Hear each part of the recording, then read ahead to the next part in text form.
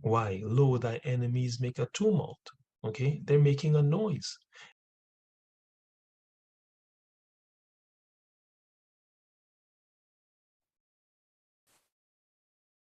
All right. Peace to the so-called Black nation, who are actually the biblical Israelites. It's your brother Saint Micah here with another episode of Spirit and Truth. I wanted to come on here real quick. Sorry about that. I wanted to come on here real quick in order to uh, give you guys the basics of who the so-called Negro, the so-called black man in America and around the world, really the slave descendant, who they really are, right? And we can only learn who we really are in the Bible, right? Because the society that you live in and the religions that control your mind have made a concerted effort to ensure that you do not know who you are, right? And we can find that in Psalm 83, okay, right? It says, keep not thou silent, O God, hold not thy peace, and be not still, O God. For lo, thine enemies make a tumult, and they that hate thee have lifted up the head. Right? So keep not silence, O God, hold not thy peace, be not still. Our ancestor David is saying, hey, God, do something about what's going on here, right? Why? Lo, thy enemies make a tumult. Okay, they're making a noise, and they that hate thee have lifted up the head. See that? They that hate the Most High have done what? They've lifted up the head.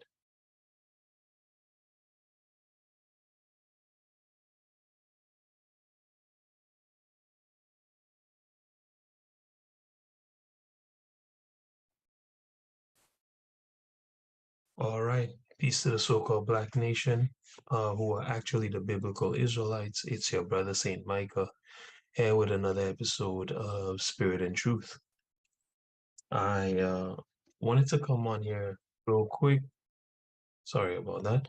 I wanted to come on here real quick in order to uh, give you guys the basics of who the so-called Negro, the so-called black man in America and around the world, really the slave descendant, who they really are, right? And we can only learn who we really are in the Bible, right? Because the society that you live in and the religions that control your mind have made a concerted effort to ensure that you do not know who you are, right? And we can find that in Psalm 83, okay, right? It says, keep not thou silent, O God, hold not thy peace, and be not still, O God. For lo, thine enemies make a tumult, and they that hate thee have lifted up the head. Right? So keep not silence, O God, hold not thy peace, be not still. Our ancestor David is saying, hey, God, do something about what's going on here, right? Why? Lo, thy enemies make a tumult. Okay, they're making a noise, and they that hate thee have lifted up the head. See that? They that hate the Most High have done what? They've lifted up the head. Meaning what? They are proud, right? They are confident, right? They're ready to go, right? And look what they've done.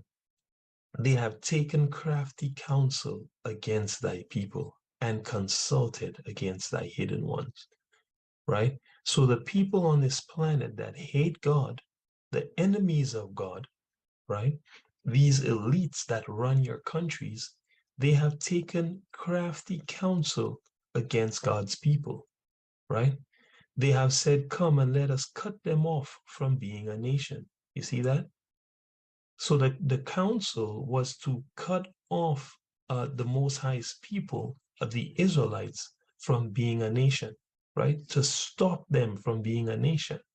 That the name of Israel may be no more in remembrance. You see that?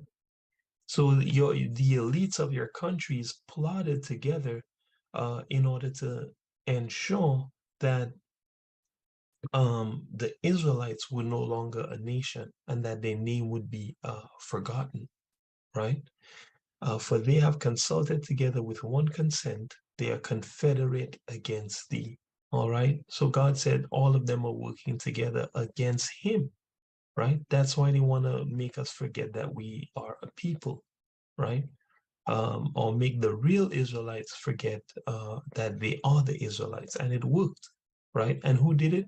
The tabernacles of Edom. Okay, that's the so-called white man. All right. The Ishmaelites, right?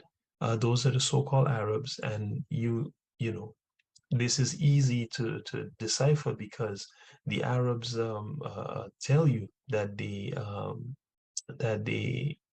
are descended from Ishmael, right? The Ishmaelites of Moab and the Hagarenes, Gebal and Ammon and Amalek, the Philistines with the inhabitants of Tyre. The Philistines and the inhabitants of Tyre, those are so-called Africans. Ashur also is joined with them. They have hope in the children of Lord Shalah. All right. So, um, here in this psalm, David reveals that all these nations worked against the people of God to make us forget that we were, you know, the Israelites, right? Um, okay. Now, how do we know this is talking about us? Well, the Israelis who are in Israel right now, right? Um, this plan has not been executed against them. They have never forgotten that they were the Israelites, right? Uh, which goes against scripture, right? Jeremiah 17, right? If they've never forgotten that they are the people, that means they're not the people because God said in the Bible that his real people would forget who they were, right? Um, let's look here in verse 4 of Jeremiah 17. And thou even thyself shalt discontinue from thine heritage that I gave thee, and I will cause thee to serve thine enemies in the land which thou knowest not, for you have kindled a fire in mine anger, which shall burn forever. I mean, come on, right? When did the Israeli discontinue from his heritage?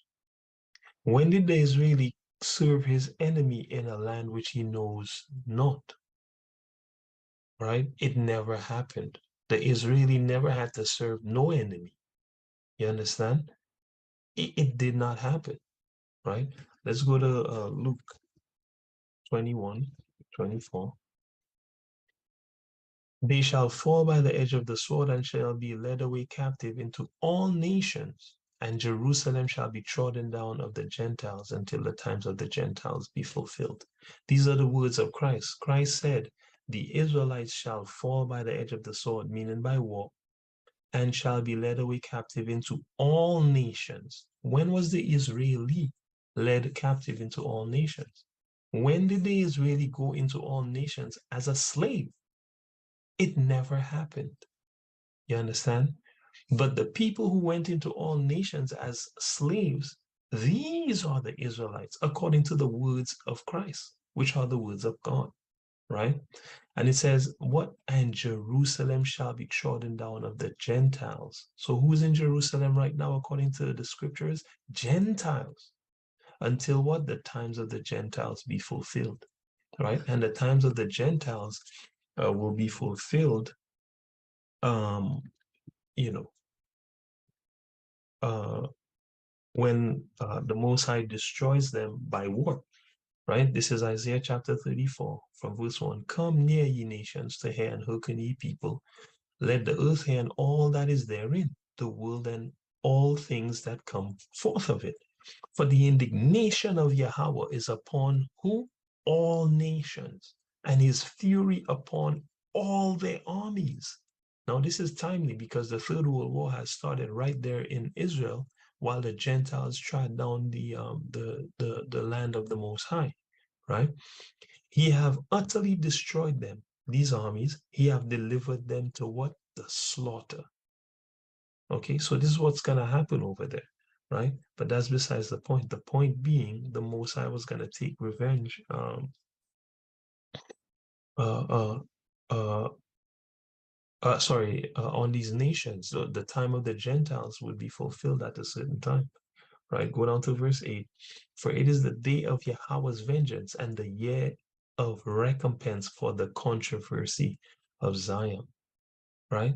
And the streams thereof shall be turned into pitch, and the dust thereof into brimstone, and the land thereof shall become burning pitch. Okay? That's the land of Israel. It shall not be quenched night or day. The smoke thereof shall go up forever. From generation to generation it shall lie waste. None shall pass through it forever and ever. Right? The point here being,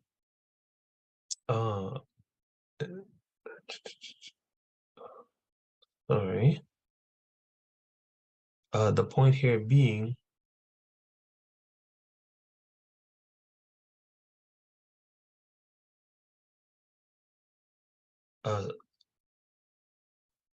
that the Most High is bringing, it's a better scripture because this here is talking about the Most High has a sacrifice involved, which is the land of the so-called white man. Okay, so this part where it says, the land will be pitched forever and ever.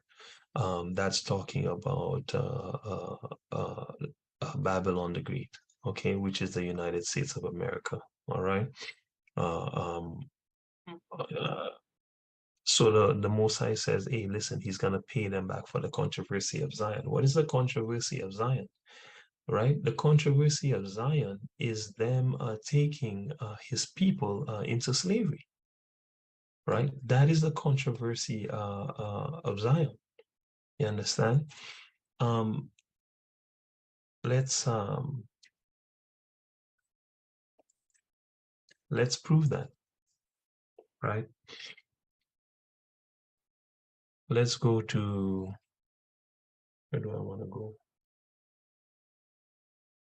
Let's go to Joel 3. For behold, in those days, in that time, when I shall bring again the captivity of Judah and Jerusalem, the what? The captivity of Judah and Jerusalem. Where was the Israeli captive? It didn't happen. I will also gather all nations and bring them into the valley of Jehoshaphat and plead with them there for my people and my heritage Israel. God's not begging, okay? That word plead means kill. I will kill them there, right? For my people and for my heritage Israel. See that? Whom they have scattered among the nations and parted my land. I'm sorry. During this time of war, are the real Israelites in the land? Because God said that he will plead with all the nations in the valley of Jehoshaphat for his people, Israel, that they scattered among the nations and they parted his land. So whoever is there is Gentiles, according to the book of Luke, and according to this scripture here, Joel 3 and verse 2. They have cast lots for my people. When did they cast lots for the Israelis? Given a boy for an harlot and sold a girl for wine that they might drink. When did this happen to the Israelis? It never happened to the Israelis, brothers and sisters. But there is a people on this planet that it happened to. They were given for a harlot. They were sold, a girl was sold for wine, right? In slavery, in the slavery of the so-called Negro. That's when that happened, right? And look, it says here, yea, what have you to do with me, O Tyre and Zidon, and all the coasts of what? Palestine. Will you render me a recompense? If you recompense me swiftly and speedily, will I recompense you upon your own, will I return your recompense upon your own head? Why is this important? Tyre and Zidon are representative of Hamite nations. God is saying, hey, all you people in the coast of Palestine, Tyre and Zidon, specifically you Hamites in the coast of Palestine, because Palestine is a name given to Israel by the Romans. Okay, um, right? Palestine is a name given to Israel by the Romans, right? The inhabitants before that were Hamites. Okay, before we took the land from them. Before we took the land from them, and we took the land from them because God said, "Take the land from them," because they are doing odious works of mischief and sacrificing children. Right? Let's look at that.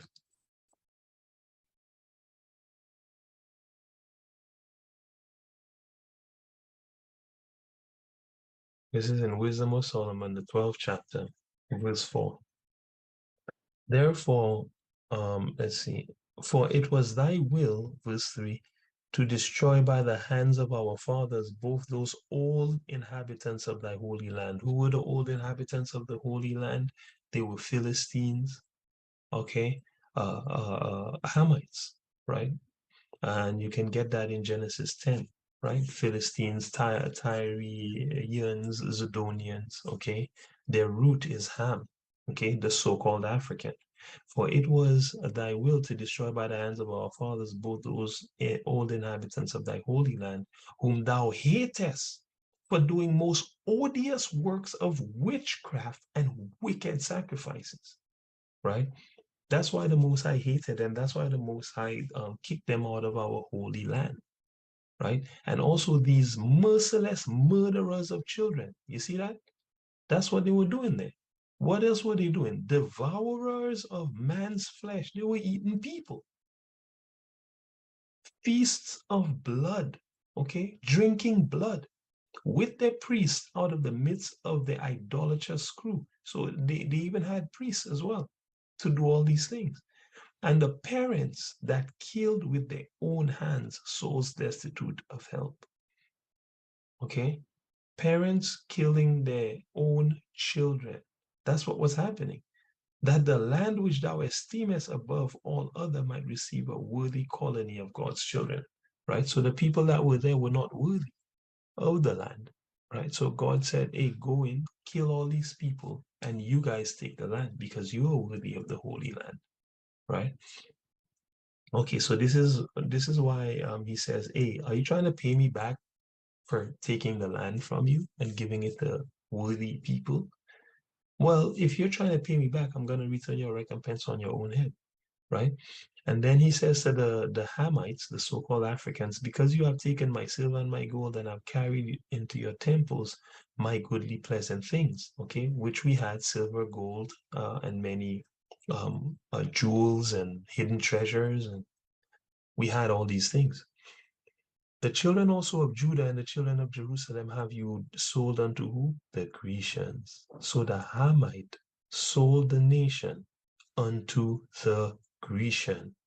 Okay, now I know it says the children of Judah and the children of Jerusalem here, but remember, the Most High is paying everyone back in verse 2 for what? His people and his heritage, Israel. That's who he's paying them back for. Okay, that you might remove them from their border. See that? Right? So they sold the nation to the Grecian, the so-called white man, right? To remove them far from their border. What's further from the border of Israel than the Western world, North America, right? We went as slaves into Australia, went as slaves into Russia. You name the country, China. Name the country, we were there as slaves.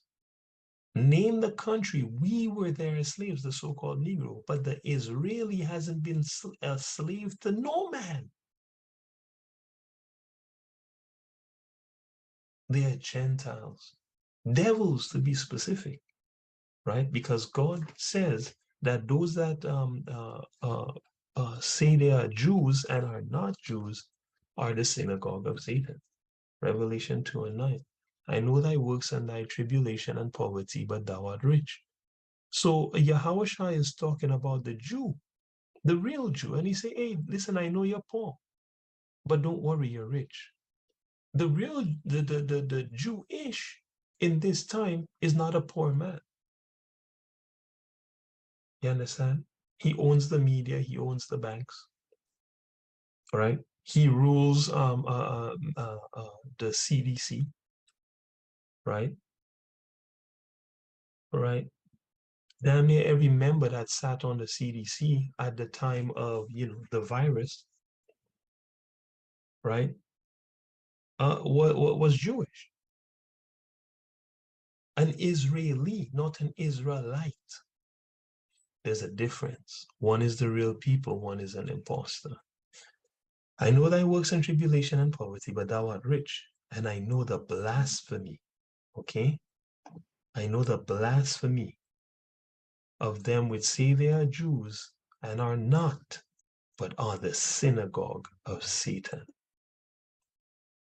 That's God speaking truth in the Bible. I didn't put this there, okay? This is the King James Version of the Bible, right?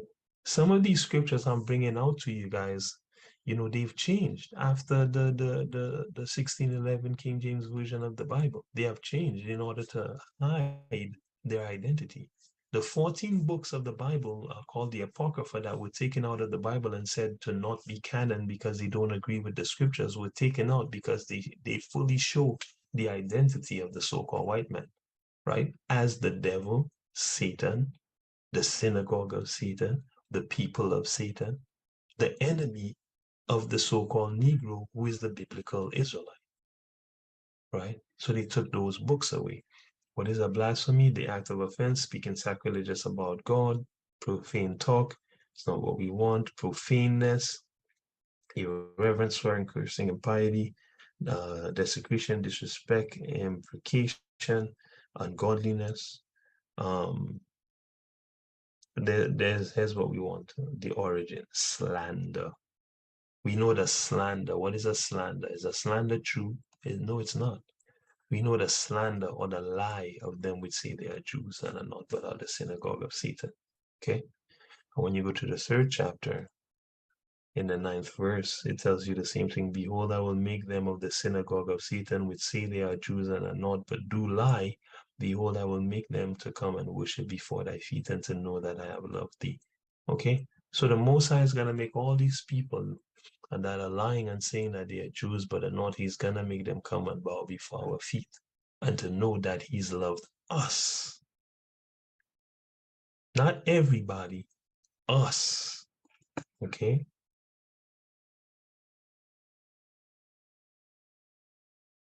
The so-called Negroes, right? The real Israelites. Okay? Okay. Deuteronomy 7:7. Yahweh did not set his love upon you, nor choose you because you were more in number than any people, for you were the fewest of all people. See that? The Most High didn't set his love upon everyone. He set his love upon a certain people, right? Let me get another witness upon that, on that.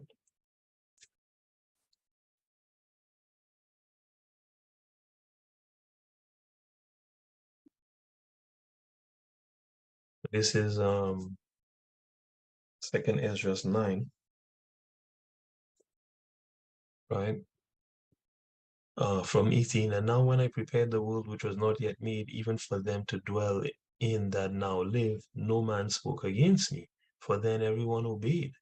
But now the manners of them which are created in this world that is made are corrupted by a perpetual seed, and by a law which is unsearchable, rid themselves. So they're killing themselves. So I considered the world, and behold, there was peril because of the devices that were come into it. And I saw and spared it greatly, and have kept me a grape of the cluster, and a plant of a great people. Let the multitude perish then, which was born in vain, and let my grape be kept, and my plant, for with great labor have I made it perfect. Okay, so the Most High has one grape of a cluster, you understand? One group of people, right? That he has chosen, right? This is a 2nd Ezra's 13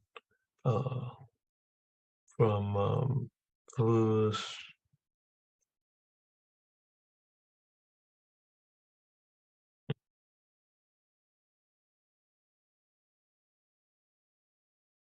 verse, no, it's second Ezra 6, sorry.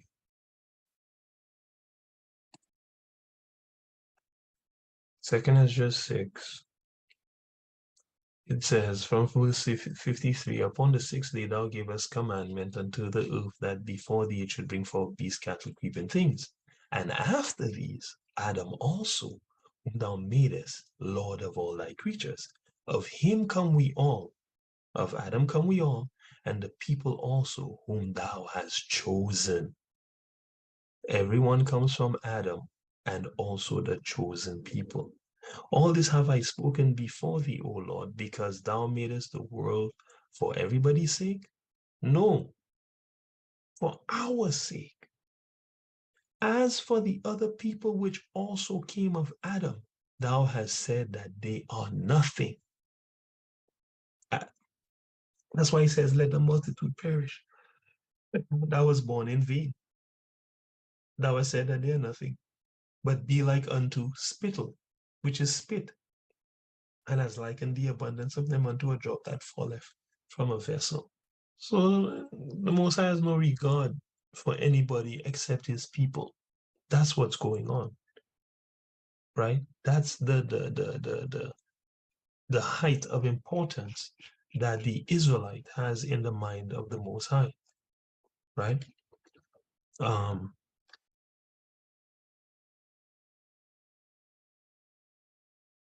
right? Remember, he said he made the whole world for our sake. So if not for us, this place wouldn't be here. You understand? The Most High made the whole world for our sake, right? Um, let's see here. I want to bring out this scripture.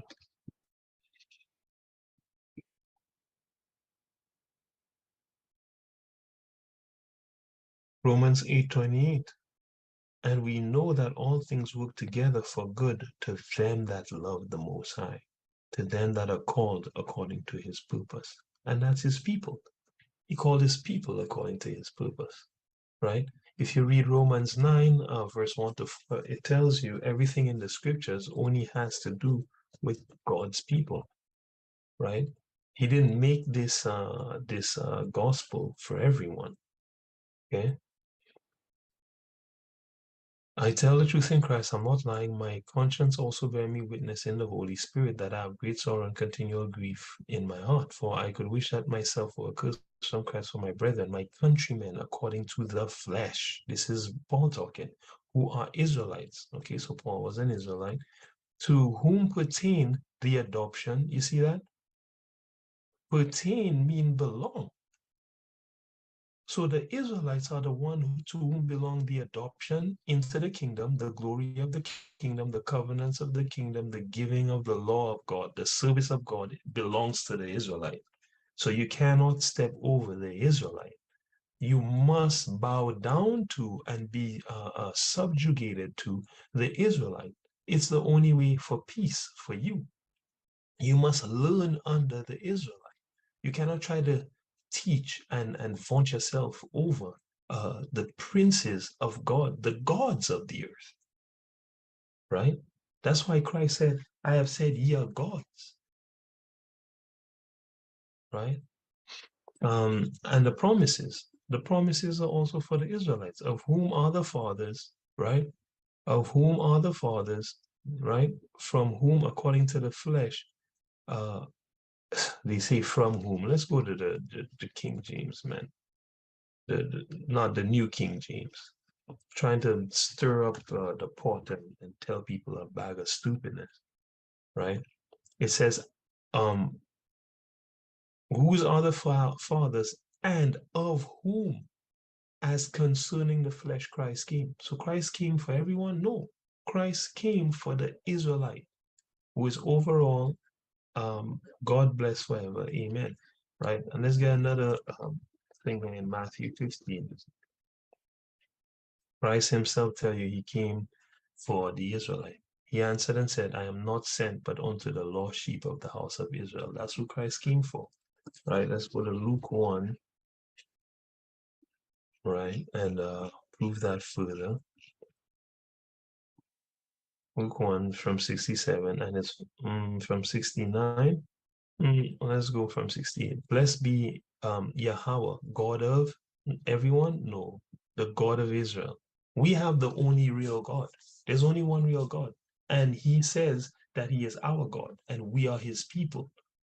You understand? That's the power that you have on earth, right? You are the seed of Jacob by blood, which God said has, you have power with God and men, and you have prevailed. You've already won the battle because all of this is for you, right? Yet you're sitting in a church and in a mosque and in a class trying to get the answers to life when it's in your blood, right? And the book is right under your nose. I know because I did the same thing. Don't make that mistake, right? Return to your God and live according to your divine, high, exalted purpose, which is righteousness. And I've raised up, and blessed be the Yahweh. So wherever you see the Lord in the Bible, they took out the name of God because the name of God has power. When you bless the people, you're supposed to put God's name on them, right?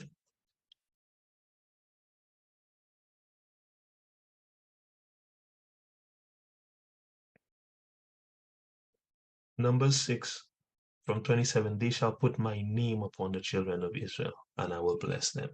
So if you remove his name, guess what? The name of the Most High cannot be used to bless the people. So they put the Lord. His name is Yahweh. Blessed be Yahweh, God of Israel, for he hath visited and redeemed who? Everyone? His people. And have raised up a horn of salvation for everyone? No, for us, in the house of his servant David, as he spake by the mouth of his holy prophets. So he told this to the prophets, that what? We should be saved from our enemies. See what salvation is? The Israelites being saved from our enemies and from the hand of all that hate us. And everyone hates us. So God is going to send our big brother, our prince, our priest, our high priest, Yahweh Shai, who the world erroneously calls Jesus. He's going to send him to save us from our enemies and the hand of all who hate us. And according to Psalm 83, they all hate us. To perform what? The mercies promised to our fathers, and to remember his holy covenant, which he made with everyone. This is in the New Testament. He made the holy covenant with the nation of Israel, the oath which he swore to our father Abraham, that he would grant unto us, that we, being delivered out of the hand of our enemies, might serve him without fear. See what this is all about? In holiness and righteousness before him all the days of our life. That's what this is all about, to be able to serve the Most High without fear all the days of our life, right? And put this world back in order, because right now Satan rule the world and his people, right? So death and destruction reigns. When we rule the world, God's people, righteousness and life will reign forever and ever. So be it, right? Okay. So kind of went on a bit of a tangent there. Let us, right. So uh, let's go to Deuteronomy, right, 28, and prove further that the so-called Negro is the biblical Israelite. This is the 28th chapter of Deuteronomy. Okay, in the beginning here, God talks about blessings he's going to put upon us if we keep his commandments, blessings in the field. Basically, everything we do will be blessed. And then he talks about curses that he's going to put upon us if we disobey his commandments. Okay, and we disobeyed his commandments. Okay, we rebelled against God over and over and over again. All right, believing in the philosophies of the other nations, following the other nations, marrying the other nations, mixing with the other nations, which God forbid, right? And so here's the situation we find ourselves in. He tells you all the curses that are going to come upon you, and it's a long list of curses, right? And he said, all these curses shall come upon you. So all these things have to happen to you for you to be an Israelite. If all these things did not happen to your people, you're not Israelites, right? Some of these things will happen to many people, but all of these things need to happen to your people for you to be an Israelite. Thus saith Yahweh. Let me go from verse 46. Um, Moreover, all these curses shall come upon thee, and shall pursue thee and overtake thee till thou be destroyed. So all the curses he mentioned here, he say, hey, they're gonna come upon you and pursue you. You won't be able to escape from them until you be destroyed. Right? Why? Because thou hearkenest not, meaning you didn't listen unto the voice of Yahweh thy God to keep his commandments and his statutes, which he commanded thee. Right? Because you don't want to listen, you're gonna get all these curses upon you. Right? Um, let me read let me read a couple of the curses in the interest of time. Thou shalt eat the fruit of thy body, the flesh of thy sons and of thy daughters, which Yahweh thy God giveth thee in the siege and in the straitness, wherewith thy enemy shall distress thee. This happened in the scriptures, okay? We literally had to eat our children, okay? That's how hungry we got at certain points in time. All right. Now watch this. The man that is tender among you and very delicate, his eye shall be evil toward his brother, and toward the wife of his bosom, and toward the remnant of his children, which he shall leave. This is very telling. Which nation on earth leave their children the most? Which nation on the earth has the least marriages? Okay. Which nation on the earth kill their own brothers and sisters the most? Right? When they used to be a good kid, right? But they grow up to be thugs and divas and demons. Which nation? It's the so-called black nation, right? The so-called Negro, the descendant of the slave. That is the destroyed people, right? It says here in 56, the tender and delicate woman among you, which would not adventure to set the sole of her foot upon the ground for delicateness and tenderness, her eye shall be evil toward the husband of her bosom, and toward her son, and toward her daughter, and toward the young one that cometh from between her feet, and toward her children which she shall bear, for she shall eat them for want of all things, secretly in the siege and the straitness, wherewith thy enemy shall distress thee in thy gates. Right? And this has a double meaning. Yeah, well, really a triple meaning. It has a few different meanings. Yeah, you're actually gonna eat your children. The women are actually gonna eat the children. But what that also means is that the women will use the children, right? Why? Because of the want of all things, having no man in the house, needing help. She's just gonna use the children for things like child support, for things like support from the government, for things like housing, right? How do we know that? Because it says, because of the siege and the straitness. Straitness is poverty, not having anything. Wherewith who? Your enemy will distress you in your very home. You see that? It says that I will be evil toward the young one that come from between her feet. That's talking about abortions. If you love your child, you would never kill your child, right? You're neglecting children toward the children which she bear, right? That's talking about neglecting your children, right? And who neglect the children more than the destroyed sisters in the ghetto, man? Have their children doing all kind of madness, right? Prostituting themselves, the child's in the house, right? Teaching the child all manner of folly and evil by having them listen to certain music, having your little daughters twerking, dressing your little daughters like whores. Where is this more prevalent than in the so-called black community, right? This is a curse that is upon you for not holding to holiness, right? It says the tender and delicate woman. She grew up, oh, what a lovely girl. Her eye is gonna be evil toward what? The husband of her bosom. She's not gonna want no man. Towards her son. Hate the child because, oh, of his worthless father toward her daughter, right?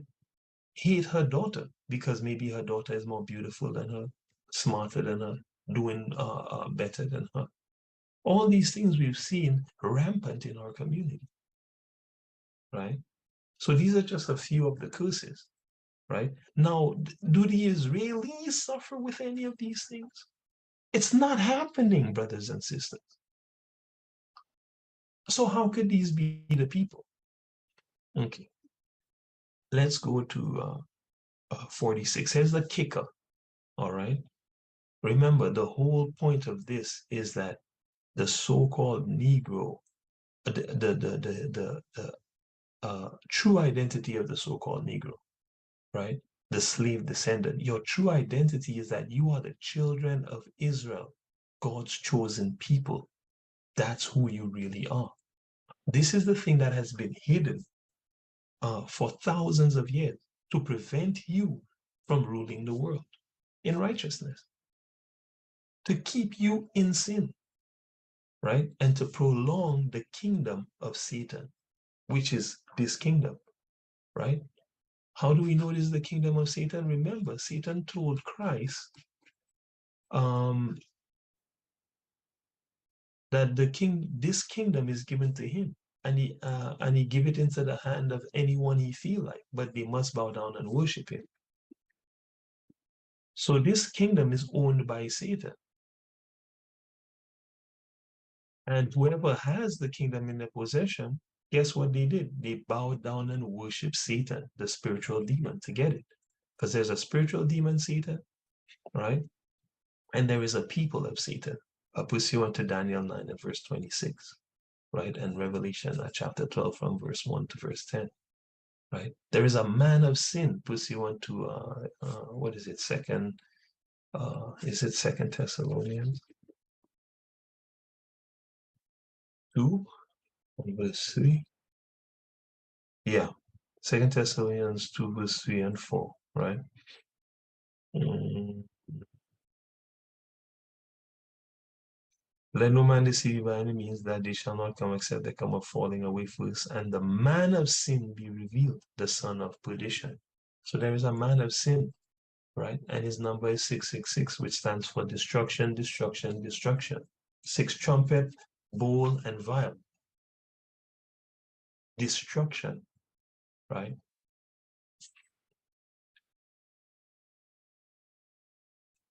So this is Yahweh Shai rebuking Satan, and listen to what Satan says to him. Yahweh Shai said unto him, It is written again, Thou shalt not tempt Yahweh thy God. Again, the devil taketh him up into an exceeding high mountain, and showeth him all the kingdoms of the world and the glory of them. All the kingdoms of the world and the glory of them, that's the riches of them. And said unto him, All these things will I give thee if thou wilt fall down and worship me. So Satan said to Christ, Hey, I'll give you everything if you fall down and worship me. So how do you get everything? On this planet, you fall down and worship Satan. Then Yahweh said unto him, Get thee hence, Satan, for it is written, Thou shalt worship Yahweh thy God, and him only shalt thou serve. Now I want to find this, I think it's also in Mark. Um, I think it's also in Mark, and in Mark, it actually tells you,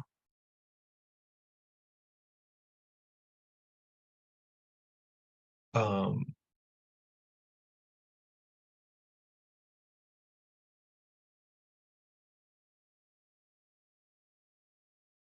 1 second. It's everything's given to Satan to, and he give it to whoever he wants.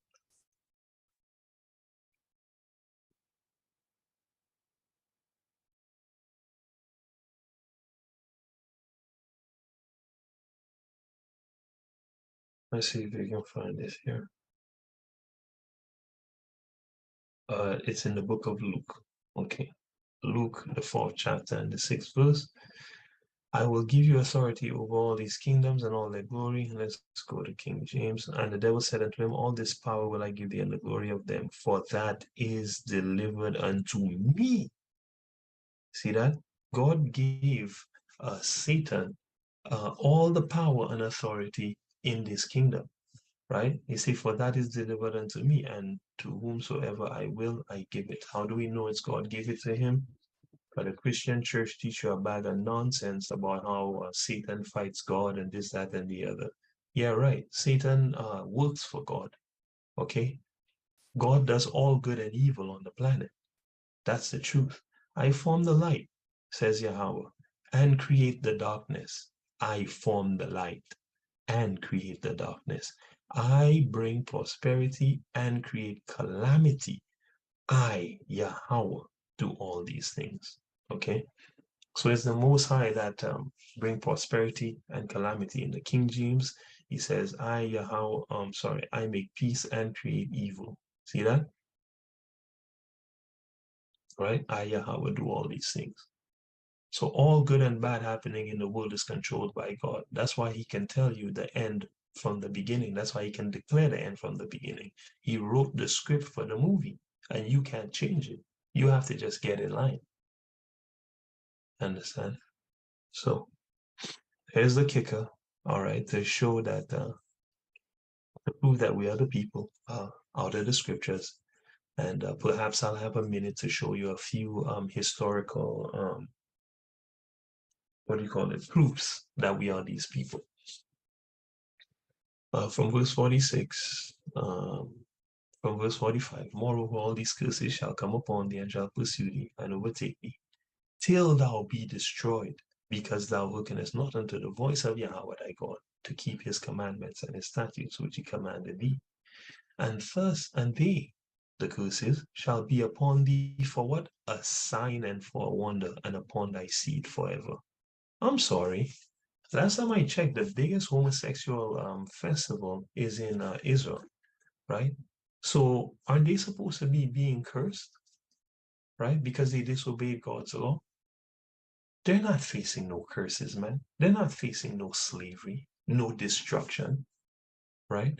And don't come talk to me about this recent war, because these guys were comfortably oppressing the Palestinians for over 75 years before the bubble burst and the Palestinians came against them, right?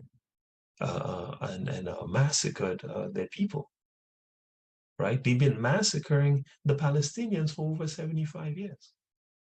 33,000 children have died, man. You know, since what was it, 2014? Look it up, right? Um, the curses shall be upon thee for a sign and a wonder, killing your own children, right? Just living at the abortion clinic, right? Killing your own brothers and sisters, right? Broken families, right? The men leaving, the men leaving their children. That's going to be upon you forever for a sign and a wonder until you return to keeping the commandments of the Most High God.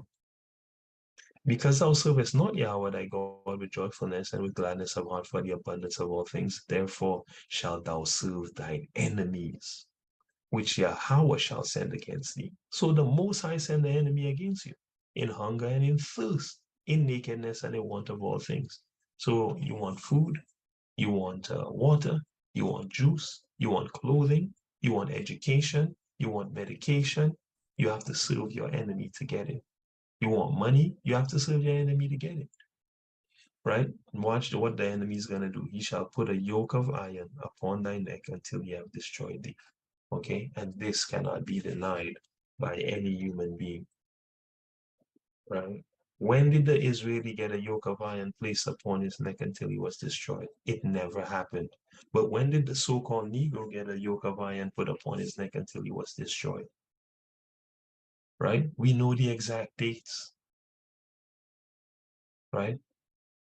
1492, 1619, 1524. I mean, we got dates, man. You know, we got photos, Real photos, not drawings.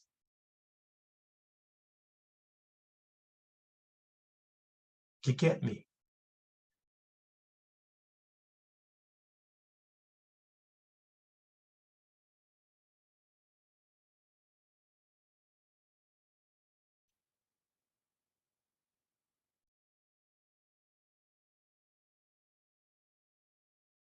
Right?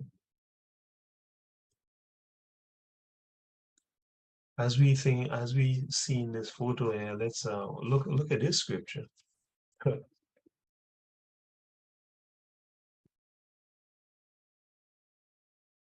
I mean, if you're looking for evidence,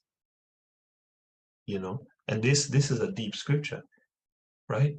Messiah have redeemed us from the curse of the law, being made a curse for us. For it is written, curses everyone that hangeth on a tree, man. See that? Curses everyone that hangeth on a tree, man. Galatians 3:13. And how many trees did they lynch our people on, man? Right? I don't even have to type in black. I just type in lynchings, and I mean, you know, right? Chain. They lynched this man with a chain. I never even noticed that before. Right? Right? Woman and a man. Right?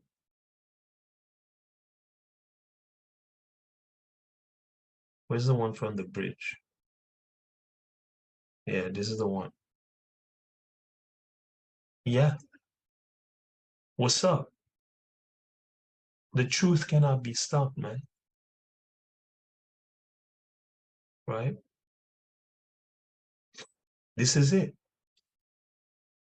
This is who we are.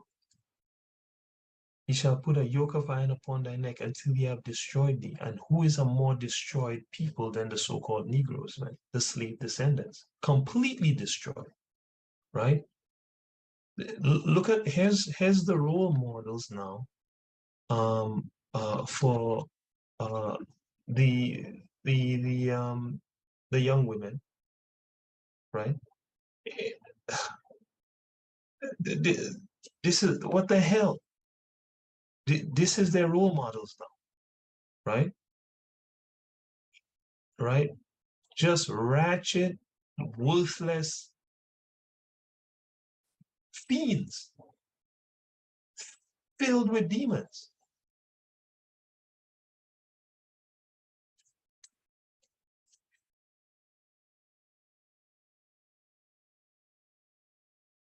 Right? This guy dressing as he's basically embodying a homosexual artist, man, right? And talking about how he feels weird when he goes to family events because they ask him for money to help when he's a billionaire, man. And God said the fulfilling of the law is to love your neighbor, man, right? Love your neighbor as yourself. So if you're struggling and you need help, why can't you just help your family, man? And it's not gonna what do you call it, affect you at all, right? Walking around with a damn harlot on his arm, right? God said his people, his women are supposed to dress modest, but everyone's seeing this woman's body, you know, putting cursed hair in her head, man. Because when you have a yellow, thin hair,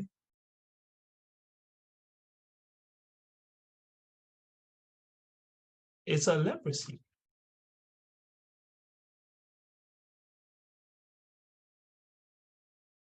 Leviticus 13, verse 30. Then the priest shall see the plague, and behold, if it be inside deeper than the skin, and there be in it a yellow thin hair, then the priest shall pronounce him unclean. It is a dry scald, even a leprosy upon the head or the beard.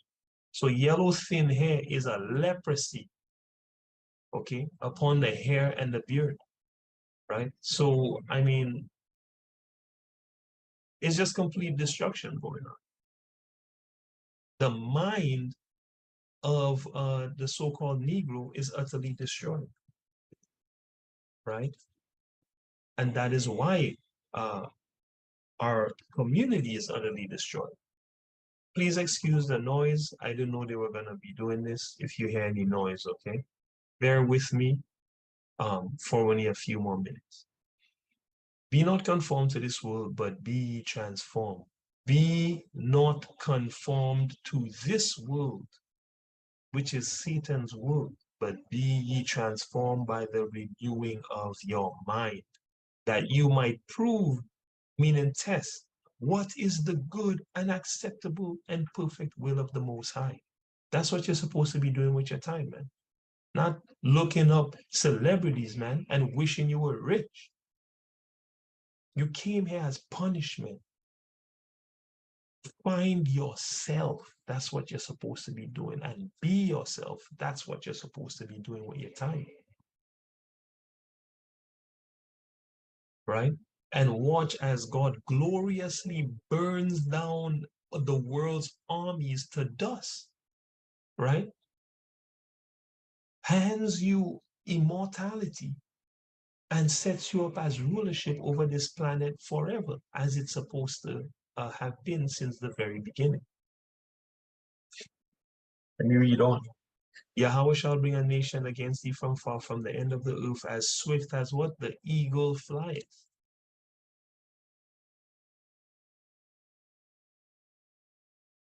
You can't make this up, man.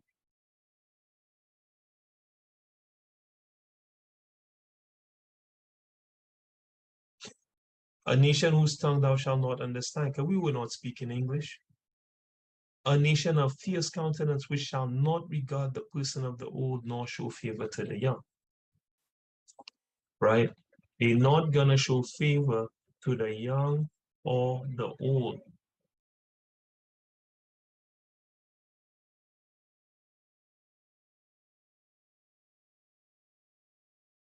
They're not gonna show favor to the young or the old. Okay. Okay. Okay. Do you know how prickly cotton is? This baby is out here picking cotton, man. What's up?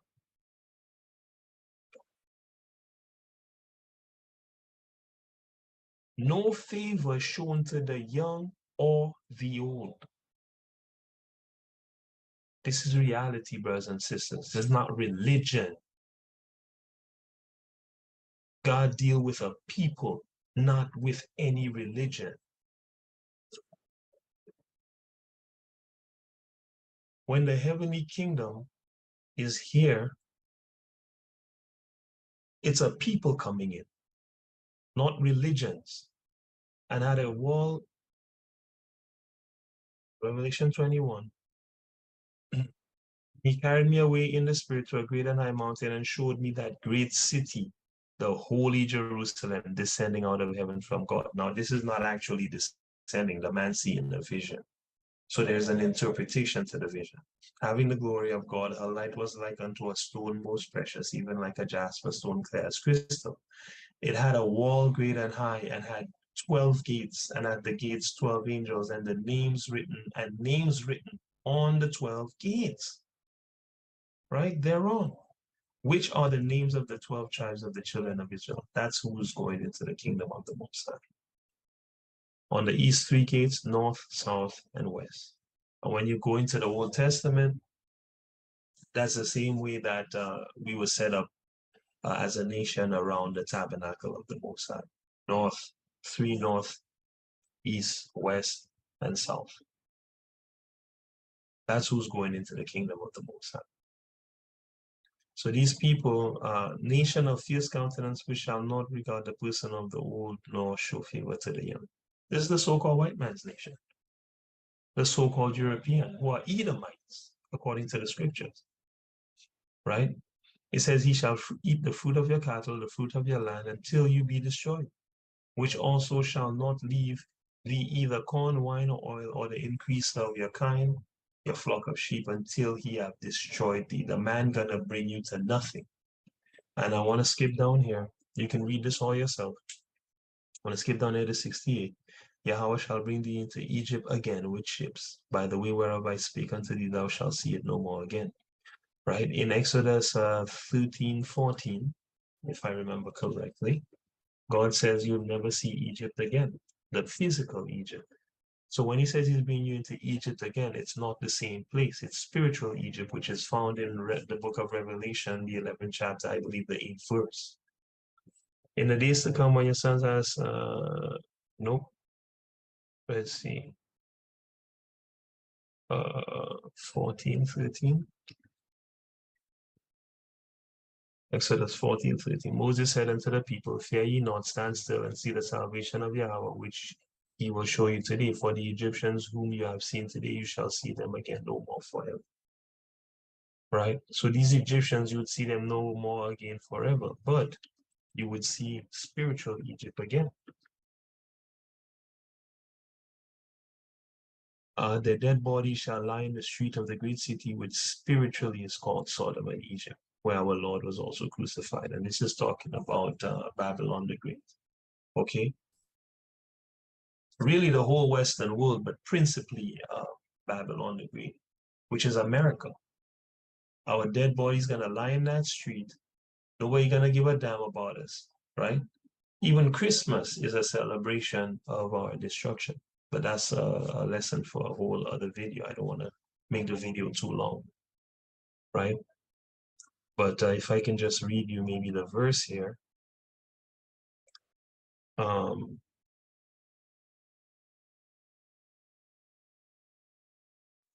They of the people and kindreds, tongues, and nations shall see their dead bodies 3 days and a half, and shall not suffer the dead bodies to be put in graves, right? Because we're spiritually dead, okay? Now we actually died, but the greater death was the spiritual death of not knowing who we were, pursuant to Jeremiah 17. And they that dwell upon the earth shall rejoice over them, make merry, like Merry Christmas, and shall send gifts to one another, like in Christmas, because these two prophets tormented them that dwelt on the earth. Why? We call them to righteousness, and they don't want it.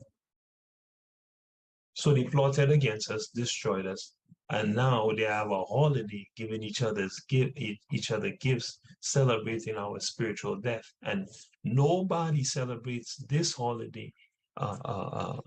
Well, I can't say nobody celebrates the holiday more than Black people, but so-called Negroes, they're all over this holiday, celebrating with the rest of the nations their own destruction.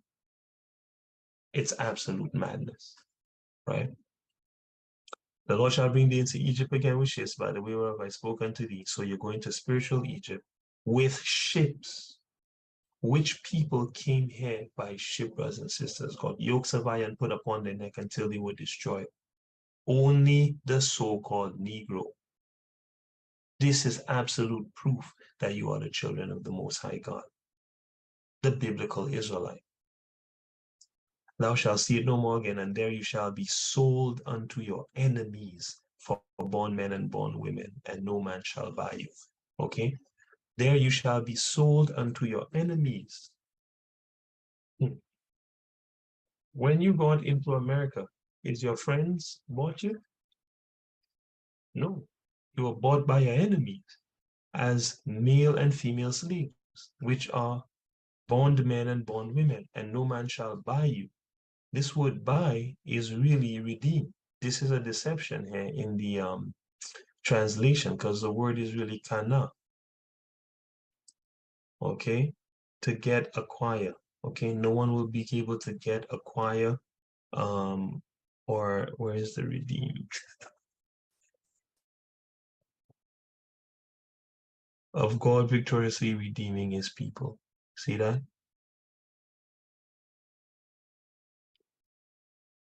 You will not be redeemed when you get into this place.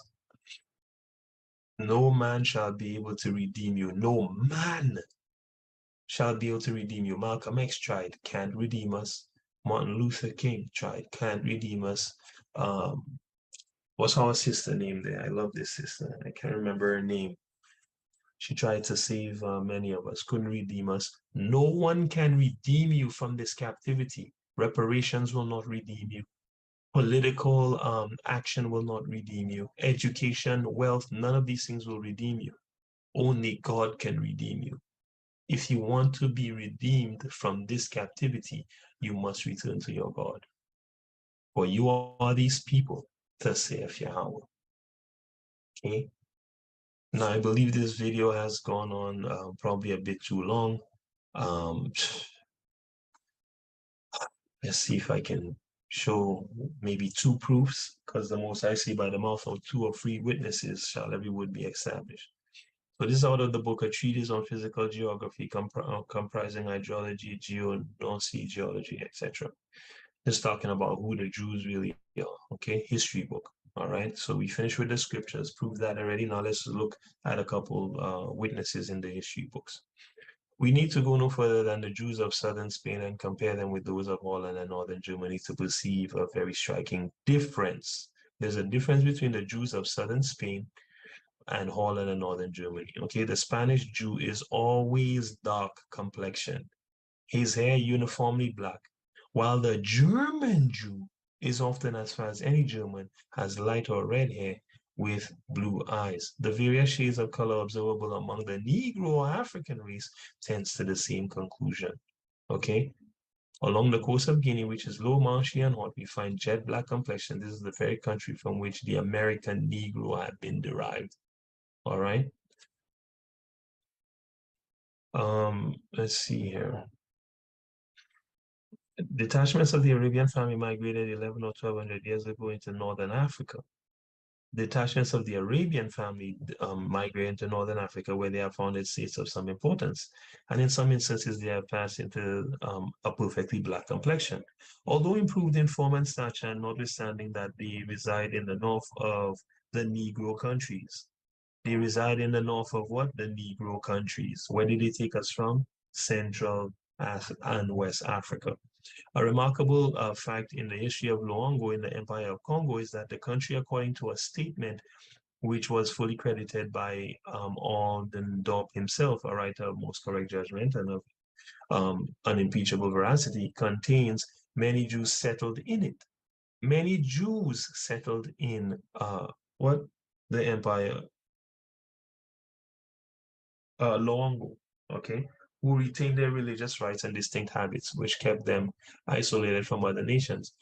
Though they're separated from the African population, they are Black. Though they're separated from the African population, they are Black and resemble the other Negroes in every respect as to physical character. So we learn a couple of things here. They considered the African um, a look to be the look of a Negro. You see that? And they said that the Jews were Black and they look like all other Negroes. So they called the Jews Negroes, the Africans Negroes. Okay? This is from the book A Tribute for the Negro. Look it up, right? It is probable in a, so let me read that again. They are Black and resemble the other Negroes in every respect as to physical character. It is probably in allusion to this case that Pennington in his textbook says the descendants of a colony of Jews originally from Judea settled in the coast of Africa are Black. Down here, the Portuguese who planted themselves on the coast of Africa a few centuries ago have been succeeded by descendants blacker than many Africans. Let's keep going. We need 2 more witnesses. Thus, the Black color is found not only in individuals as Black as the Jews of Portugal, as Black as who? The Jews of Portugal, but in tribes as in Bicaris on the Red Sea, whose hair and character, etc., etc. I have the book from which this comes. I just want to show you guys that it comes from an actual book. Right here. Okay, this is from Cabell, Unity of Mankind, page 98, okay? Because the Black color is found not only in individuals as the Black Jews of Portugal, but in tribes as in the Bicaris on the Red Sea, whose hair and character are perfectly Semitic, and the white color in the brutalized descendants of certain exiled Irish of Ulster, whose features are almost of the African type. There are Negroes, says quadriphages whose prognatism is no more marked than in whites, and whites in whom it is very pronounced the quality of hair not being in an invariable mark, so on and so forth. But here's the point. Thus, the black color is found not only in individuals as the Black Jews of Portugal. Okay, so the black color is found in the Black Jews of Portugal. All right. This is a book describing Spinoza. Um,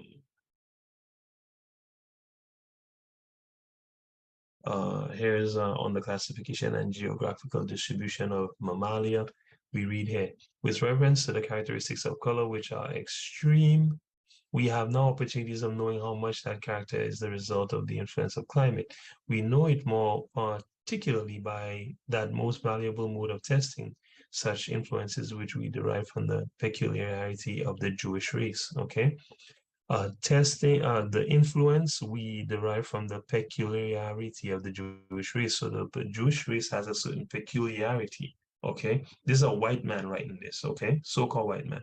For 1800 years, that race has been dispersed in different latitudes and climates, and they have preserved themselves distinct from intermixture with other races of mankind. Okay, there are some Jews still lingering in the valleys of Jordan, having been oppressed by the successive conquerors of Syria for ages. They are what? A low race of people, and described by trustworthy travelers as being black as any of the Ethiopian races. Okay, this book is from 1859. Let me read that again. A low race of people described by trustworthy travelers as being black as any of the Ethiopian races. Others of the Jewish people participating in European civilization and dwelling in northern nations show instances of light complexion. Instances of light complexion. The blue eyes and light hair of the Scandinavian families. Instances. That's not the norm, brothers and sisters. The condition of the Hebrews since their dispersion has not been such as to admit of much admixture by the proselytism of household slaves. Okay, they haven't added much admixture. We are thus led to account for the differences in color by the influence of climate without having to refer them to original or specific distinctions. So there is no original white Jew, according to this man in his book on the classification and geographical distribution of mammalia, a book written in 1839, okay, by let's see, Richard Owens, FRS, okay. So I mean that's it. I have a lot more, um, you know, just accounts, you know, historical accounts from you know, showing that the Jews are black. But for the sake of time, this is a good one. Maybe I'll touch this one real quick. We'll wrap up, okay? Um, mm, King John II in 1492 expelled all the Jews to the island of St. Thomas, which had all the Jews, okay, which had been discovered in 1471, okay, and to other Portuguese settlements on the continent of Africa, okay? So just because they took you from Africa doesn't mean you're African, okay? You were expelled from Portugal to Portuguese settlements on the continent of Africa. And from there, the banished Jews, the Black Portuguese, as they are called. The banished Jews were called what? The Black Portuguese. You see that? And the Jews in Laongo, who are despised even by the very Negroes, meaning despised by the so-called African, are descended. Okay, so the Black Portuguese and the Jews in Luongo are descended from the Isle of Sao Tome and descended from the Black Portuguese. Okay, by these colonists, St. Thomas soon became a considerable place of trade, etc., etc. All right. Um,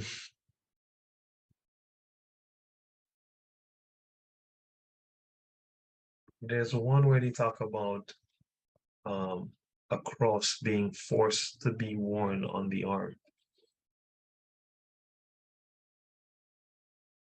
And then,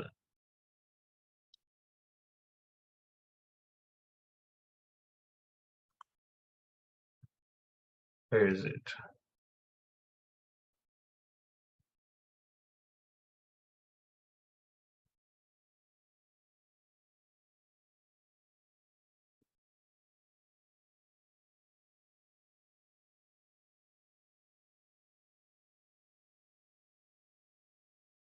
One second. I really want to pull this one up because it comes with a photo.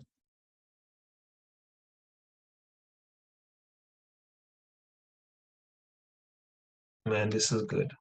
This is just a quick and dirty, but if we really went deep into this, you guys would just shake your head.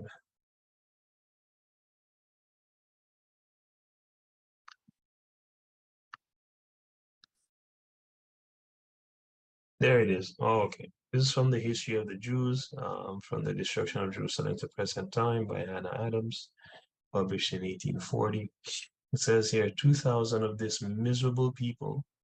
Let me go from here. This decree, which was published in most parts of Spain, filled the Jews with such consternation that 17,000 immediately returned to the church and submitted themselves to whatever censure or penance should be inflicted. Okay. 2,000 of this miserable people, part of whom confessed that Jesus Christ was the true Messiah, were put to death. This is very important. I released another video today telling people you should not call upon the name of Jesus Christ because that's not the name of the Messiah. You see what happened when the Israelites, God's holy people, accepted Jesus Christ? God put them to death. And the same thing is going to happen to you, Christians, if you don't change. You're going to be put to death, right? They confessed Jesus Christ was the true Messiah. They were put to death. Many were sentenced to a long imprisonment, and after regaining their liberty, were ordered to wear 2 red crosses on their upper garments, in acknowledgement that they had deserved the flames, meaning to be burnt at the stake. Nor were the sacred repositories of the dead spared. So they dug up graves. Human bodies were disinterred and burned. They dug up your grave and burned you. That's what they were doing to our people. How do we know it's our people? Well, the 2 red crosses on your upper garments. Dun, dun, dun. Here are the red crosses on your upper garments. Dun, dun, dun. Right? Okay, can't get a zoom in here, but look at this brother here. Okay, that's a Negro. Look at the painting. You can tell the difference between the Negroes of this is in Portugal, right? And everybody else. As the Negroes, the women with the head cover with the red thing on. This guy is being burnt or tortured in some way, enslaved, kidnapped on this side. You get the point, right? And here's the crosses, okay, that you had to wear on your shoulder for accepting Christianity, okay, and being saved from the flame, right? A mark to show that you're less than, all right? So with that, brothers and sisters, I want to wrap up and give all glory, honor to the Most High Yahweh, in the name of Yahweh Shai, his only begotten Son. May he cause his face to shine upon all sincere Israelites. May all sinners who are Israelites repent. You other nations repent of Christianity and come follow the doctrines of God under the tutelage of Israel, or you will also die. And to the Edomites, the so-called white man, throughout the world and his kingdom, death and destruction by the hand of the Most High God, now and forevermore, so be it.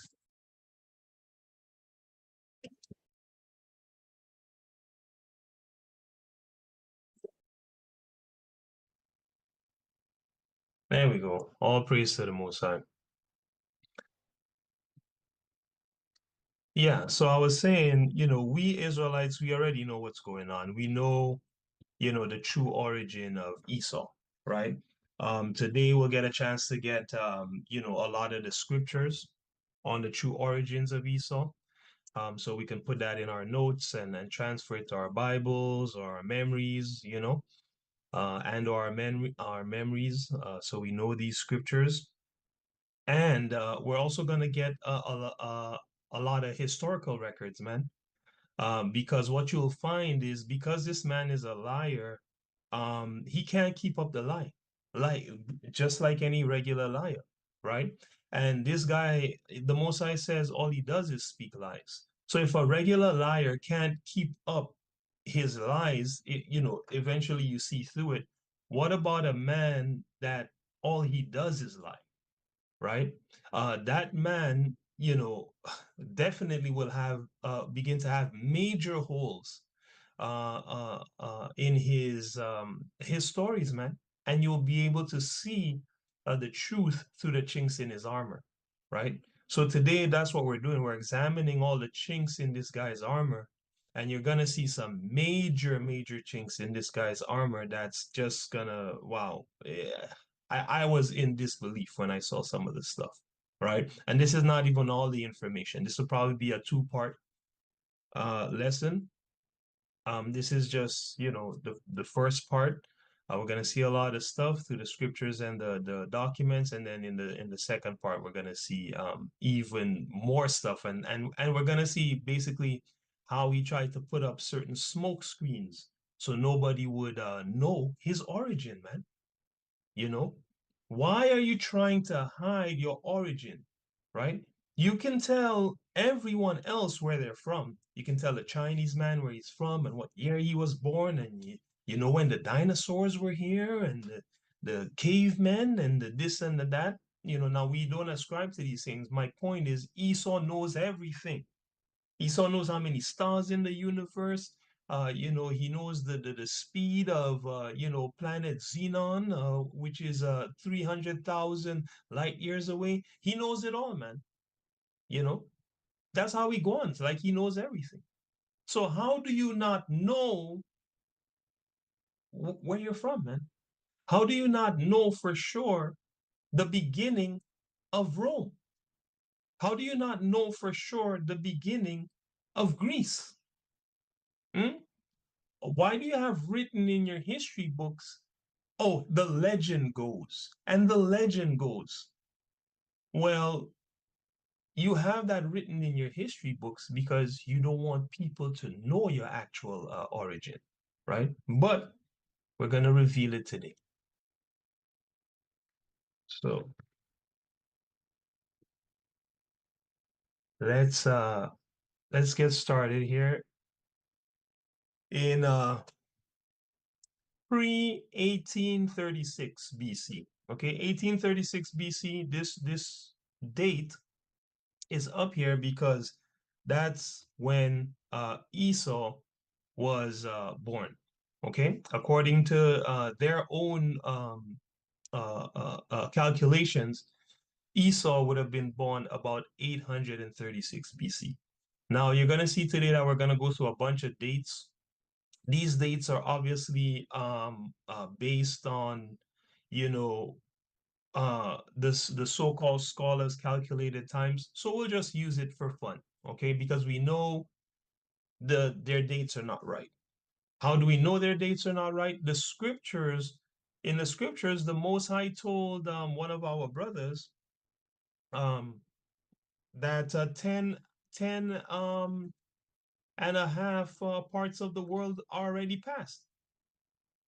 And this brother was alive during, about 700 BC, right? Let me see here. I can pull up that scripture for you. Let's see. The world is divided into 12 parts. Okay, so this is the book of Second Esdras, and we'll go from verse 11 here. We'll go from verse 11 in Second Esdras. It says, I'll go from 10. For the world has lost his youth, and the times begin to wax old. God is saying this to Ezra, man. Hmm? If God is saying this to Ezra, you know, around 700 BC, how old is the world really, man? The Most High already told Ezra, hey, listen, the world's getting old, man. And now we're in 2024, so-called, right? It says in verse 11, for the world is divided into 12 parts, and the 10 parts of it are gone already. So in so-called 700 BC, 10 parts of time had already finished, right? And look what he says, and half of a 10th part. So 10 and a half parts of the 12 had already finished in 700 BC, family. Okay. And there remaineth that which is after the half of the 10th part. Okay.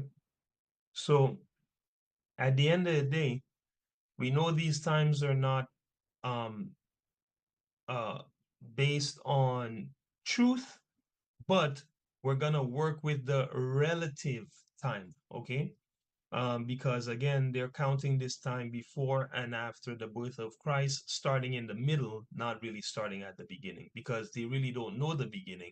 And those that tell you, 4,000 years is the beginning, if you can do some basic math, if the Most High said in 700 BC, 10 and a half parts were passed already, there's no way the world is only 4,000 years old, okay?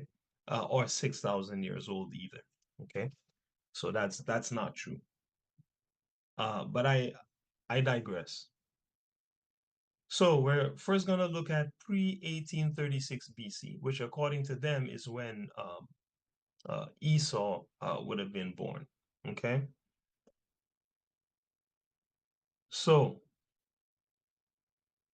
in pre-1836 BC, we want to ask who was in Europe before the so-called European?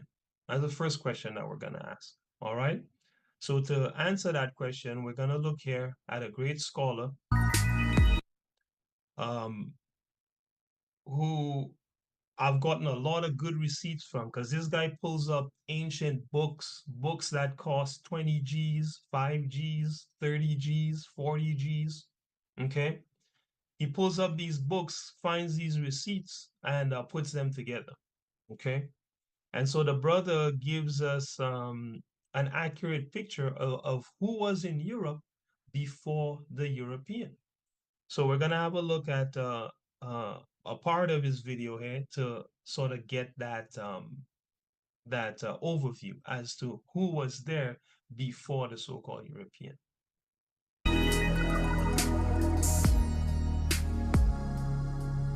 Everyone's able to see the video and hear the audio and everything? Yeah. Okay, great.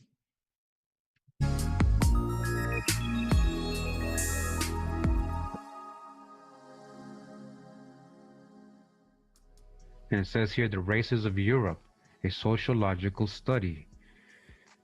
Lowell Institute Lectures by William C. Ripley, Ph.D., Assistant Professor of Sociology, Massachusetts Institute of Technology, that's MIT. Lecturer on Anthropology at Columbia University in the city of New York, all right? Can we give him a little credit? It was like, what do you mean? But that's the white man. That's the white man. Well, the white man's letting you know. The white man's letting you know that Europe was all Swarthy.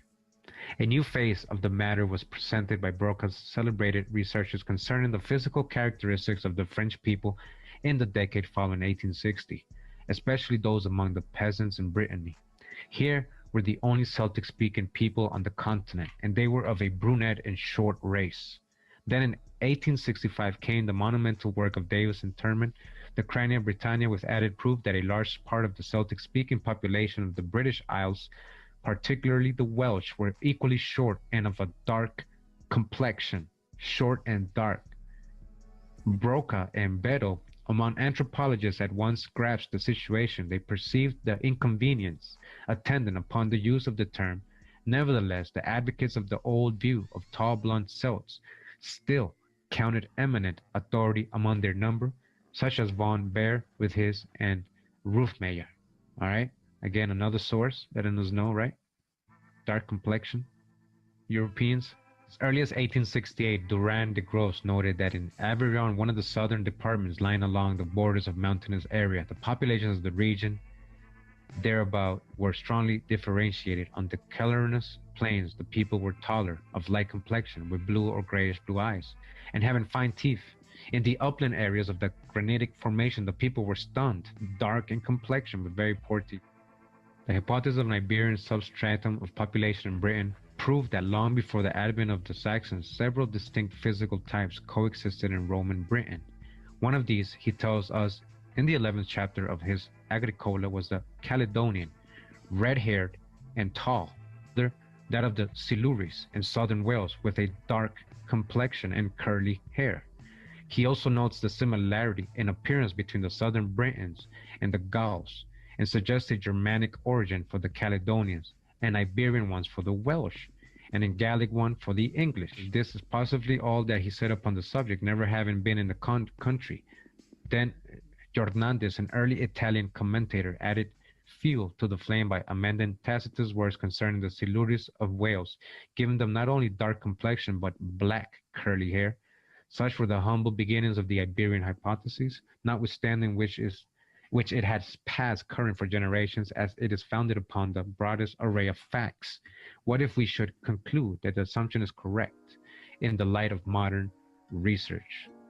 All right, in the light of modern research.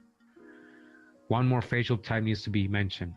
It is monist in Kent and in the Isle of Wight.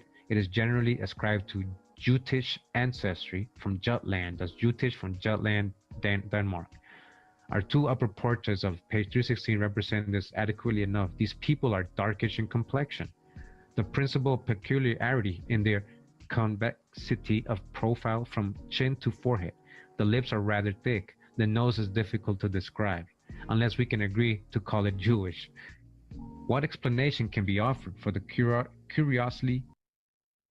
Notice the brother said their faces are concave. All right.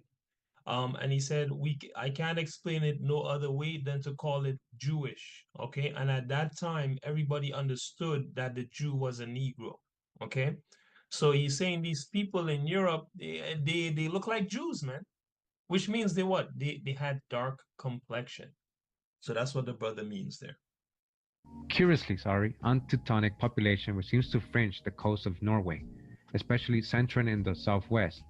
It is unattainable hypothesis, as in fact Nielsen found it is to ascribe this to the persistence of a substratum of lapse from the Stone Age. These people, to be sure, are characterized by all traits noted in the southwest of Norway, and this moreover to an extraordinary degree. They are almost dwarfed in stature. They are dark-haired and swarthy. All right, swarthy. So notice he says they are almost dwarfed in stature, which means they're really short. And he said they are dark-haired and swarthy. Okay, dark-haired and swarthy, meaning brown skin.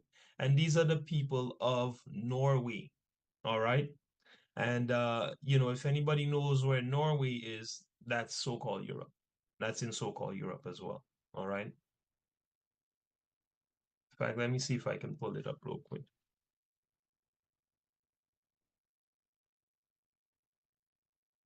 Okay, so this is Norway in Europe, right? These people here were short people with brown skin.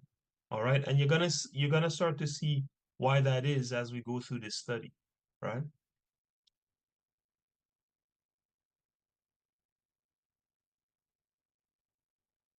And as our two portals illustrate, they are broad-headed to an extreme.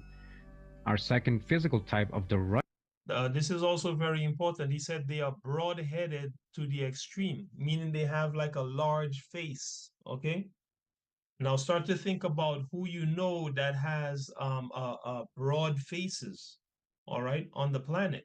All right. Start to think of who you know that has broad faces, which a tribe or race of people you know with broad faces. All right, start to think about that. Russian Aborigines, all right, now we're talking about the Russian, is the polar extreme from this long-headed red blonde one.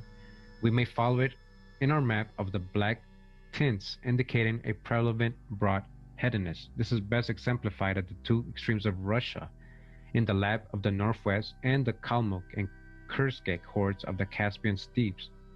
The Samoyeds are merely a continuation of the lap type towards Asia along the Arctic. These people correspond closely to what we popularly regard as Mongolian. All right, so listen up. The Mongolians, they are all what?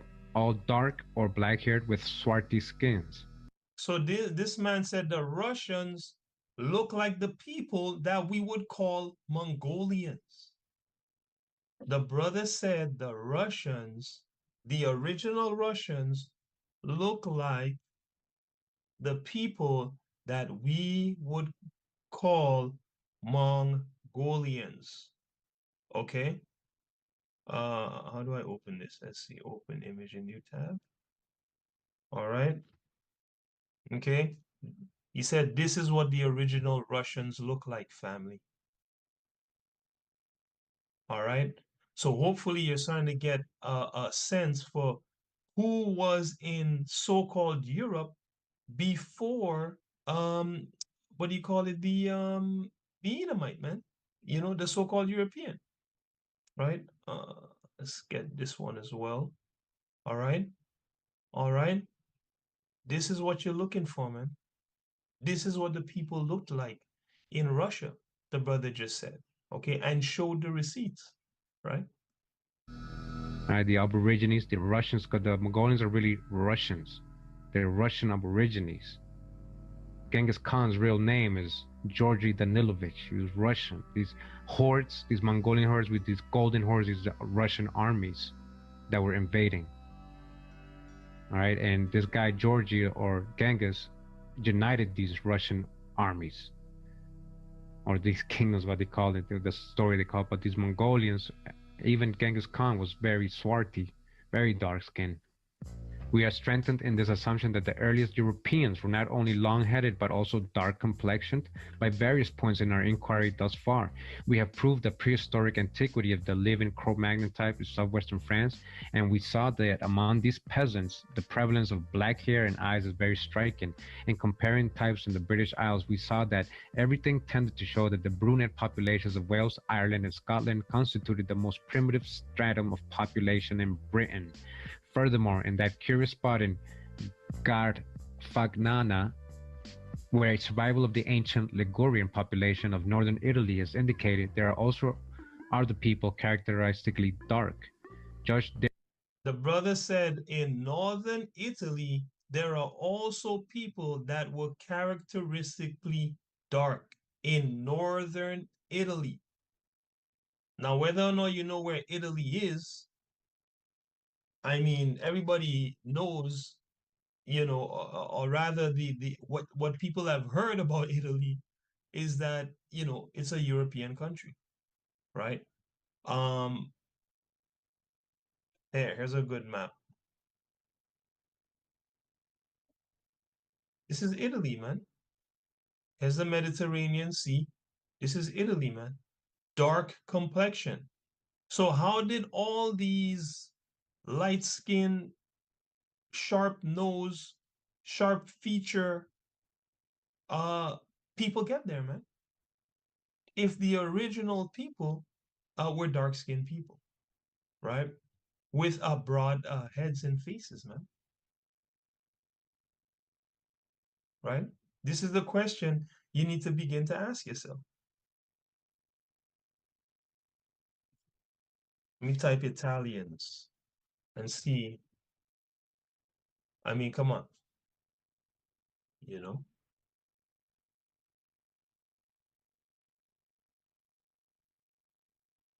Let's go with this here. These are broad-faced, dark-skinned people.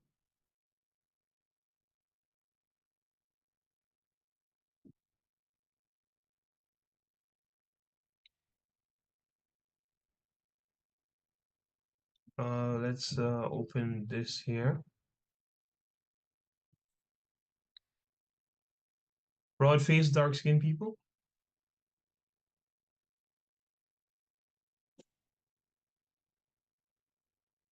I mean, come on, right? Let's continue. Therefore, either in light of general principles or of local details, it would seem as if this earliest race of Europe must have been very dark. It was Mediterranean in its pigmental affinities and not Scandinavian. All right, and continues says on the islands of the Shetlands, and the Orkneys and Hebrides, the case was much the same. Here, the Aborigines were often entirely replaced by purely Scandinavian population. Such a family with strongly accentuated Norwegian peculiarities as depicted on this page. Its contrast with the Aboriginal dark population, in contrast again with the Aboriginal dark population. The old black breed needs no comment. The old black breed, the Aboriginal dark population. Notice here he calls them the book calls them the old black breed, man. I mean, that's plain. And he said, hey, listen, the original people are not these Scandinavian people that you're seeing. Another made up name for the European, the so-called European. This guy has so many names, it's not even funny, right? None of them harken back to his real name, right? Which we'll get to.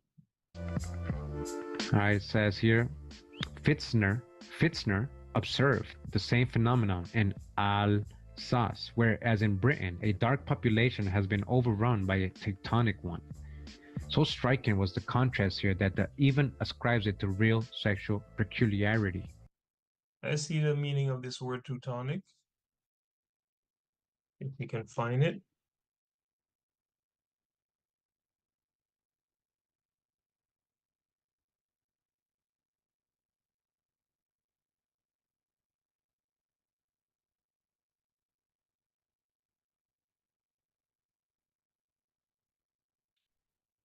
Denoting the Germanic branch of Indo-European language family. Okay, that doesn't really help us. Let's see, maybe etymology online. See if we can get Teutonic. This word is from 1610, of or pertaining to the ancient Germanic peoples or tribes, from the Latin Teutonicus, from Teutoni, name of a tribe that inhabited coastal Germany near the mouth of the Elbe and devastated Gaul 113 to 101 BC. That's interesting. The name is said to be probably via Celtic from Proto-Germanic Theodanos. Okay. In linguistics, an old name for the Germanic languages or for the ancestral speech of the Germanic languages. It later was used in English in anthropology to avoid the modern political association of German. Okay.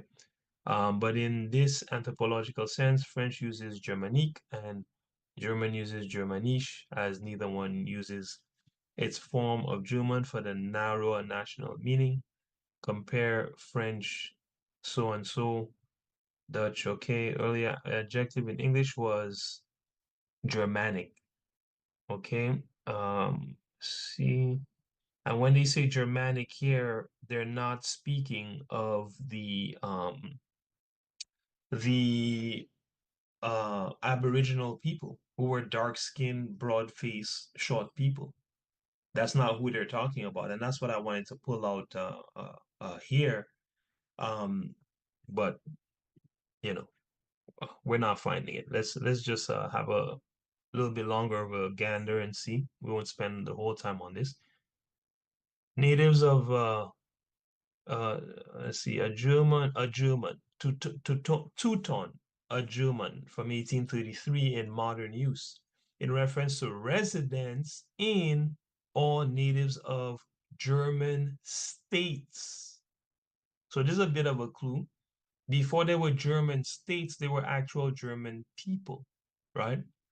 The states we know is, an invention I can't even say an invention of the so-called European. I'll leave that alone.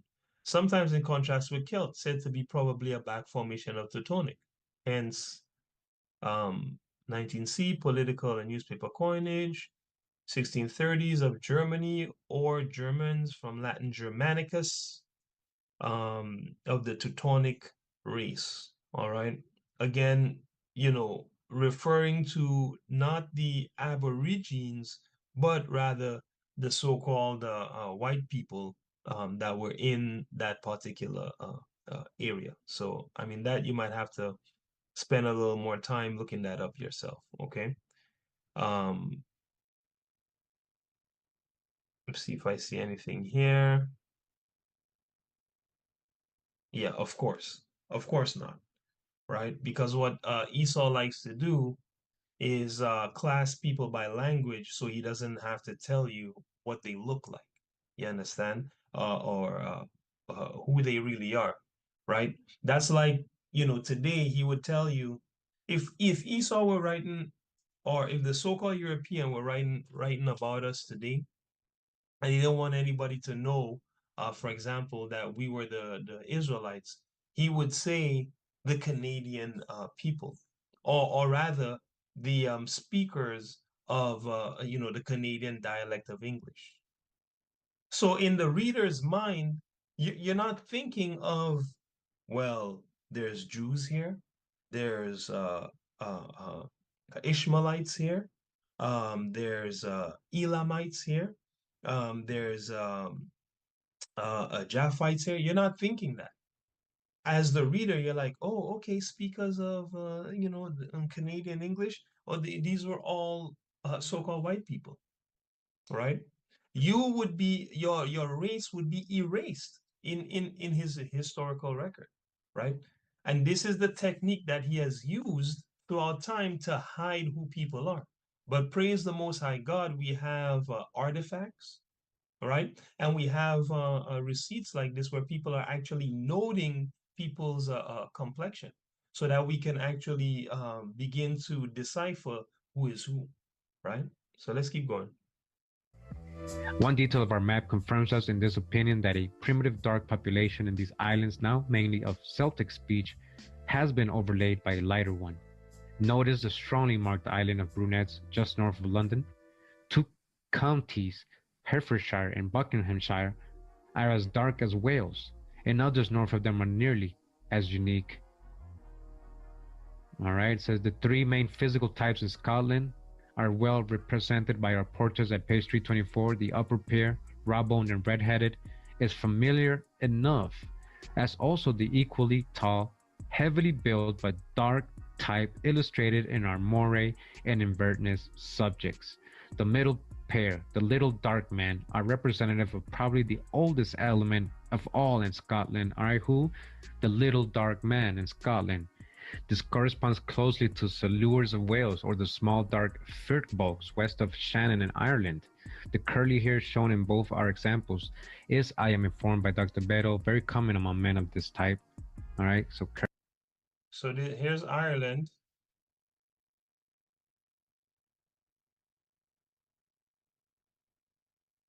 Let's zoom out. All right. So in the context of so-called Europe, all right, Greece down here, Israel down here, Morocco of Africa, okay, down here, up here, Europe, man, Ireland. The man said, hey, and he spoke of also Scotland and said, hey, little dark men and tall dark men. And he said the little dark men are the oldest ones to inhabit this place, right?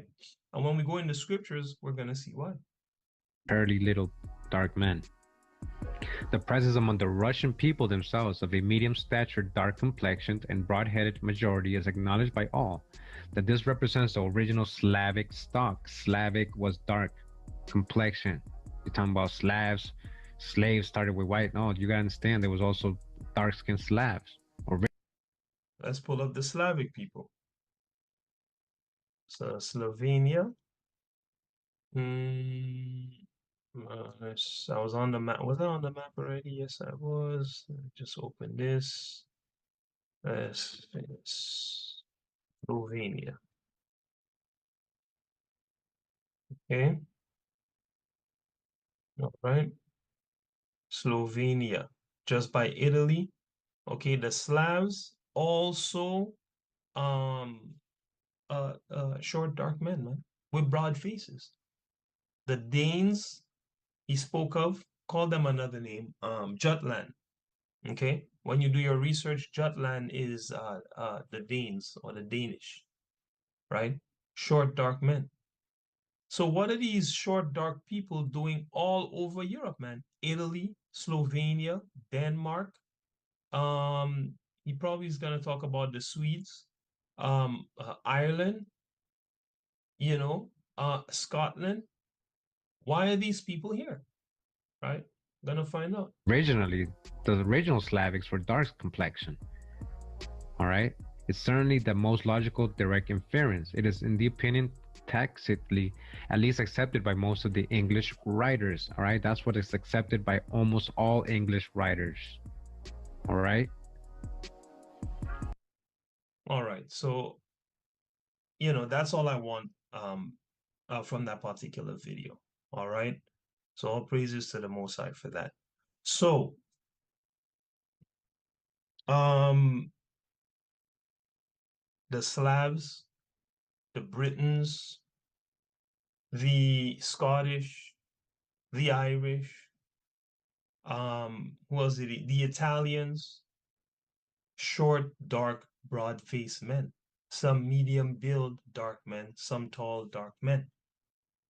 Originally there before the so-called Scandinavian, which he described as a tall and light-skinned man. Okay. Why is that? Well, let's go to Genesis 10. Let's go to Genesis 10. Brother Chris, are you able to read? And I know I'm supposed to have another reader here in I can read some. Yes. yeah. Akira, Sister Akira, you gonna be reading as well? Hello? Yeah. All right. All praises to the Most High. Welcome. It's nice to hear you on the line. Thank you. It's nice to hear you. All righty. All right. So let me see here. Genesis 10. Read from verse 1, and we'll go until we get to verse 5. Go ahead. This is the book of Genesis, chapter 10, starting at verse 1. Now these are the generations of the sons of Noah, Shem, Ham, and Japheth. And unto them were sons born after the flood. The sons of Japheth, Gomer, and Magog, and Madai, and Javan, and Tubal, and Meshech, and Taras. And the sons of Gomer, Ashkenaz, and Riphath, and Togarmah. And the sons of Javan, Elisha, and Tarshish, Kittim, and Dodanim. Mm-hmm. By these were the isles of the Gentiles divided in their lands, everyone after his tongue, after their families, in their nations. Right. So my question is this: according to the Most High, the the the people of Gomer, Magog, Madai, Javan, Tubal, Meshech, Ashkenaz, Riphath, Togarmah, did I say Javan? Elisha, Tarshish, Kittim, and Dodanim. This question is for Saba. These are all people, these are all sons of who?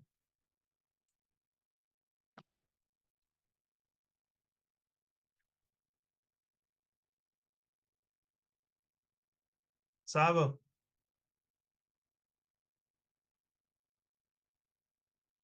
The sons of the Gentiles. Mm, no. Verse 1 has the answer. Verse 2 has the answer.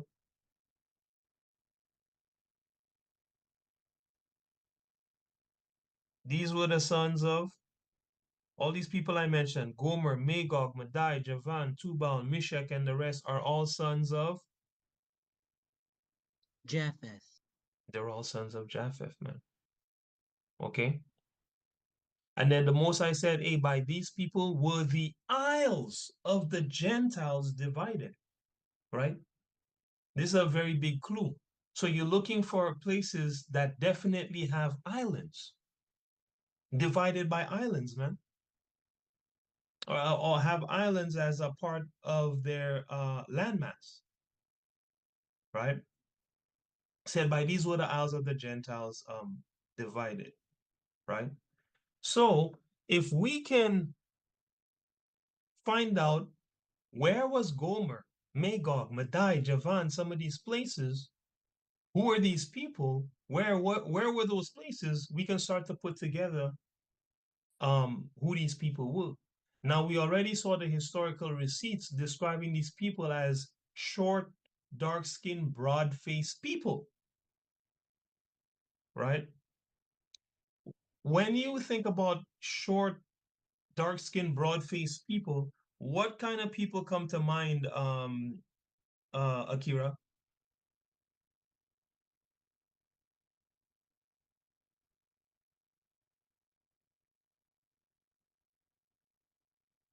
Um, usually black people. Short, dark, broad-faced. That's who comes to mind? No, I don't think. Echo was making. Short, broad face, dark Oh, skin. Asian people. Which specific Asian people come to mind? Because most Asian people now, they're light skinned. Like the Mongolian sort of like Filipino, those side of Asian. That's right. That's right. And I will prove to you guys that that's who it's talking about. Remember, the brother said all throughout Europe you had these people, right? He said most of them are short. You understand? Broad face and dark skin. You have some medium build ones as well, right? Which we know lines up with the so-called Asian, man. You know? Now let's find out where this Gomer, Magog, Madai, Javan, and Tubal, and a few of these are. And then you can get confirmation, because what the Most I say, by the mouth of two or three witnesses shall every word be established. Then you can get confirmation that this is talking about Asian people, the original Asian people, right? Let's go, let's look up Gomer. Where is Gomer? Maybe we'll get something, maybe we won't. We might have to, find a different way of looking. This is not bad, but let's see here. What do we have here? Gomer, eldest son of Japheth, father of Ashkenaz, according to the Table of Nations, traditional identifications. Let's see if we have anything here. Josephus places Gomer and the Gomerites in Anatolia, Galatia. All right. For Gomer and Josephus is what do you call it? A historian. It didn't look like this. Okay, was probably a brew, a sellout, but a brew. Um, he's the history's most trusted historian when it comes to matters of Israel. Okay, and he has a book that he wrote. I used to have a copy. No, I borrowed a brother's copy. I gave it back to him. A good book to get though, if you're interested in like a lot of specifics of our culture. Some people say he wasn't a brew, but I believe he was a brew. Anyway, Josephus, it says, place Gomer and the Gomerites in Anatolia. All right, let's look up Anatolia. Okay. Do we have a zoom out here?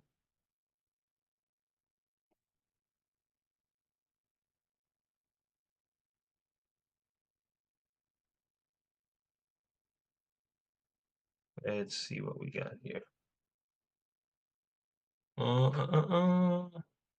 This might see if this gives us what we want.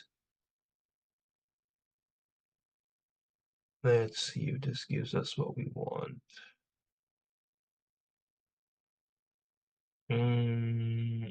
This is Anatolia, but I just want to see it clearly marked. Okay, so this is called Turkish invasions in Anatolia. All right, between the year 1050 and 1050 BC and 1204. Okay, so as you can see, Anatolia encompasses Cyprus here and Rhodes here. Okay, Armenia on this side. All right. So you can start to see contextually where this place is. We can mark Cyprus as like sort of, a point to show us. See Cyprus down here, Laodicea. Okay, let me see. Let's just look up Galatia because it said that it was Galatia. All right. So Galatia, ancient region of Anatolia. All right. Da, da, da, da. Armenia.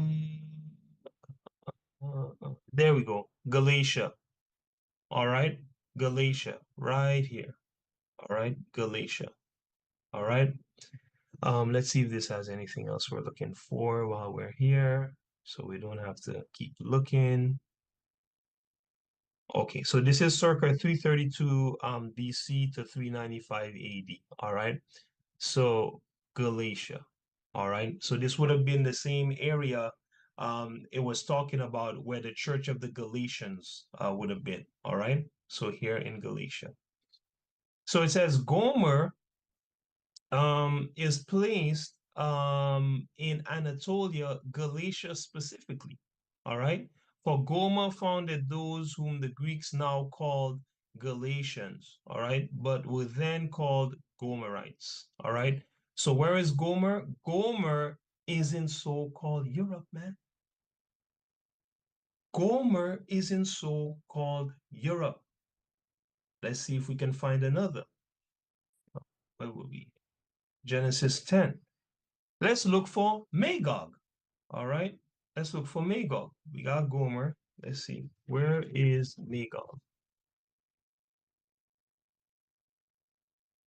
Where is ancient Magog?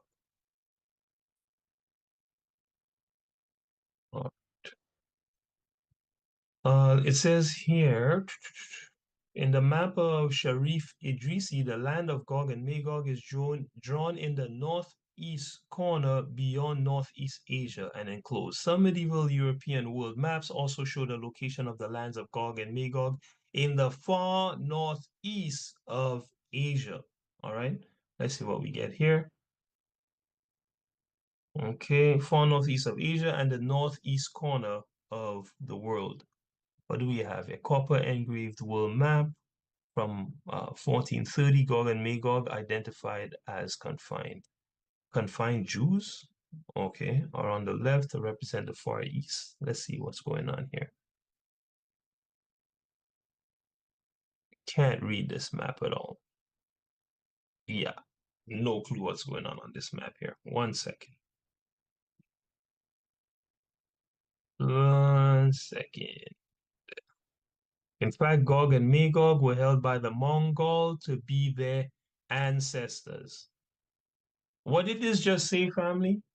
Gog and Magog were held by the Mongols to be their ancestors, family.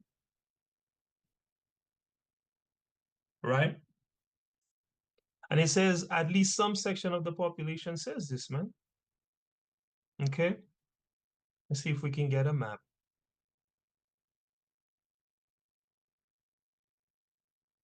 Let's see if we can get a map.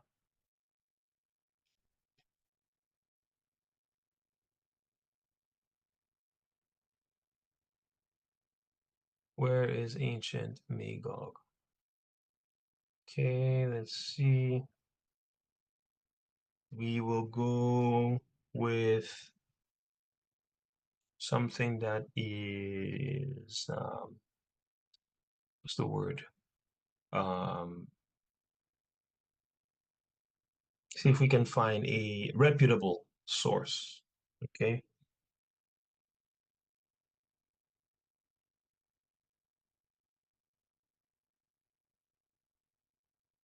What is this here? The American Vision.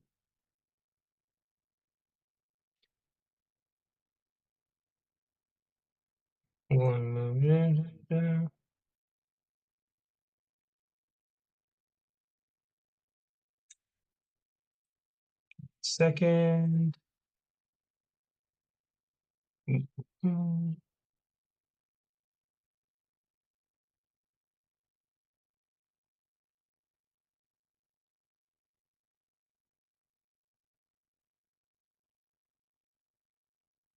Pinterest, Prophecy Watchers. Da-da-da.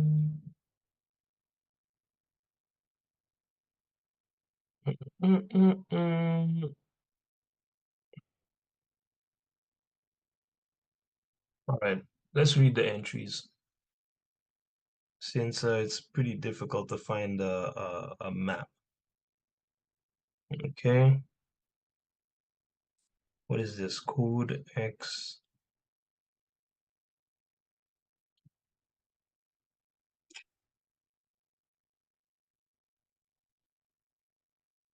A quick second here.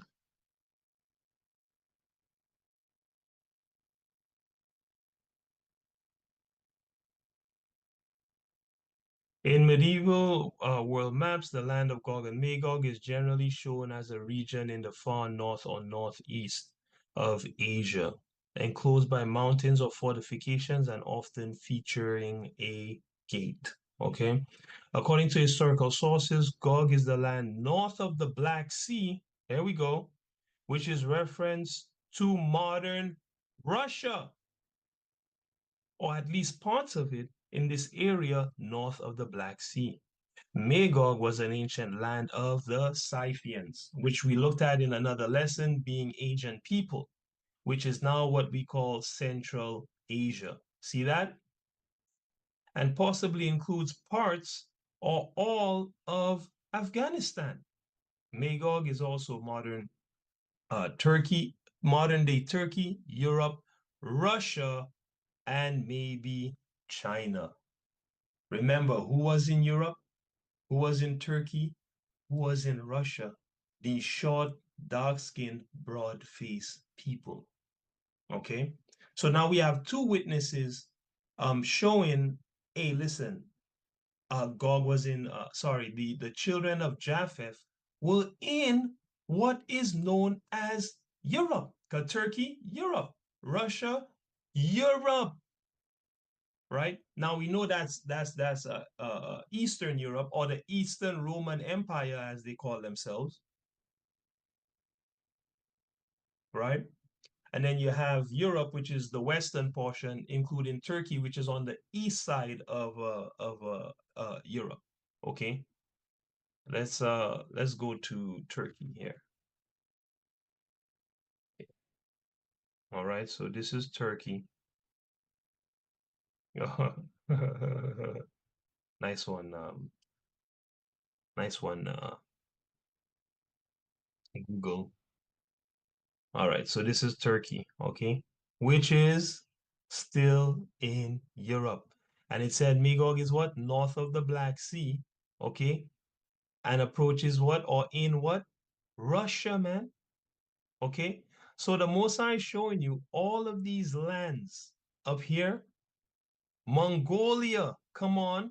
China, come on. And by the way, there's a mountain range that cuts across this whole place, okay, called the Caucasus, okay, all right, which here, if I'm not mistaken, and that mountain range goes across the whole country. So all this country here in the north did not belong to Esau. or did not belong to the so-called European. You're gonna see, for those that don't know, you're gonna see why I keep calling him Esau in a second, right? These lands belonged to Japheth, according to the scriptures, who are the so-called Asian people, all right? And now we've gotten a few receipts to put that together, all right? Is that clear to everyone so far? Is that pretty clear? Yeah. All right, great. Good. So who was in Europe before the so-called European? The sons of Japheth. That's who was there. Now, don't even let me pull up Javan. Let me pull up the Javanese. Okay. Now remember, these people were ran out of their land by the so-called European. Okay. And so, they ended up in Southeast Asia and all of these places. All right. Javan is one of the sons of Japheth. And when you look up the Javanese today, guess what you find? Guess what you find when you look up the Javanese? Let's have a closer look. Guess what you find when you look up the Javanese, right? I mean, who are these people, Brashan? What do these people look like? These Javanese people. Who do these people look like? Like Asians. They look like Asians, man, right? Because that's who they are. The children of Japheth, this is their look, right?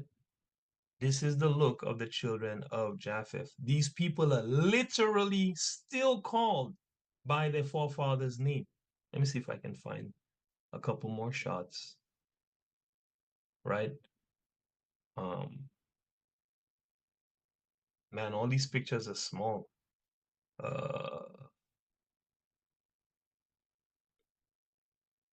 Oh, this one's not bad. Open image in new tab. Great. These are the Javanese people. Okay, family? These are the Javanese people. All right.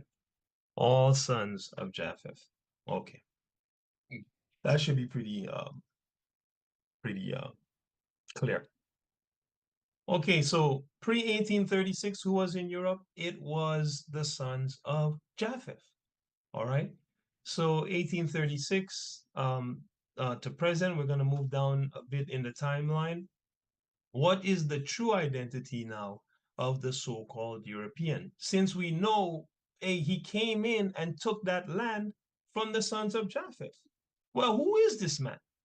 Since he's not a European. Well, who is he? All right. Let's go to, give me Daniel 8, and you'll read from 17 to 25, Akira. All right. And let me see here. Actually, Brother Chris, you'll give me Daniel 8, 17 to 25. And then Akira, you will pull up wait, Akira hasn't read yet. Give me Daniel, Akira. Daniel 8, sorry, 17 to 25. And then Brother Chris, you'll give me a Deuteronomy 28 from 45 to 48, please. Sounds good?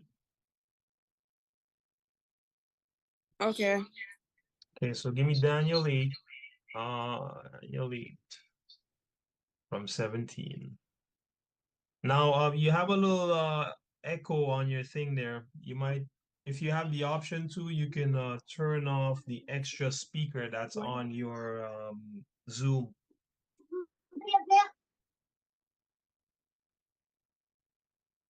So Daniel 8 from 17 to 25.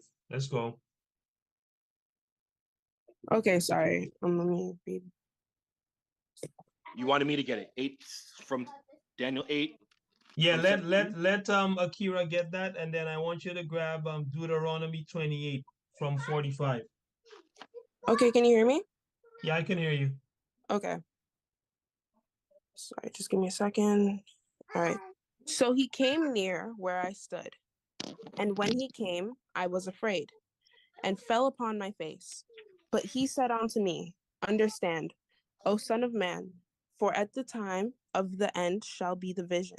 Right. So the vision is for when? The Sister Akira, vision, that vision is for when? for at the time of the end shall be the vision. Right. So the vision is for the end of time, Yeah. right? So keep going. Now, as he was speaking with me, I was in a deep sleep onto my face toward the ground. But he touched me and set me upright. And he said, Behold, I will make thee know what shall be in the last end of the indignation, That's right. for at the time appointed the end shall be.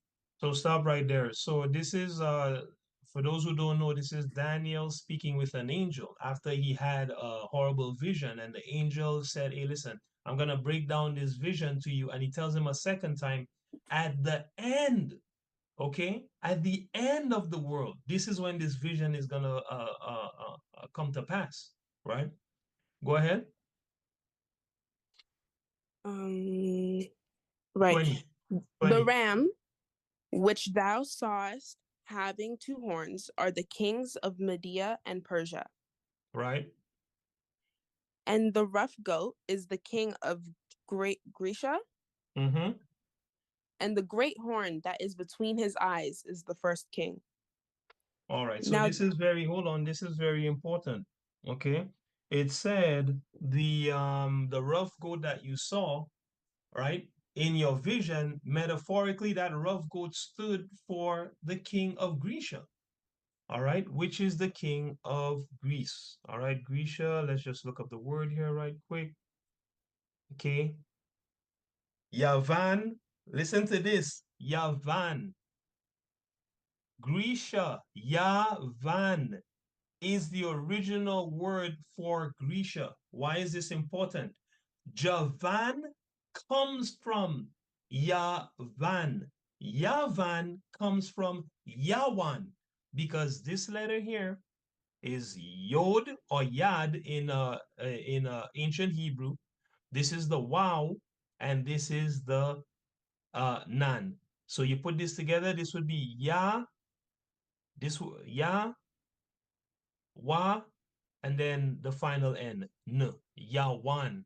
So Greece is literally named Javan.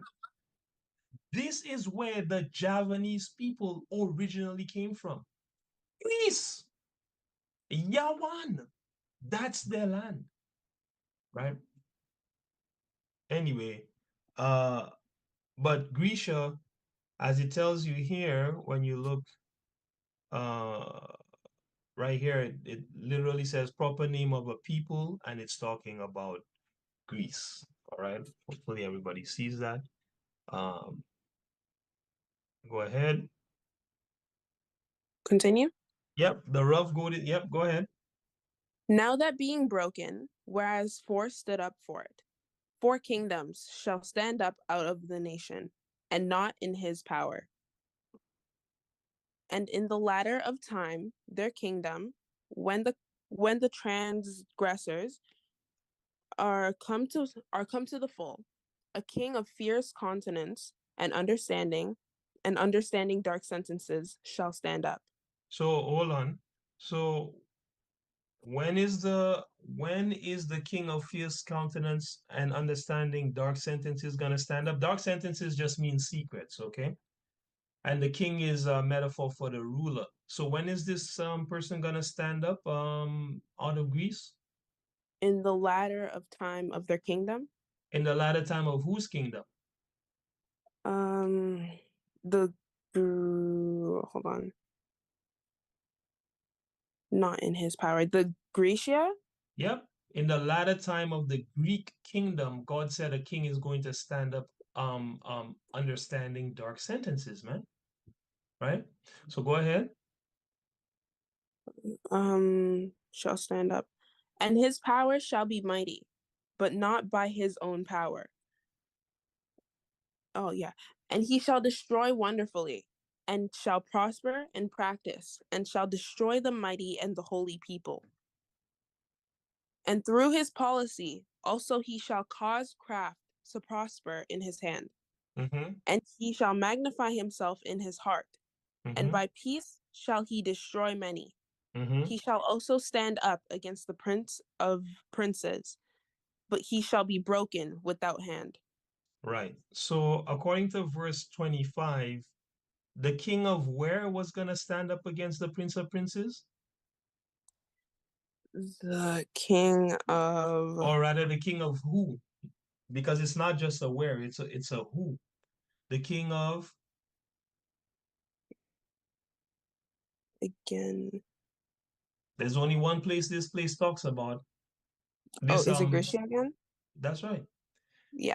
He said the king of Greece in the latter, it says in the latter time of the Greek kingdom, a king is going to stand up understanding dark sentences, which is secrets.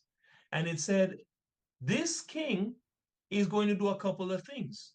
One of the things he's going to do is destroy wonderfully, prosper, practice, and destroy the mighty and holy people, right? Another thing it says is he gonna stand up against the prince of princes. So according to the Most High, at the end of time, when Christ comes back for judgment day, who is gonna fight against him? What nation? The shall also stand up against the prince of princes. So Greece is Yep, gonna stand up against the prince of princes. that's right. And the prince of princes is who? The Israelites. No, the prince of Sorry. princes. You have the king of kings, which is God, Mm-hmm. and Christ is also sometimes called the king of kings, but the king of kings is really the Most High. So Right. then, if God is the king of kings, who is the prince of princes? So Christ. That's right, right? So it says the Greek nation is going to fight against Christ when Christ returns. Remember that, all right? Because here the Most High says it's the Greek nation, but other places you're going to hear him start calling them other names, right? And because you start hearing him calling them other names, you're going to have to start put together the clues to see, well, who is this guy really talking about? Because sometimes he's calling them this, sometimes he's calling them that, sometimes he's calling, who is he really talking about? And we're going to get to that, right? So I want to make a couple points off of what you just read there. First point is the Grecian kingdom is prophesied to destroy the mighty and holy people, right? So then it behooves us to ask who are the mighty and holy people, right? Now we know, but for the sake of those who don't, we're going to go to Deuteronomy 28 and read 45 to 48. So Brother Chris, you can give me that one there. Gonna go to Deuteronomy 28. Um,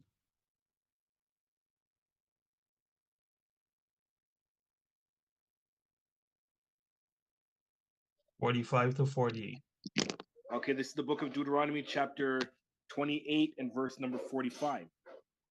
Moreover, all these curses shall come upon thee, and shall pursue thee, and overtake thee, till thou be destroyed, because thou hearkenest not unto the voice of the Lord thy God, to keep his commandments and his statutes, which he commanded thee, and they shall be upon thee for a sign and for a wonder. I'm sorry, bro. Before you read that, let's go to Deuteronomy 7. Okay. And go from mm, mm,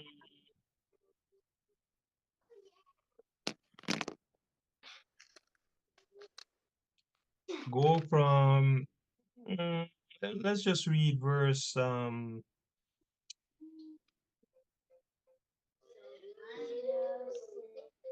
6. Verse 6. Yeah. Okay. This is the book of I'm Deuteronomy. sorry. Read 6 to 8 because that'll give you like definite answer. Go ahead.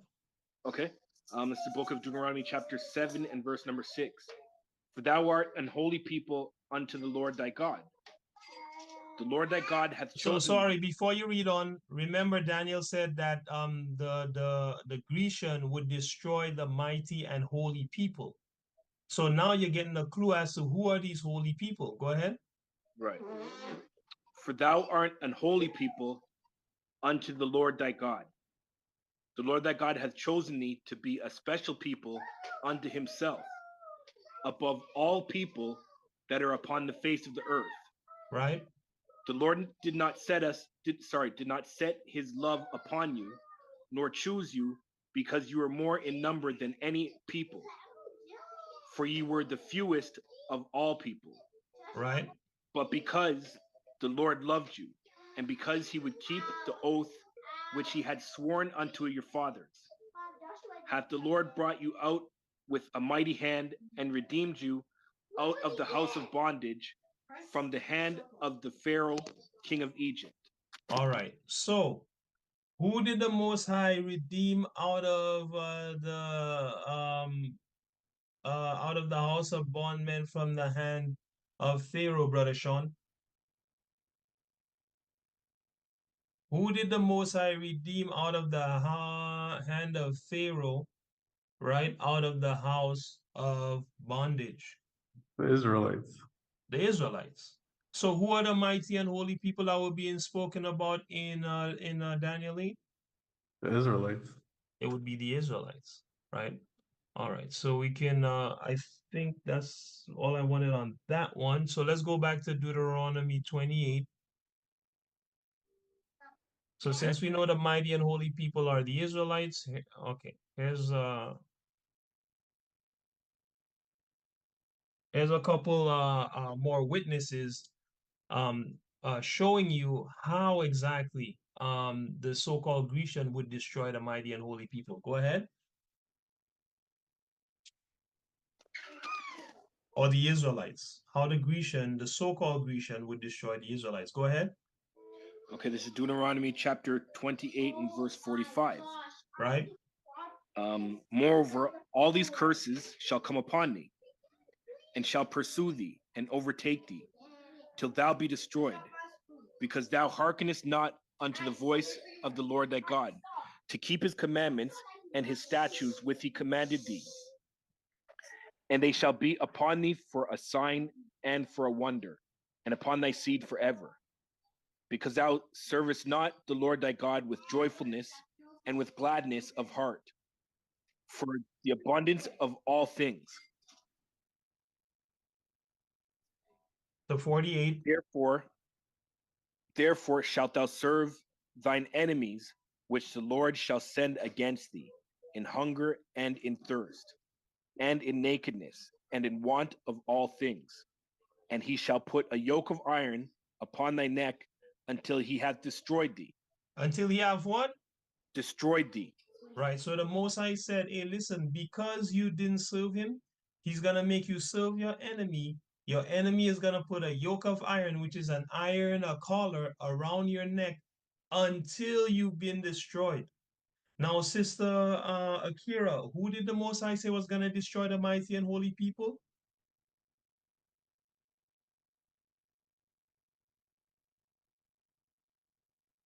Sorry, can you repeat the question? Who did the Most High say was going to destroy the mighty and holy people? Right, the Greece. The Grecian, right? And here God says it's the enemy of Israel that would destroy them, man. And he would put a yoke of iron upon their neck until they were destroyed. So now we're starting to get clues. Hey, wait a minute. There's only one people that got a yoke of iron and iron clasp put upon their neck until they were destroyed. That was the so-called Negro. And who did that? It was the so-called white man. So who is the Most High talking about? Well, he has to be talking about the so-called white man because that's who put the clasp on the neck of the so-called Negro till he was destroyed, right? And the Most High said that this was going to happen to the Israelites. So wait, these Negroes, so-called Negroes, must actually be what? The Israelites, right? Moving on, because again, this is the point here is, you know, who are these mighty and holy people? Well, It's the so-called Negroes who are the biblical Israelites, right? Um, let's go to Luke 21 and we'll read verse 24. Uh, Brother Chris, you can give me that one. Luke what? Luke 21 and verse 24.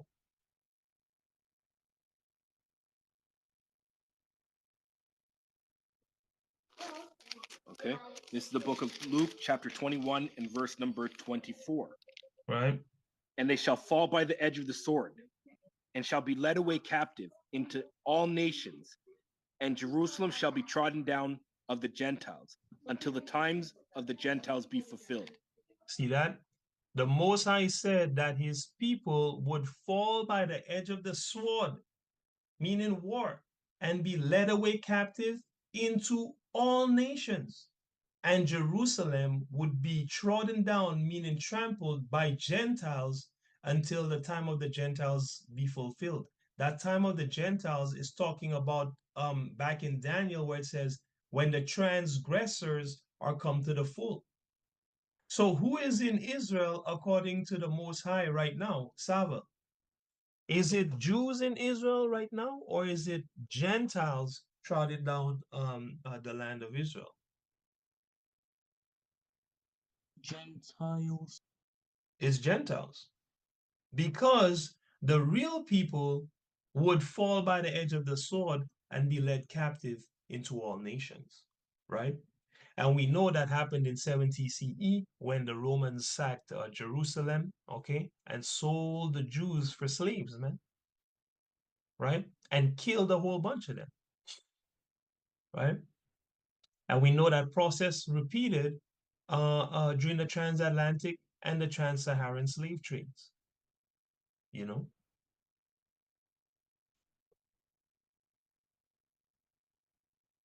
So who are these mighty and holy people? It's the Israelites who are the so-called Negroes, okay? The Grecian kingdom, when we read in Daniel, that we read about in Daniel 8, 17 to 25, is also prophesied to destroy the world through policy. Now, can anyone tell me who is it that went around and through various treaties and paperwork got control over the whole entire world? Which nation? Brother Chris. Basically the white men, The so-called white man, so-called white men, yeah. right? He went and what policy did he use? What is his main I come in vehicle? peace. I come in peace. Right, and there's a name for that vehicle that he uses, that he installs, that policy that he installs in all places. There's a name for it. Democracy. Democracy. That's the policy that he used to destroy the world, right? To tell the Ishmaelite woman, hey, she can wear tight pants and go out on the road, man. And she don't have to respect her husband. That's the policy that he used to tell the children they don't have to respect their parents. They could do what they feel like. And if their parents put their hands on them, call the police and the parents will get arrested, man. Meanwhile, the most I tell you, if you don't discipline your child, you hate your child, man. You hate your child, right? It is democracy that has destroyed the world by making them lawless, by making it look like living a lawful, decent, and modest life is evil, man. And by making it look like being a fornicator, a drunkard, and a drug addict is cool. He put it on the TVs. He put it in the video games. I mean, he put it in the plays. Esau has dominated the world with the policy of democracy. And everyone believes democracy is their savior. So they will give hand and foot in the name of democracy. Right? So that's the policy. Hey, remember, the Most I said is the Grecian that was going to do that. But when we look around, it's the so-called white man. Remember, God said the Grecian would be fighting against Christ, and he would be around in the end of time. And when we look around, who do we see matching this? It's the so-called white man, who matches the physical appearance of the Grecian. So who are we to say this is talking about? Right? Like the Most I tell you in Job 9:24, the earth is given into the hand of the wicked. He covereth the faces of the judges, meaning he obscured the faces of the real rulers of the earth. He covereth the faces of the judges thereof. And if it's not him, then where is the man? And who is the man? And so that's the question I pose to the people listening who don't know. If it's not him, where is the man? And who is the man if it's not the Grecian, which is the ancestor of the so-called white man, who claims to be a European, but is totally not? Because there was people there before him, right? Next point I want to make, the Grecian is prophesied to split into 4 kingdoms, right? Now, I don't want to spend too much time into that, but that is referring to when Alexander the Great died, and his generals divided his kingdom. That's in the book of First Maccabees, the first chapter. Let's see here. Whose turn is it to read? Just want to pull this up real quick.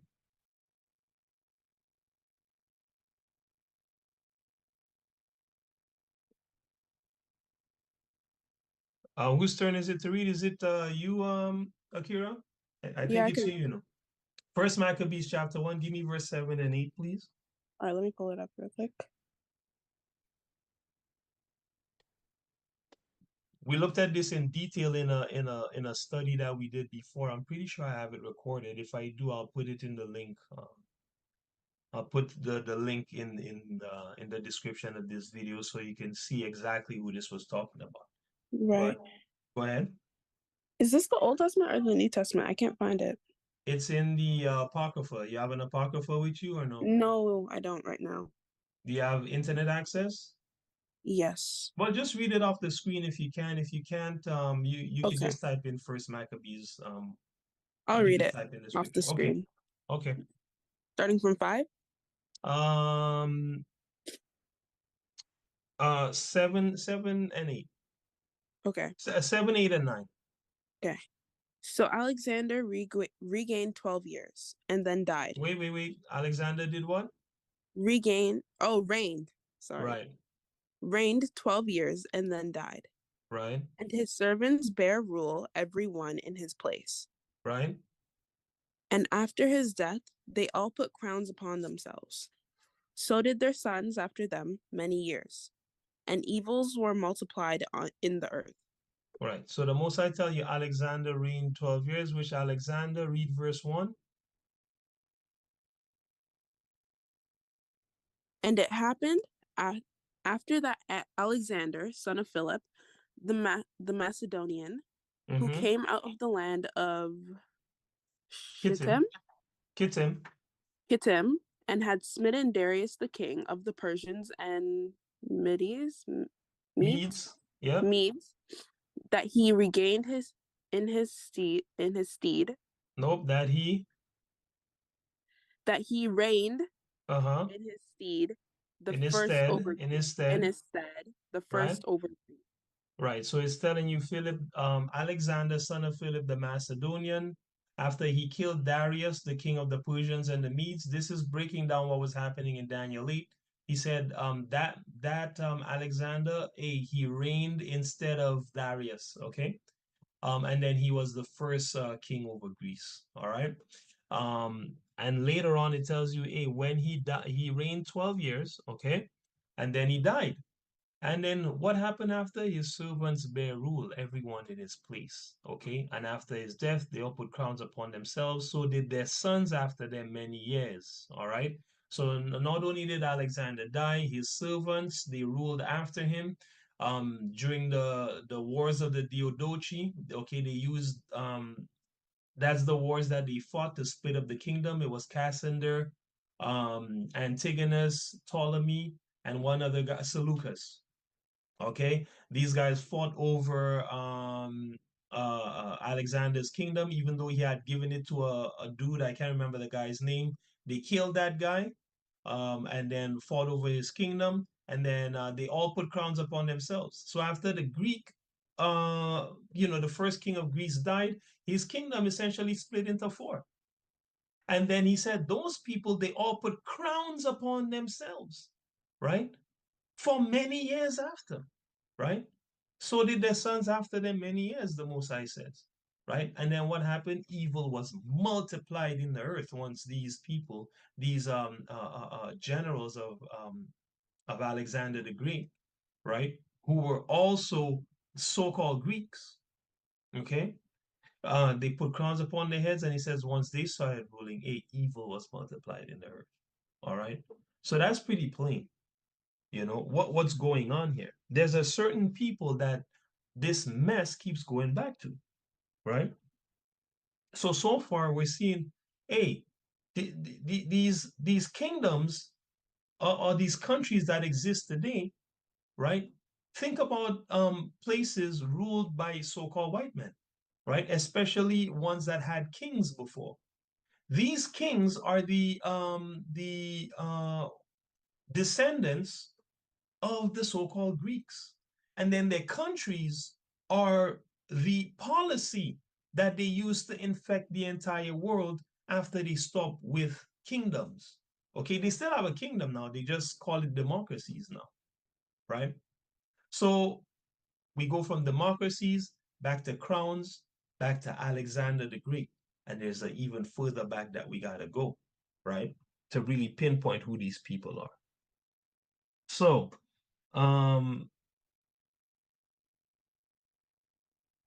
so that fulfills my point where it says, trying to make the point that the Grecian was prophesied, the Grecian kingdom was prophesied to split into four other kingdoms.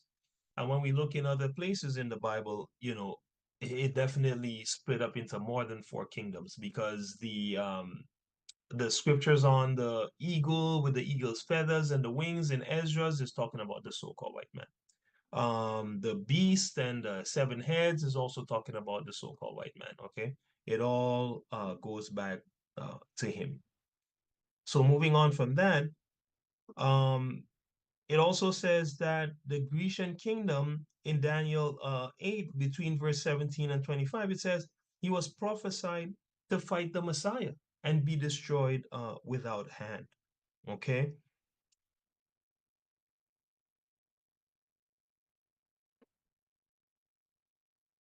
That being said, let's go a little deeper to find out, okay, well, who is this so-called Grecian who is prophesied to fight against the Messiah? Okay, so let's go back to first Maccabees 1, right? And read 7 to 9 again. Akira, and then Brother Chris, give me first Maccabees chapter 2, 45 to 48. Brother Sean, did you want to pick up a couple scriptures? Yeah, if you put it on the screen, I could read it. No problem. Yeah, so I'll have you read first Maccabees 5:3 after that. So let's see, first Maccabees 1, 7 to 9. Go ahead, Sister Akira. So Alexander reigned 12 years and then died, and his servants bare rule, every one in his place. And after his death, they all put crowns upon themselves. So did their sons after them many years, and evils were multiplied in the earth. Right. So am I just picking on the so-called white man? Well, no. God said in his Bible, when Alexander's servants and their sons began to rule, he said evils, not just one evil, evils got multiplied in the earth, right? So, as the world, lauds Alexander the Great as a great conqueror, God uh, uh, uh, basically is saying, oh man, this is not good. Evil was multiplied in the earth, okay, when this guy came to rule. It wasn't a good thing, okay, when the world became Hellenistic. It was a terrible thing when the world became Hellenistic because evils were multiplied in the earth, right? And we're gonna see why. Give me First Maccabees uh 2. Again, we're looking at what is the true identity of the so-called European, right? So right here, the Most High is still referring to them as Greeks. We're gonna go and see what the Maccabees referred to them as. Go ahead. First Maccabees 2, 45 to 48. Okay, this is the book of First Maccabees, chapter 2, and verse number 45. Then Mattathias and his friends went round about and pulled down the altars, and what children soever they found within the coast of Israel uncircumcised, those they circumcised valiantly. Right? They pursued also after the proud men, and the work prospered in their hand. So they recovered the law out of the hands of the Gentiles Mm-hmm. and out of the hand of the king. Mm-hmm. Neither suffered they the sinner to triumph. Neither suffered the what? The sinner to triumph. The sinner to triumph. So what was happening at that time? Well, I'm gonna show you guys. Well, if I go to back to First Maccabees, the first chapter, right? The people were being oppressed by the so-called Greeks, right? Destroyed by the so-called Greeks. Amos 1:11 says that Esau has a perpetual hatred for his brother Jacob. And you're gonna find out that this is who the ancestor of the Greek is. It's Esau. And you're gonna find out that he's an Edomite, right? We're gonna get there. Verse 36, no, 39, 40, 40, 41. But before I read 41, I think I want to come up here.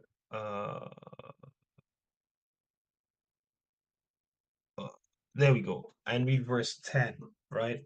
It says, and so remember, after it says evils were multiplied in the earth in verse 9, in verse 10 it says, and there came out of them a wicked root. Out of who? The Grecians, man. A wicked root. His name was what? Antiochus, surname Epiphanes, son of Antiochus the king, who had been an hostage at Rome, and he reigned in the 137th year of what? The kingdom of the Greeks. Okay? So this guy came, and look what he did. It says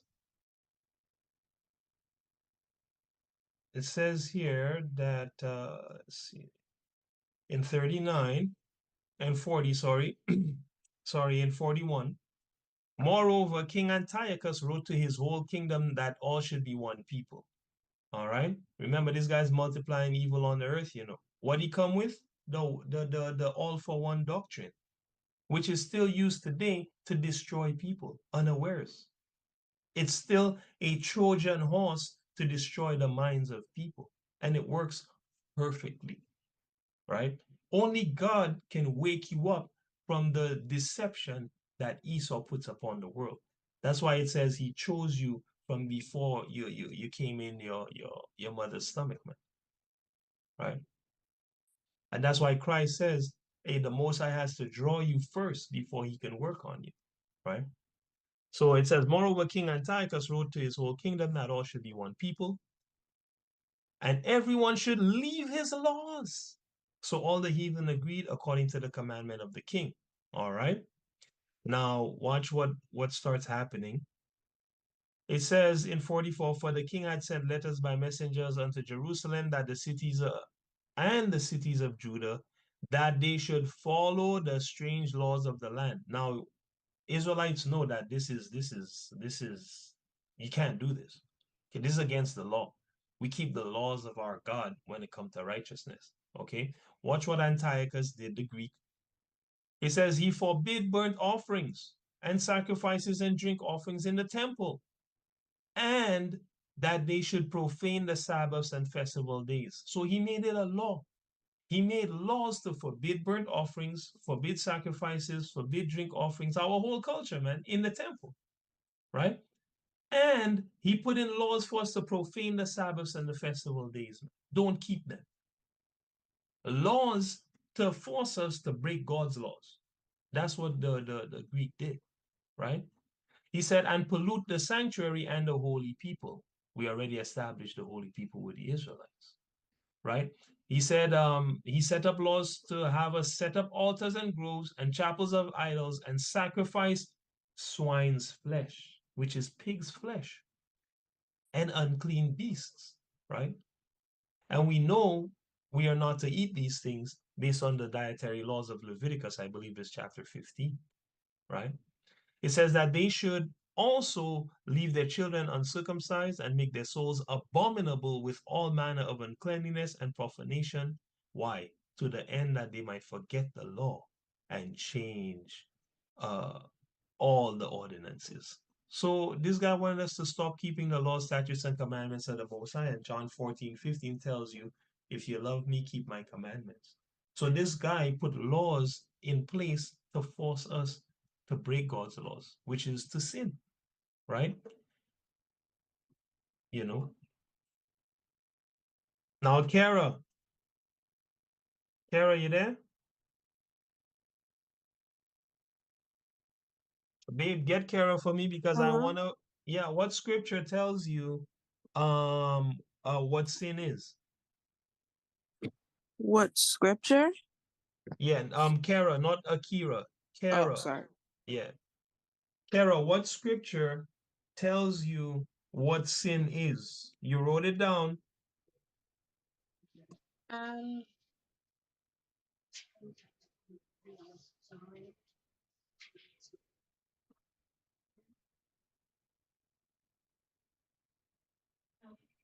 First John 3 and 4. First John 3 and 4, very good, right? Tells you, and what does it say? Whosoever committeth sin transgresses also the law. For sin is the transgression of the law. That's right, for sin is the transgression of the law, right? Right, all praise to the Most High, right? So these guys had laws to make us transgress the laws of the Most High God, man, right? Now, here's the point. Why were the Maccabees fighting the Greeks? Verse 50. And whosoever would not do according to the commandment of the king, he said he should die, man. So he was killing us for not keeping his commandments. Okay. In the selfsame manner wrote he to his whole kingdom and appointed overseers over all the people, commanding the cities of Judah to sacrifice city by city. Then many of the people were gathered unto them, to wit, everyone that forsook the law, and so they committed evils in the land, man, and drove the Israelites into secret places, even wheresoever they could flee for succor, which is safety. All right. Let's see here. I want to also bring out this thing that he did here.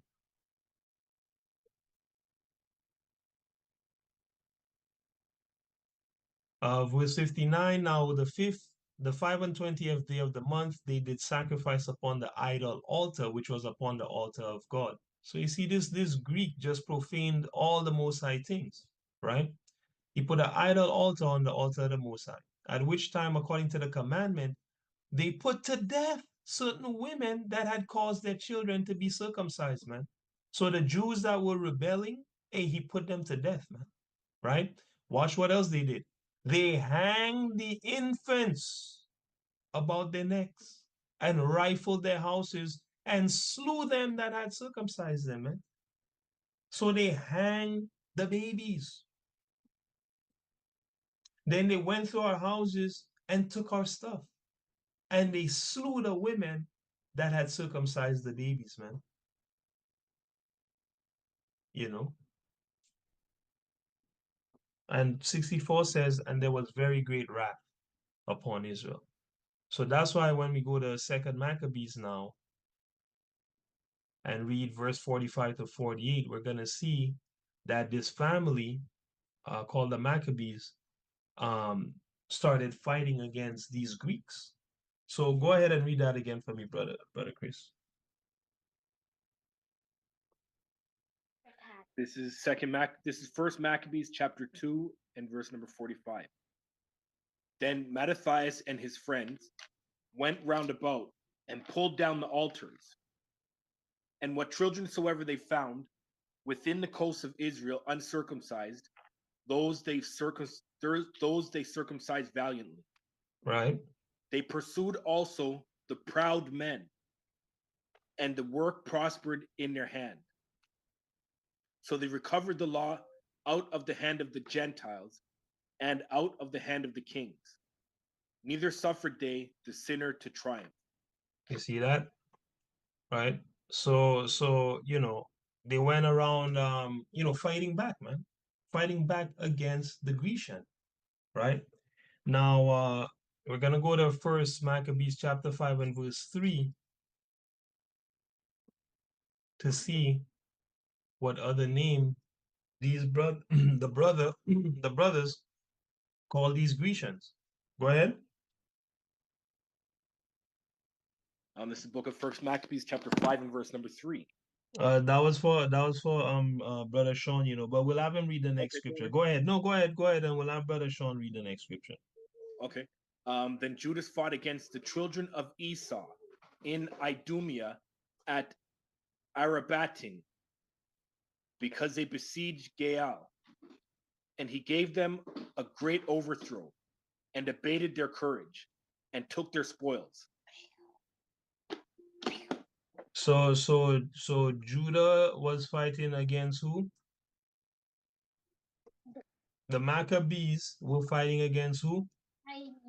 The children of Esau. The children of Esau. So who are the Greeks? The Greeks, according to the scriptures, are the children of Esau. That is the real identity of the so-called European. The so-called Europeans are the children of Esau.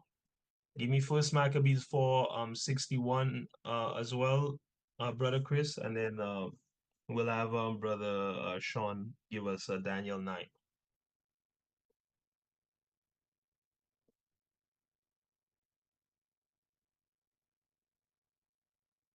Sorry, 4 and what? Go from 59 to 61. Okay. This is the book of First Maccabees chapter 4 and verse number 59. So hold on, before you read. So what's happening in here is the end of the wars that the brothers from First Maccabees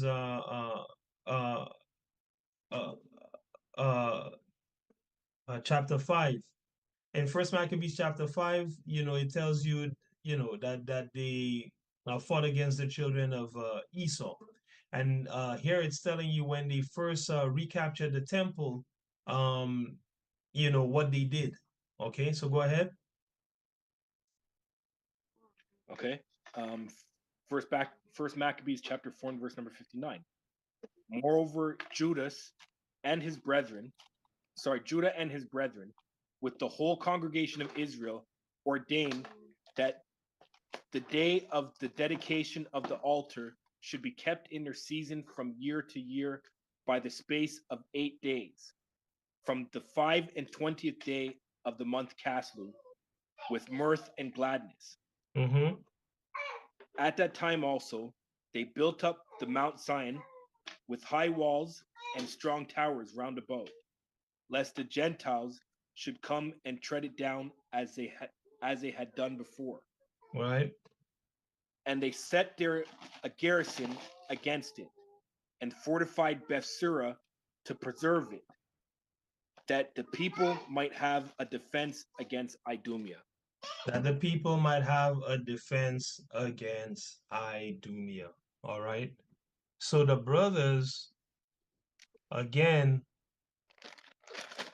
referred to these Greeks as Edomites, and they also referred to them as Idumea. So, who is Idumea? A quick search will tell you Idumea is Edom. See that here? Edom. All right.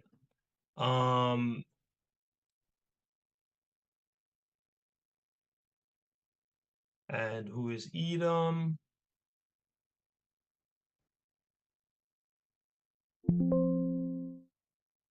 Who is Edom? Let's go here. Genesis 36, verse 8. Then thus dwelt Esau in Mount Seir. Esau is Edom. All right. So the so-called Greeks are Edomites. All right. The ancestors of the so-called Greeks are Edomites. The ones ruling your countries and world right now are Edomites. Okay.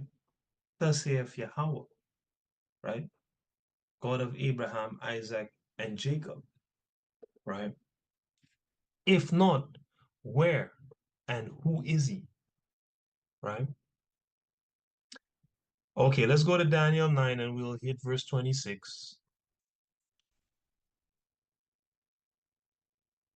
right? This is the thing that the so-called white man has done everything that he can to hide from the world, that he is the Edomite, the man that God hates, pursuant to Romans 9:13. You know, the one the Most High is gonna destroy, pursuant to Obadiah chapter 1, verse 18, right? The man who couldn't get repentance, though he sought it with tears. I think that's pursuant to Hebrews, I want to say 12, verse 16 to 17.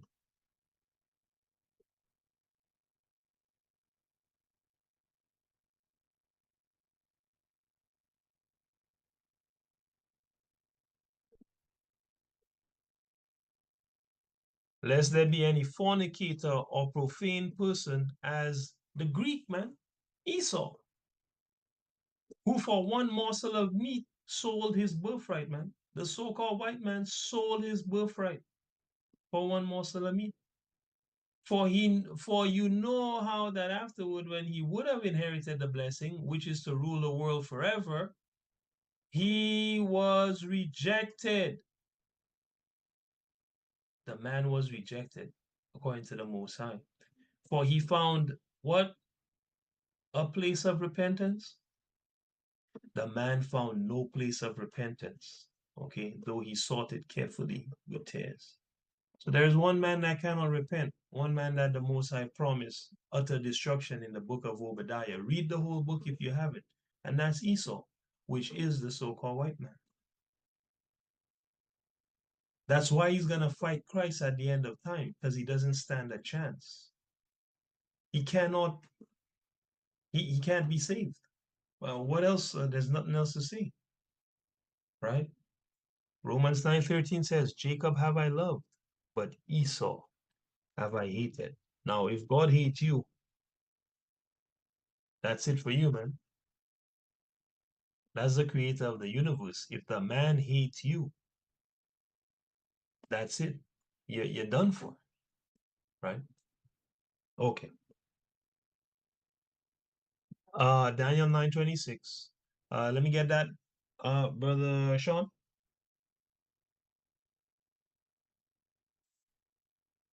So the Grecians are Edomites. Okay.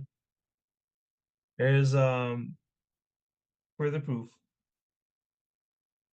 Go ahead.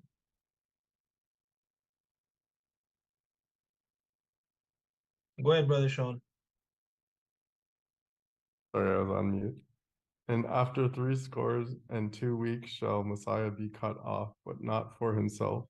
And the people of the prince that shall come shall destroy the city and the sanctuary, and the end thereof shall be with a flood. and on to the end of the war, desolations are determined.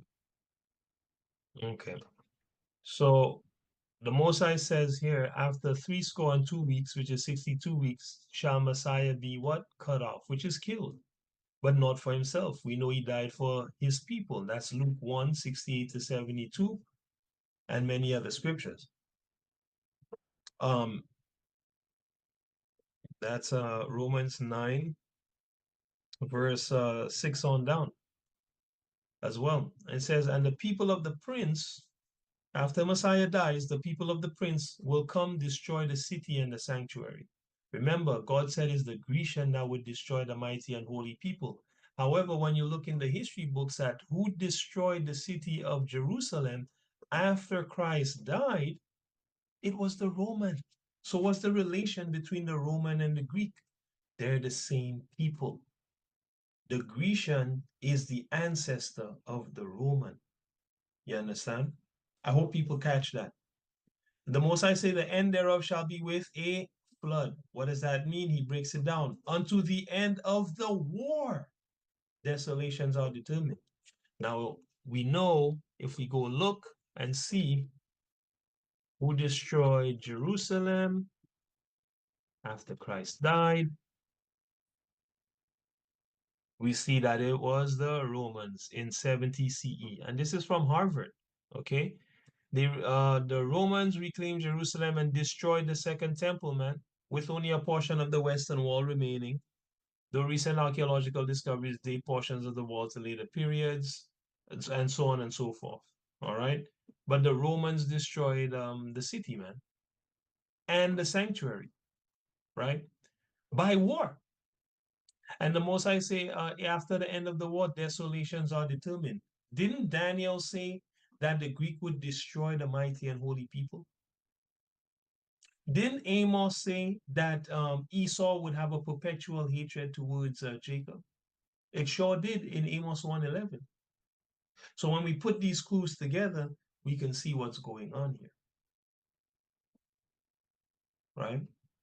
So it says back here in Daniel, the people of the prince shall come and shall destroy the city and the sanctuary. Okay, the end of shall be with a flood, and unto the end of the wars, desolations are determined. Which is why Luke 21:24 tells you they shall be let's go here. Let's go there. They shall be carried captive, right? They shall fall by the edge of the sword, right? He says that unto the end of the war, desolation is determined. Unto the end of the war with the Romans, which corresponds to Luke 21:24 when he says the Israelites gonna fall by the edge of the sword, which corresponds to Daniel 8, where the Most High tells you that the Greek will destroy the mighty and holy people. These are all the same people. It's the Edomite that was gonna do this from day one. Because in the Old Testament, he says, then shall I slay my brother Jacob. When Jacob took the birthright and actually got the blessing. Because after Jacob bought the birthright, Esau still tried to go get the blessing. You're a thief, bro. You sold the thing. Why are you trying to go get it? You sold it. Which is why God made sure that Jacob got it. Right? And Esau was so pissed, he said, I'm going to slay my brother Jacob. But he never actually killed Jacob. What did he do though? He kept his foot upon the neck of Jacob's seed. He burnt the first temple. He burnt the second temple. He put us in slavery in the transatlantic slave trade. He put us in slavery after he destroyed Jerusalem. After Jerusalem was destroyed throughout the Middle Ages, he kept enacting laws to destroy us. You know, and under Emperor Hadrian, Emperor Nero, he kept his foot upon our neck, man, until he sent us on these ships over to the Americas and the rest of the world. So you see, these prophecies are cyclical until the Most High put a stop to it, you know?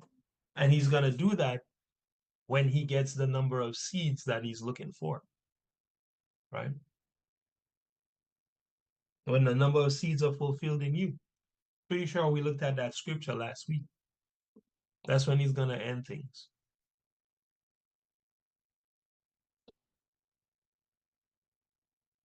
Let me pull that up.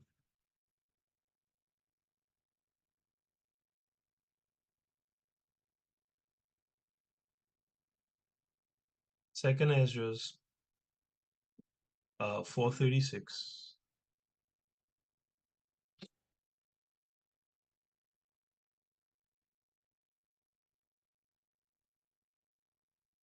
I'll go from 33.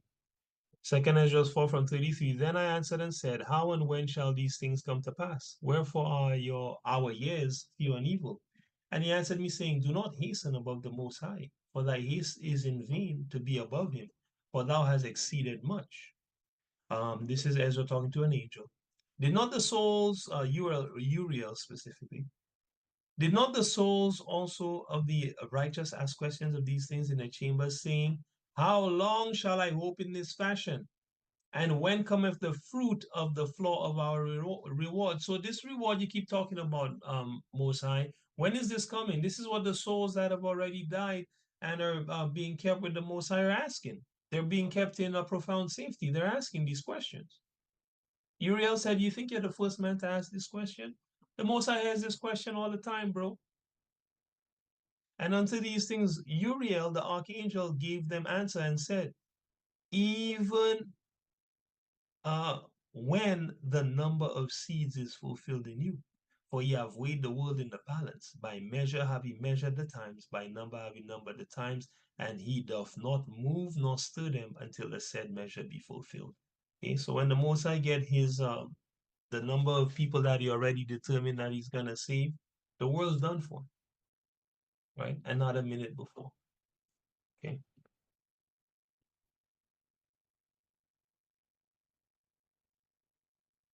Going back to Daniel 9. Give me Daniel 9:26 again. And after 62 weeks shall Messiah be cut off, but not for himself. And the people of the prince that shall come shall destroy the city and the sanctuary. And the end thereof shall be with a flood, and unto the end of war desolations are determined. Right. So it said the people of the prince shall come and destroy the mighty and holy city, man. Sorry, the city and the sanctuary. Right? And I asked this before.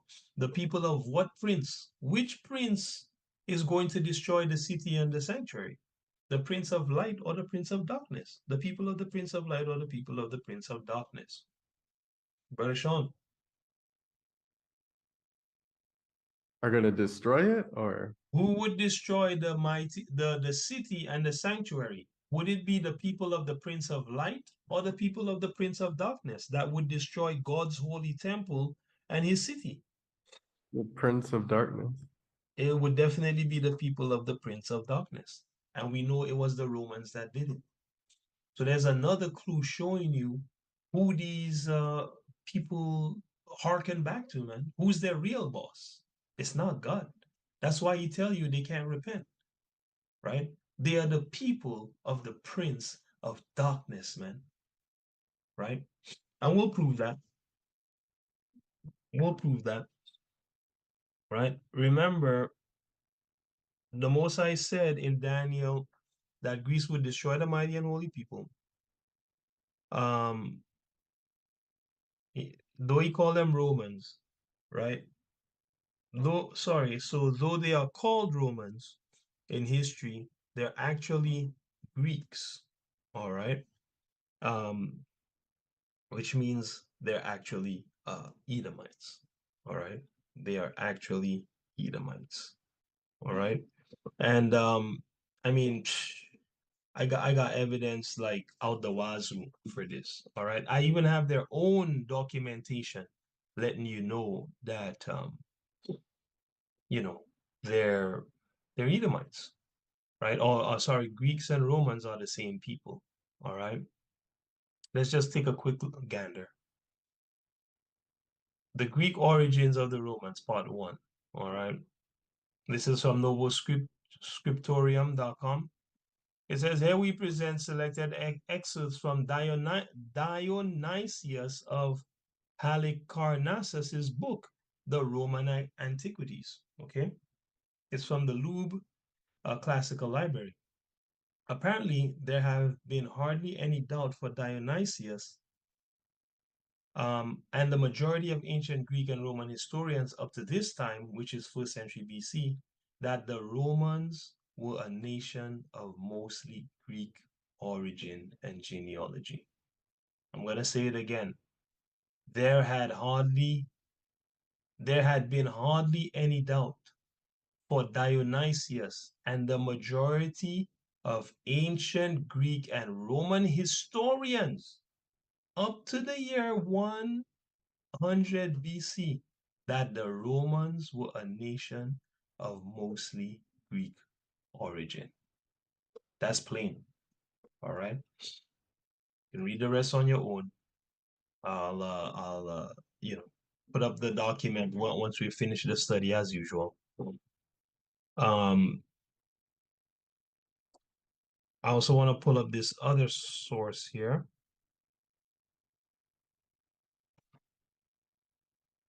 This is from Britannica.com, right?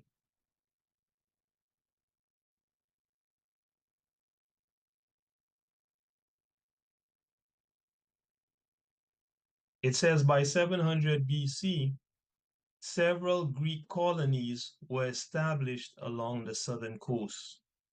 Both Greeks and Phoenicians were actively engaged in trade with Italian natives. Okay, hold on. Is this what I want?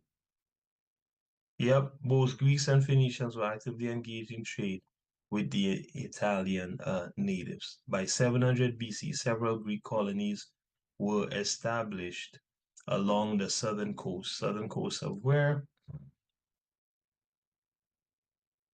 Along the southern coast of Rome, man.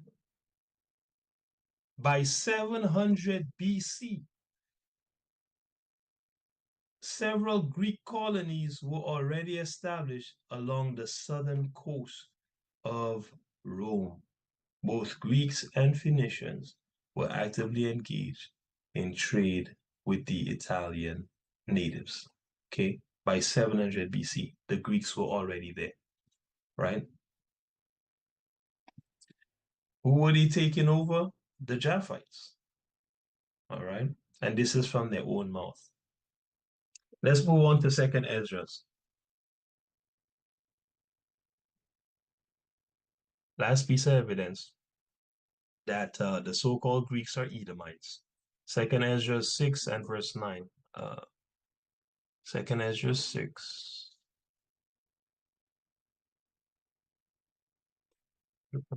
On this one.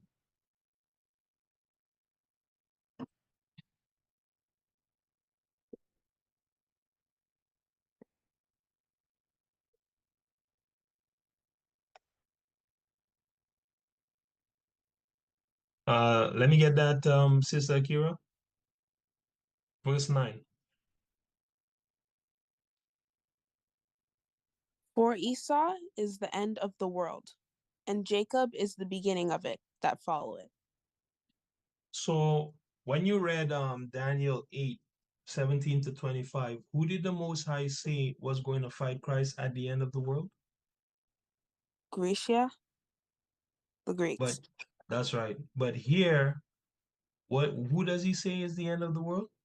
Esau. So then what's the relation between the two? Esau and the Greeks are the same people. They're the exact same people, right? And there you have it. It's plain as day. What is the true identity of the so-called European? The so-called European is the Edomite. That's who he is. right?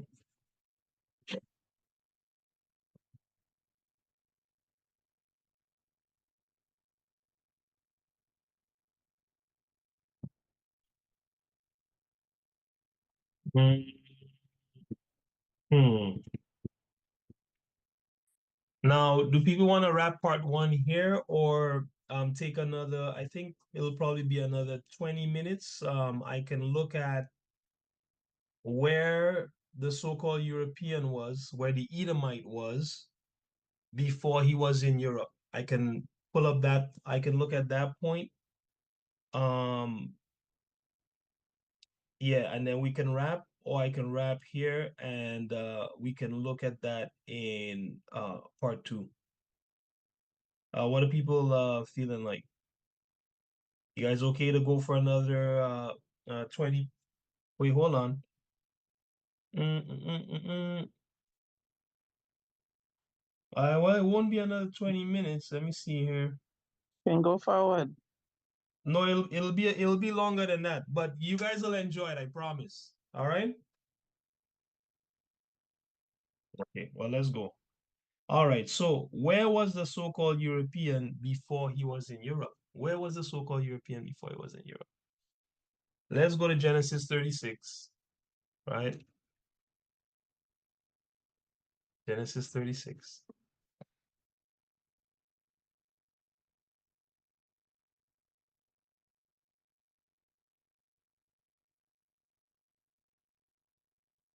Come on, Blue Letter.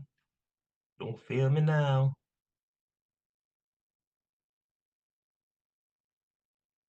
Yeah, let's try that again. Genesis 36.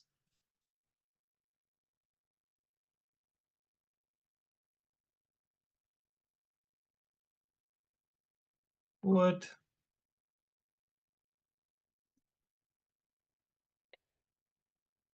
One second, family.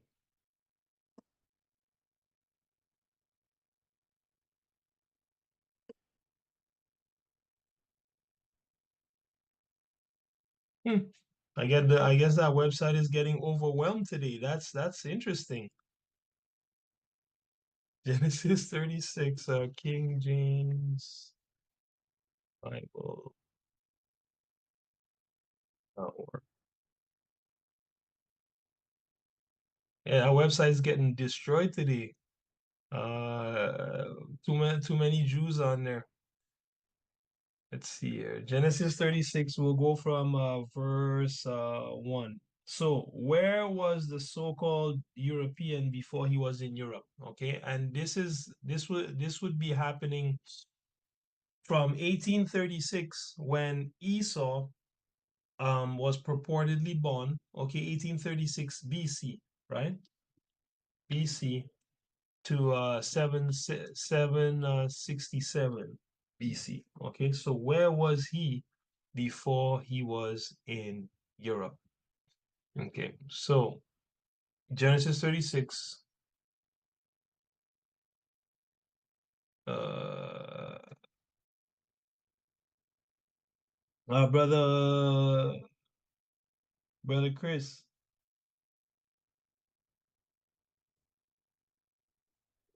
Yep.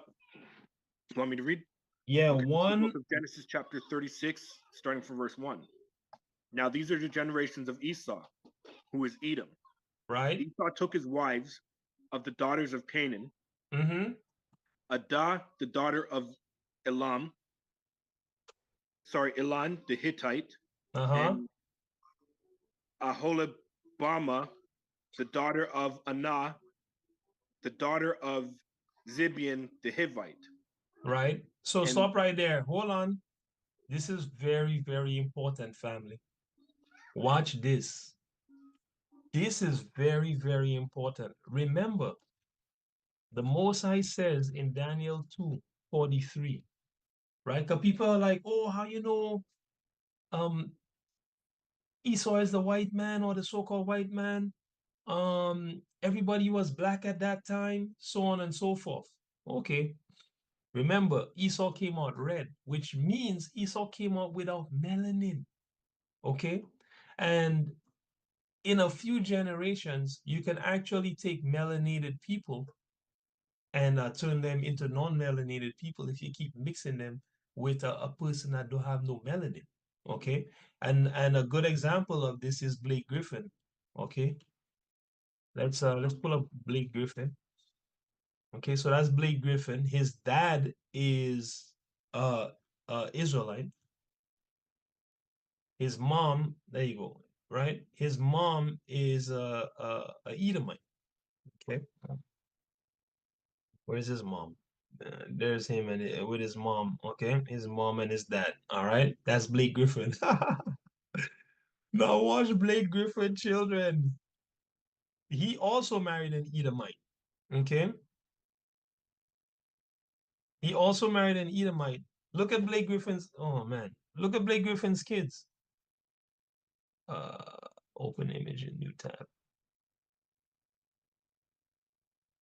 Do these kids look like Israelites at all? Now they're not all his, but at least one of these is his. And let's just go with this guy who looks the most like him. Does that look like a Jew? No. No, the kid looks like an Edomite. I think there's some color photos of him too. Let's just have a quick look here.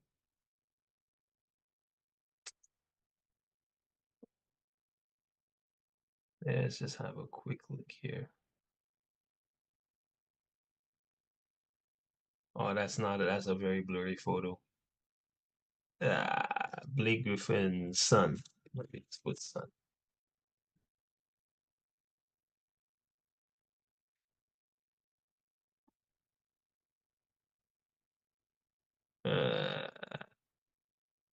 Yeah, you know, and this didn't take long.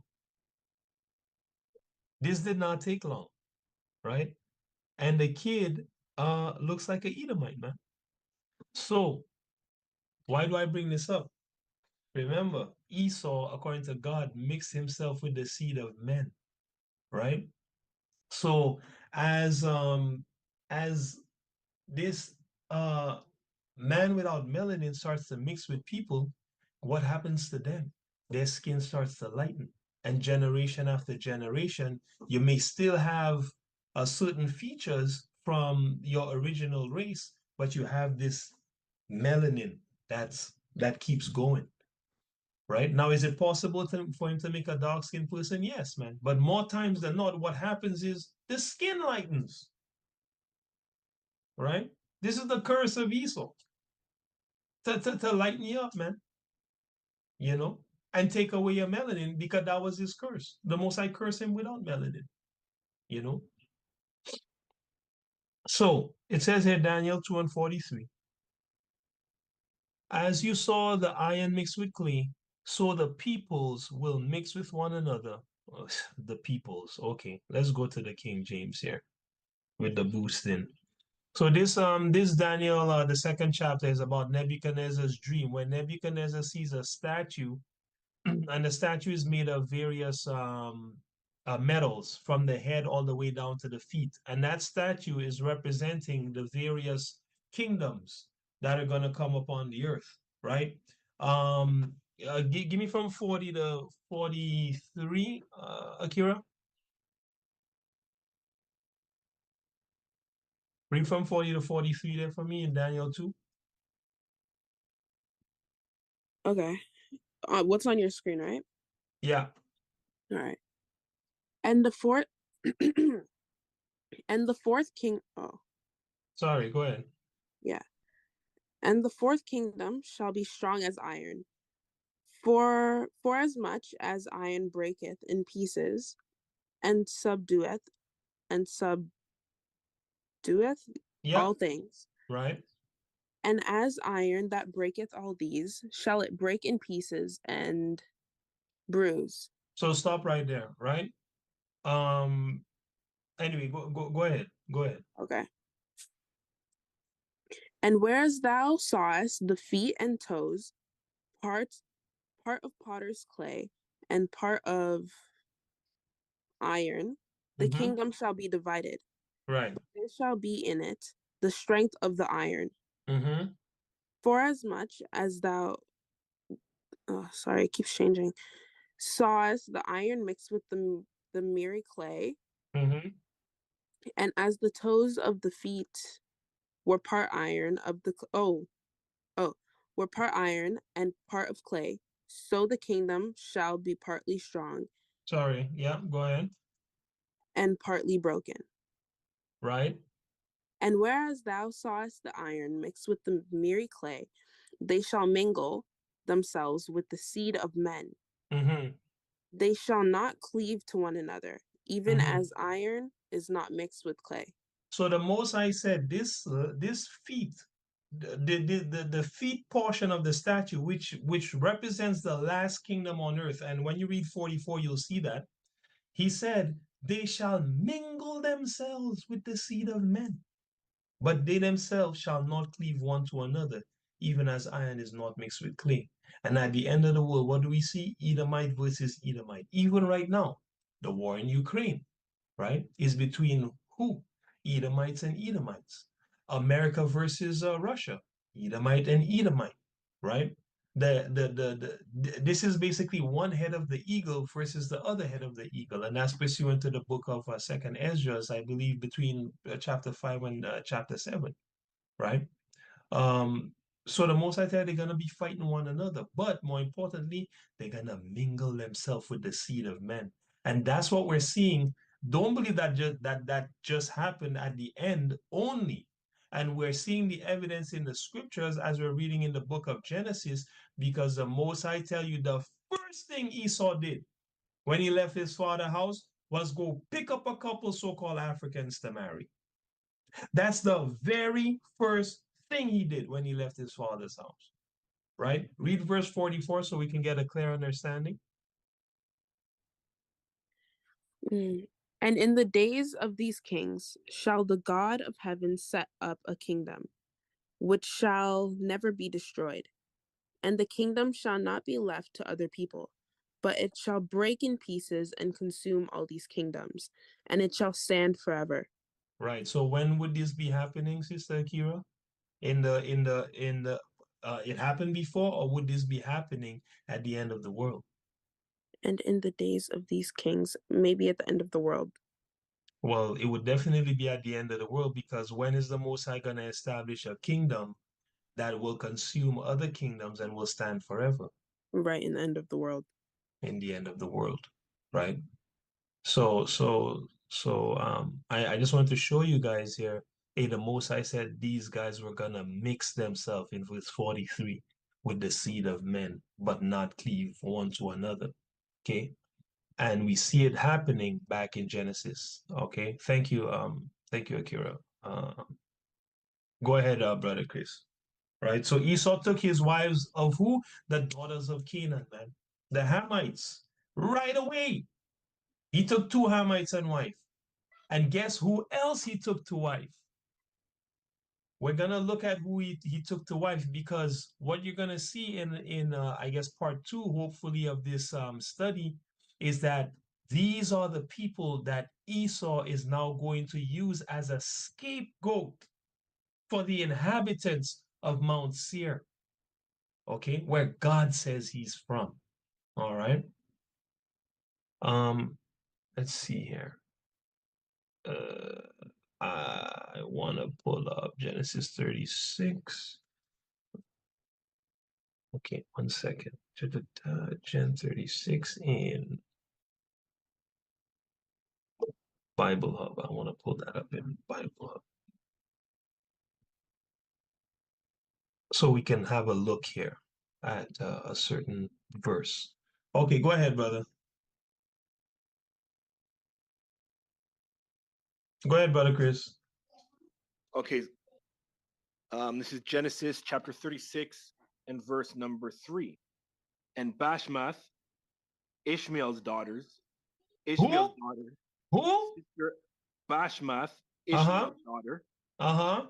sister of Nebojoth, and Mm-hmm. Adah bare to Esau Eliphaz, and Bashmath bare Reuel.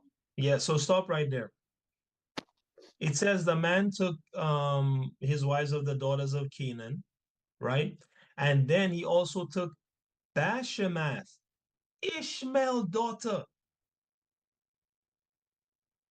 So who's the Ishmaelites, brother Chris? Um, they come from Abraham, Yes, but but who I would guess be the Ishmaelites today? they would be, some of them would be Esau, would be Edomites. Bro, Ishmael cannot be Esau. They're different people. So who are like we know the Oh, so you're saying Grecians, yes. Who are they today? What nation is the Arabs, actually Ishmael? Say again? the Arabs. The Arabs. The so-called Arabs are actually the Ishmaelites. Okay? That's just a quick Google search. You go look it up. These the Arabs tell you that they're from Ishmael. They tell you straight up we're the children of Ishmael. Okay. Um, so that's not even debated by anyone. So he took Bashemath, Ishmael's daughter, sister of the people he gonna blame. Okay, the people he gonna scapegoat for having lived in caves, right? Sister of it says here Nebajoth. This guy kills me. Nebajoth, my backside, bro. Let's go look at let's go see what this Nebajoth really is. Okay. This is the same Genesis 36, verse 3. And Bashemath, daughter of Ishmael, sister of Nebajoth. Okay. In Hebrew, Paleo Hebrew, this is Nabayat. Nabayat. Okay. Let's go see who is Nabayat. Okay. Because he took the sister of this guy, this Ishmaelite named Nabayat. Who is Nabayat? Well, it's from Nabat. Okay. Brown Driver Briggs, remember this, family. This is very important for the next part of this lesson, right? Because Esau spent, Esau spent too much time and resources scapegoating these people for his cave dwelling, okay? And we will dismantle the lie in the next, the next lesson. But I want you guys to see like the extent that this guy went to. This guy called him Nebajoth. Nebajoth, like if you don't look into it, you're not even gonna know that this is talking about these people. It's the proper name of a people, the Nabateans. Esau, as soon as he was able to marry, he take two wives of Canaan, and which is Ham, the so-called African. He take two Africans and one Arab to wife. He take two African and one Arab to wife. That's already the beginning of him mixing his seed with his mixing himself with the seed of men. Because remember, he came out red. So already these children gonna have a different kind of look. They're not gonna just have their dark brown skin and their features. They're gonna start to have Esau features, especially his skin color. Two Hamites and one so-called Arab. So now you can begin to see why the Arabs look like that. Now you could kind of begin to see why certain Africans like Moroccans look the way that they look. You see, this is not new, you know. This is at least 1816 by this time period, 1816 BC, man. Almost 2,000 years BC. This guy already started off the thing with a mixing, right? And then he gonna scapegoat these people who he took a wife from very early. He gonna scapegoat these people with his cave dwelling, right? Where we at? Verse, I think 3. We just read verse 3.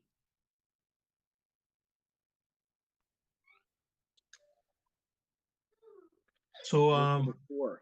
yeah, And Nadab bare Esau Eliphaz, and Bashmath bare Reuel, right? and Aholibama bare Jeush, Jeus, Yeah, and Jush.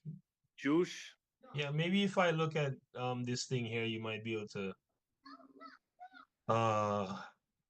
able to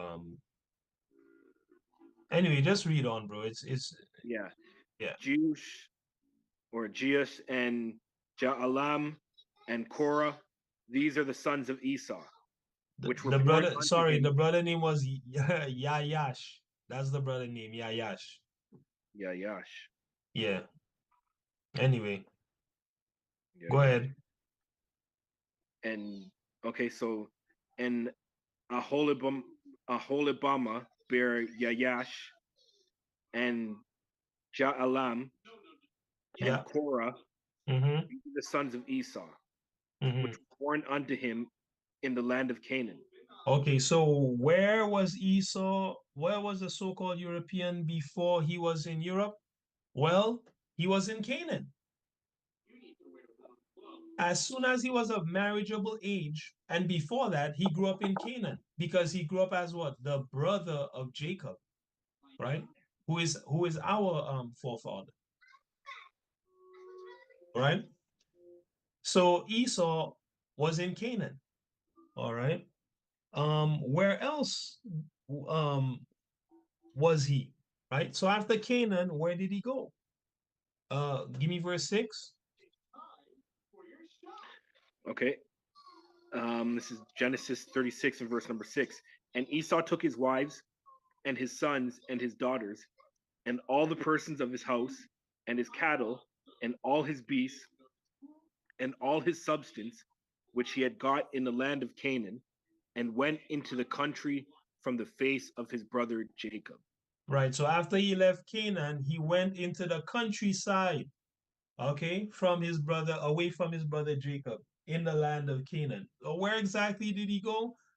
7 and 8.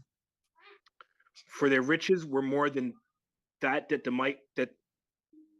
they might dwell together, and the land wherein they were strangers could not bear them because of their cattle. Thus dwelt Esau in Mount Seir. Esau is Edom. Where did Esau live when Esau left Canaan? Mount Seir. So it doesn't matter what dance this man want to do in his history books. God say he was living in Mount Seir. That's where he was living, right? When he left Canaan. That's where Esau was living before he came to Europe. Esau was in Mount Seir. All right.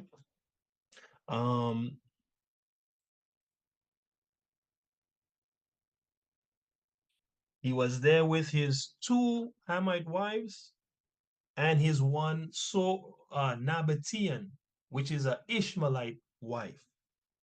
All right. Give me Obadiah 1, and we'll read 1 to 3, Akira. Obadiah 1.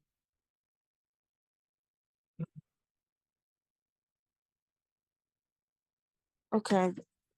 This is the Bible? Yeah. Okay. Obadiah 1, Obadiah 1. Obadiah 1. Verse what? From verse 1 to verse 3. Okay. Okay. The vision of Obadiah. Thus saith the Lord. Should I be saying God? Yeah? Yep, definitely, because that name has power. So every time you see the Lord, just say Yahweh instead, or Yah, for sure. Okay. Certainly. Yeah. The vision of Obadiah, thus saying, yeah, concerning Edom, we have heard Just of say his name, Yahweh. Yahweh. Yes, Okay. let's say of Yahweh. Yeah, go ahead.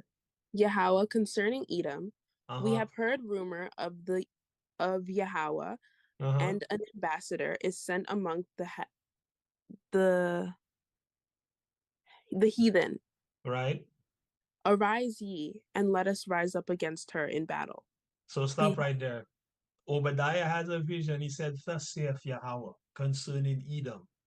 Hey, we've heard a rumor from Yahweh. An ambassador is sent among the heathen.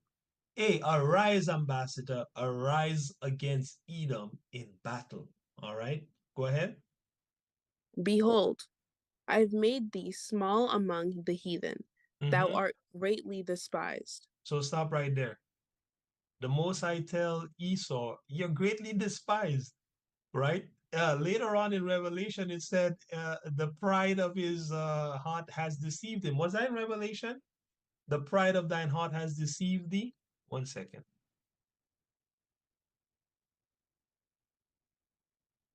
That might be Isaiah.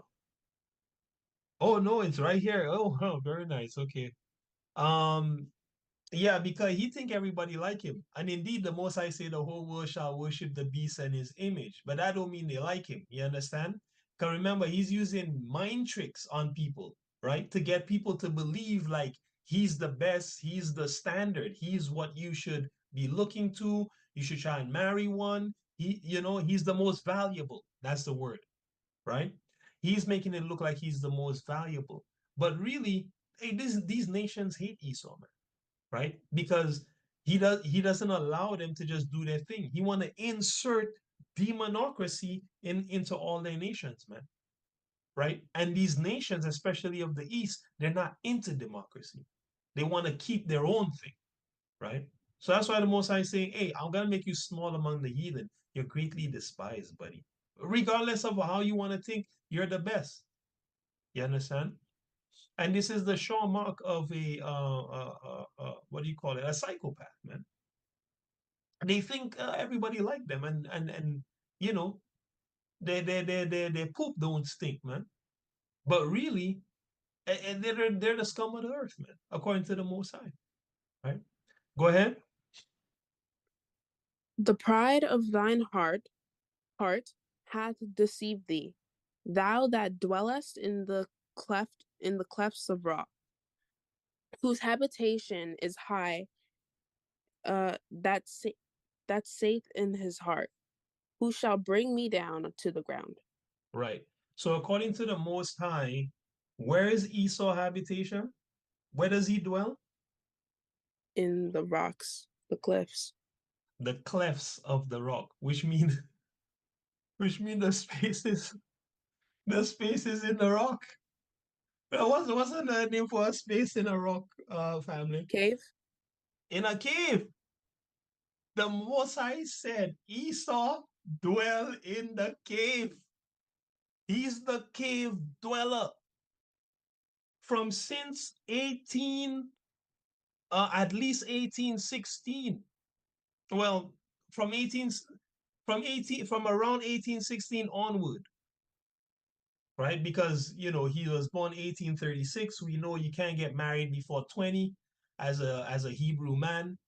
So from time he was 20 onward would have been the chance. Did he get married at exact 20? We don't know. But at least it can't be before that. It has to be after eternity, after 1836, 1816. Esau was dwelling in caves, man. Now, if somebody mad, they got to take that up with the Most High. Because the Most High tell me the man was dwelling in the clefts of the rock. Now, when you look at Esau's history books, uh, Esau tries to tell you, he tries to put it on us all. He tries to tell you about Neanderthals, and let's pull that up first. Neanderthal. This guy actually teaches that these are the ancestors of humankind. Scientists know this is impossible. People without melanin if they go together, they can't make people with more melanin. But people with more melanin can make everybody. Look it up. The scientists know that. Yet, as soon as you type Neanderthal, Esau says, this was the guy. This is who was dwelling in the caves. And this is the ancestor of us all. No melanin in his eye, no melanin in his skin, no melanin in his hair, or very little, let's see. This is the guy. And Esau says, he even goes so far as to say, and this is a great mystery that, man, we have to talk about, but in another lesson. Esau says that mostly Edomites have remnants of Neanderthal DNA. And there's a reason for that, right? There's a reason for that. Which we will see today towards the end. We're wrapping up again after this section. But this is who Esau says we all came from, man. Sean, that's your ancestor there?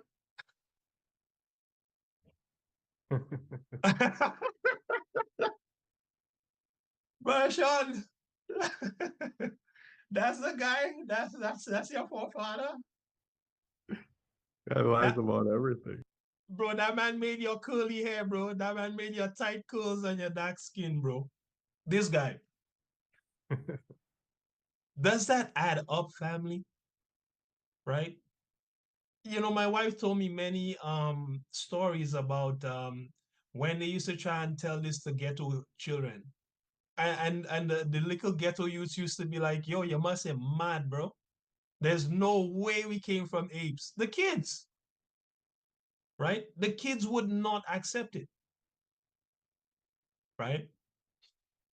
This is Esau's monkey man with the straight hair, right? Even if this guy was real, his hair would be completely woolly because that's what you need to make straight hair.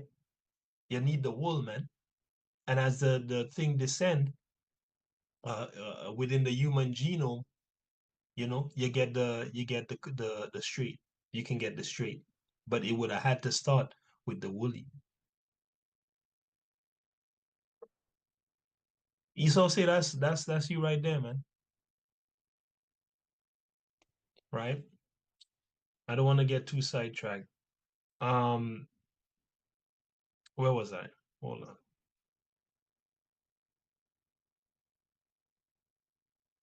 Oh yeah, the clefts of the rock. So he, you know, he tell you the whole world were Neanderthals, right? Why is he telling you that? That's Esau's ancestral history. That's all he remember. Esau was in the caves a long time, since after 1816. You know, let's highball and say he went into the caves, you know, 20 years after he got married. Let's give him some time. You know, he was dwelling in the desert for 20 years and then he said, you know what, cave life, right? That's still, you know, 1790 BC, right? And what we're going to see through our study is he left that cave region around 500 BC. So you spend over a millennium in caves, bro. I don't know what to tell you. Which that's why he keeps pushing the story. We were all cavemen. He says we were all cavemen, but every time he draws the caveman, he draws himself. Esau tells you we were all cavemen, but every time he draws the caveman, he draws himself.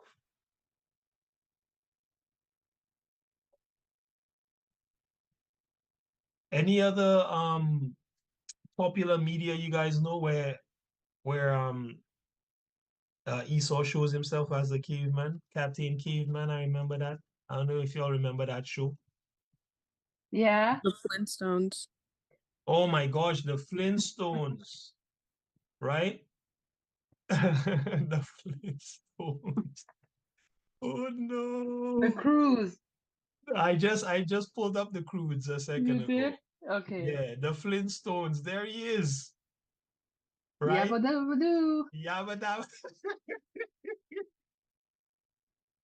Yabba dabba do, man. Right? So God is not a liar. Esau came from the caves. Okay. Um, let's go to let's go to let's go to let's go to Deuteronomy 2 and we'll read verse 4 to 5. Deuteronomy 2. Brother Sean, if you can give me verse 4 to 5, that would be great.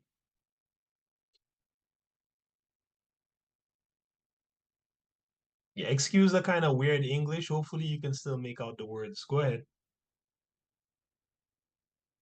And command thou the people, saying, Ye are passed through the coast of the brethren, the children of Esau, which dwell in the your faces. I can't see it because you're covering that part.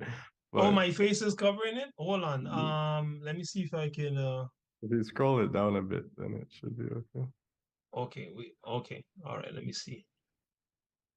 Try here. Is my face in the middle of the screen? It really shouldn't It's be. not in the middle, but just at the top corner where that was. Okay. Is that better? Oh, sorry. Wait, hold on. Is that better? Yeah, yeah. Okay. Okay. So the children of Esau which dwell in Seir, and they shall be afraid of you. Mm-hmm. Take ye good heed into your soul, therefore. Selves. Yeah. Right. Go ahead. Middle not with them, Mm-hmm. for I will not give you of their land. Right. No, not so much of a foot breadth, Mm-hmm. because I have given Mount Seir unto Esau for possession. Who God say he gave the Mount Seir to? Esau. He say, I gave it to Esau for possession. That place belonged to Esau, man. So yeah, he trying to erase it, but you can't because God said he gave it to you. No matter what you do, you'll always be a caveman. God gave you the cave. Live in it. But the most I tell you, hey, this man don't keep at home. He go in everybody things in Habakkuk chapter 2. So he defied the Most High, right? But for a long time, that's where he was, right? It says they dwell in Seir. The children of Esau, they live in Mount Seir. All right.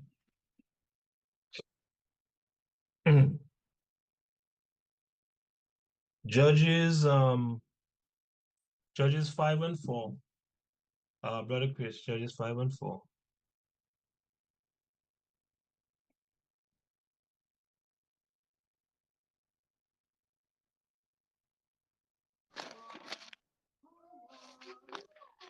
Okay. Let's get it.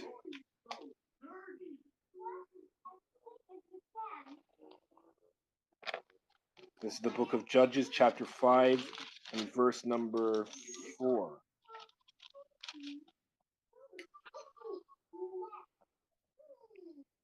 Okay, it says, Yahweh, when thou wentest out of Seir, when thou marchest out of the field of Edom, the earth trembled, and the heavens dropped, and clouds also dropped water. Yeah, when the Mosai, when now went is out of Seir, uh,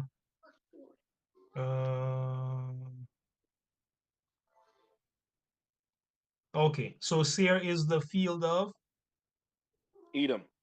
all right. right? So that was just to show, listen, man, beyond the shadow of a doubt, that place belongs to Esau. Now, what you're gonna see is that Esau had to kick people out of that place to get the place, just like we had to kick people out of Canaan to get it, because the Most High had already given it to us. And for that, we want to go to Deuteronomy chapter 2. If you can give me that, Sister Akira, Deuteronomy chapter 2, and go from 19. Okay, just hold on a second. Yep. Deuteronomy chapter 2. You want to go from 19 to 22, and that's the last scripture for today.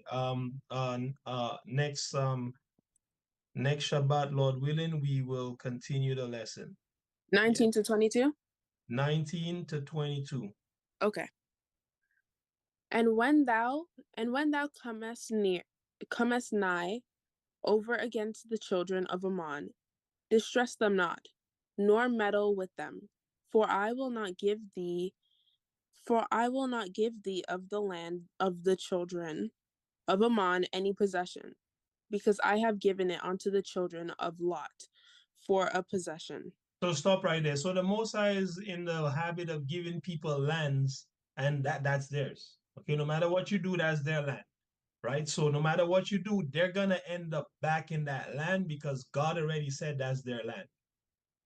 So Ammon was the land of the children of Lot. That's it. Right? Go ahead. That also was accounted a land of giants. Giants dwelt to reign in old time. And the giants dwelt therein in old time. And the Ammonites, and the Ammonites call them Zamzumims. Yeah, Zamzumims. Yeah. So Zamzumims.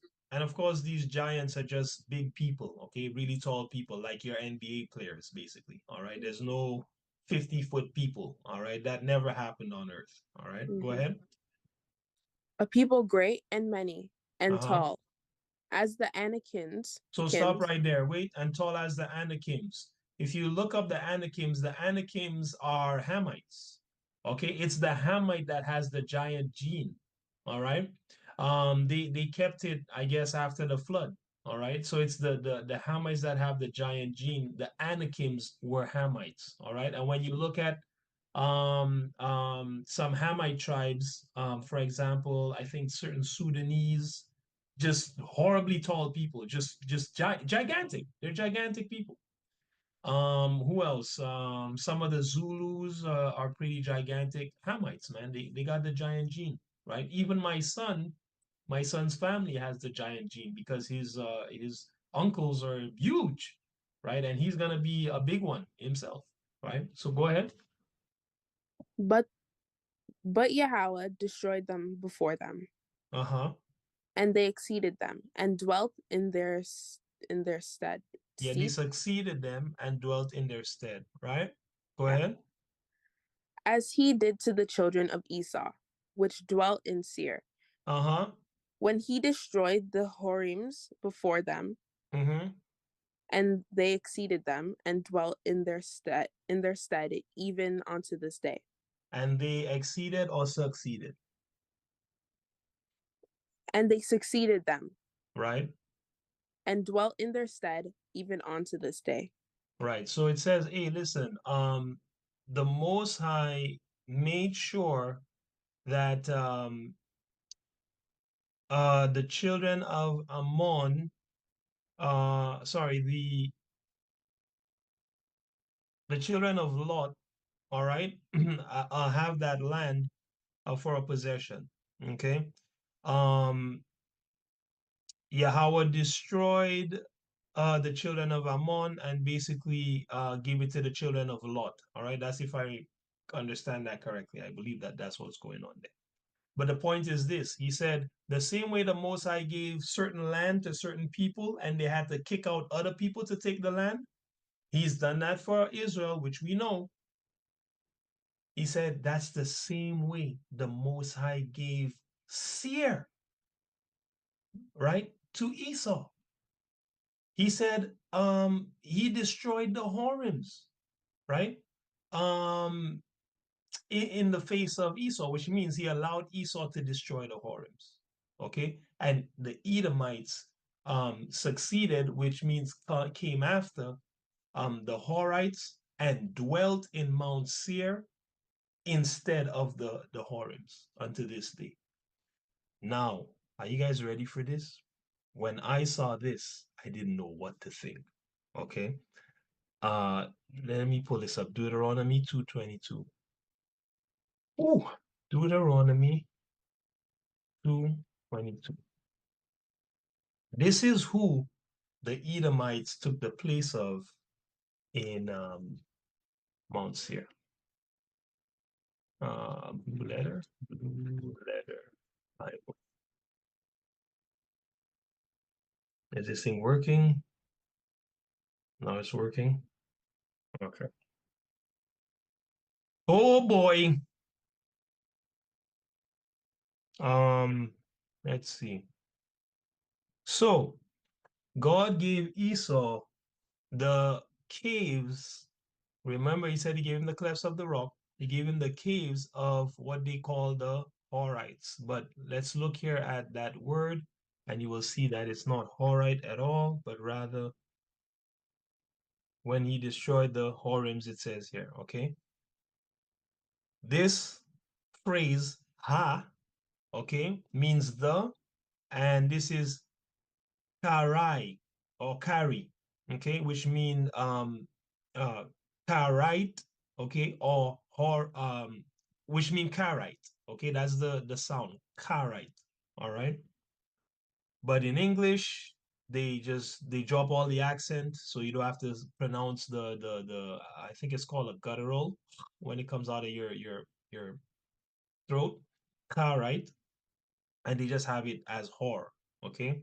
And instead of using e, that short I sound at the end, they use it, okay. um so let's just look into this word khari, okay.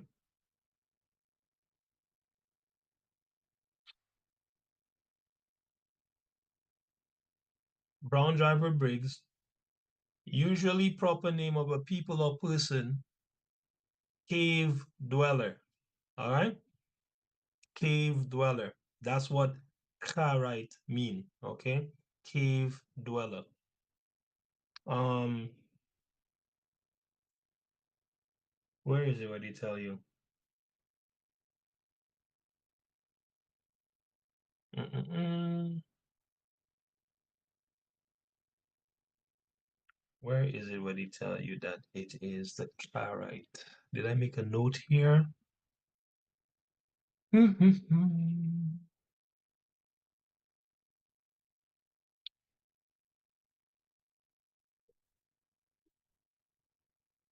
Who are the...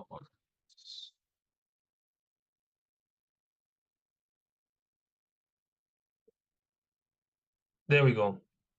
Horites, okay? According to Archibald Sayce in 1915, the Horites have been identified with references in Egyptian inscriptions to Ka. You see that? All right, so that's the true form of the word, not hor. It's kar. Okay, and as we go through the Hebrew, I hope you guys are starting to see a lot of times when you see these OR and this H, like I hope you're starting to see basically how to convert the words back into ancient Hebrew. A lot of times when you see H, it's ka, you know, a lot of times when you see O, it's a, and so on and so forth, right? So anyway, um the Horites have been identified with references in Egyptian inscriptions to Kar, formerly translated as Hari, which concern a southern region of Canaan. Most recent scholarship has associated them with the Hurrians. Dodge that, that's a lie. Okay, they're not no Hurrians. But I wanted to show you the Ka portion of their names. Okay, that is Harite, not Horite. Okay. Um, I can close this. Uh, did it close out? There we go. Okay. So the Karite. Who are the Horites or Karites, and what is Mount Seir? Okay. So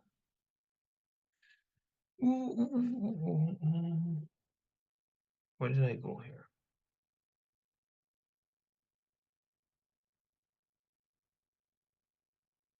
Sorry, so we saw that the Karites are cave dwellers, all right? Again, Horite is Karite, which is cave dweller. Right here, they give you a little better of a pronunciation, Kori, but that's still modern Hebrew, okay? That would be Kari, all right? A cave dweller or troglodyte, all right? An aboriginal Idumean or aboriginal Idumean. Take that in. Aboriginal Idumean family? What does that mean? Brother Chris, Aboriginal Idumean, what does that mean? I guess they're the first Idumeans. So it's interchangeable, but we know from the scriptures, the Most High said there was people there from before. All right. But that's interesting that it says Aboriginal Idumeans here. Okay. Here's the really disturbing piece. Now we're gonna look at, so we know Karite mean cave dweller. So they were in the cave before Esau came to the cave. But what? What do we have here? Ah, all right. Why didn't it go directly to where it says the man lived in Seir? Let's pull this up. Genesis 36 and 8. Thus dwelt Esau in Mount Seir. What is Mount Seir? Okay. What is Mount Seir? Oh boy. According to the Most High, Mount Seir is two things. The mountains of Petra, okay? All right. So this is from nabatea.net. Here's the highlight. A great deal of confusion has come about by people confusing Mount Seir with this location. The location it's talking about is Bozrah, okay, which was the capital city of Edom. Come by a great deal of confusion has come about by people confusing Mount Seir with this location, with Bozrah, okay? Rather, Mount Seir was the mountains of Petra.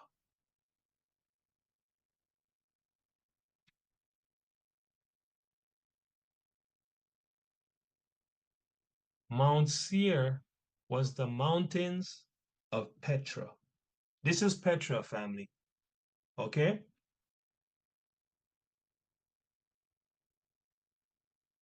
This is where the scriptures were talking about when it said Mount Seir. Do we see anything that resembles Edomite civilization? Akira, do you see anything here that resembles Edomite civilization? This is in the middle of the desert in Jordan. Do you see anything that resembles Edomite thing? It reminds me of like their like Roman and Greek temples and That's whatnot. right. That's right. This is in a cliffside in the middle of the desert. Okay. The brother just said here in the article that Mount Seir was the mountains of Petra, man. So when the Most High tell you Esau dwelt in Mount Seir, and we go and we look at this, you can't tell me it was Nabateans, which is what they put in the books. They say Nabateans dwelt here. How? How? When you look at Petra, Jordan, all you see is so-called Greek and so-called Roman architecture. I don't know any ancient civilization that was busy building their cities with other people's gods and styles, you know, in the cities, man. I don't know of ancient Chinese that was building their buildings to look like the ancient Indians. I don't know ancient Indians or Persians that were building their buildings to look like the ancient Egyptians. I don't know ancient Egyptians that were building their buildings to look like the ancient Babylonians, man.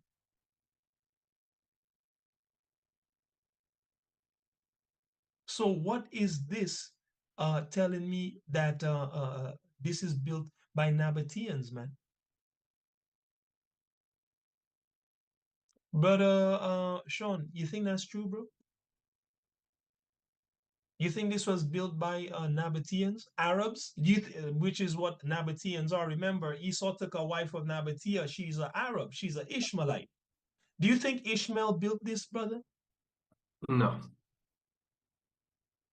Why don't you think Ishmael built this? Wouldn't Ishmael build something like this? No, I'm Yeah, asking. I'm asking seriously. Why wouldn't Ishmael build this?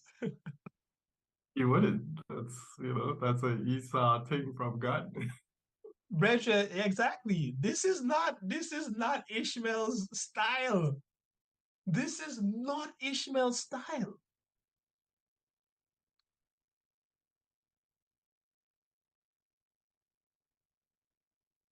Come now, right?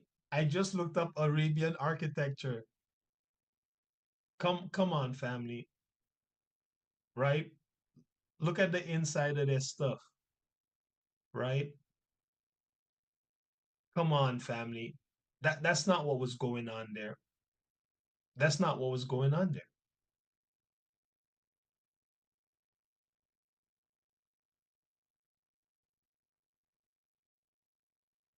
These guys built that. The same people that this is their style.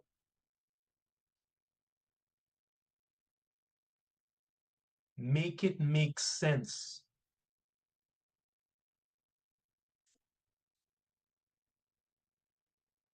Okay.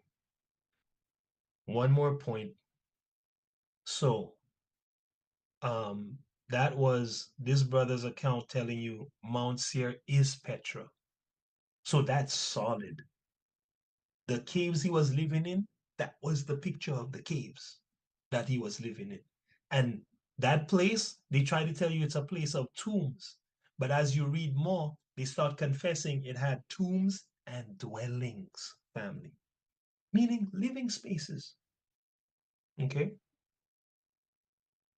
Um, one more thing we want to see about Seir. Okay, so we just came from um this is Genesis 36 and verse 8, that scripture, Seir. Thus dwelt Esau in Mount Seir. Okay, what is Mount Seir? It says here,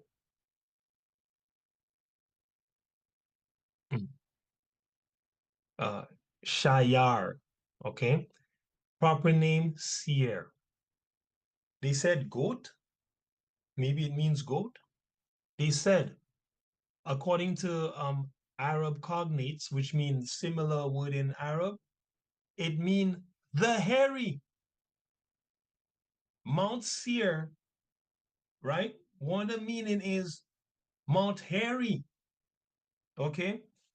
They say here that is well wooded. I don't believe that. That place was not well wooded. It's a barren wasteland. Okay.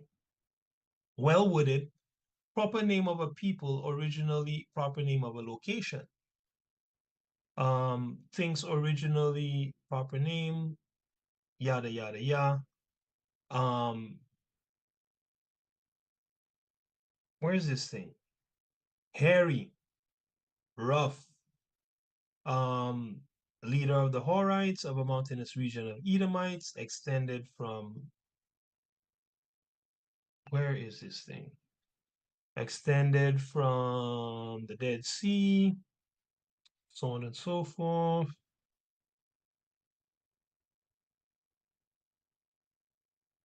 Where is it? Did I note it? Okay. What? We were just here. 1 second.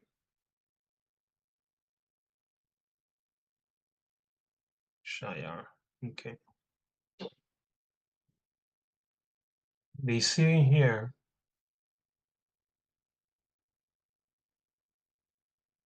Where is this thing?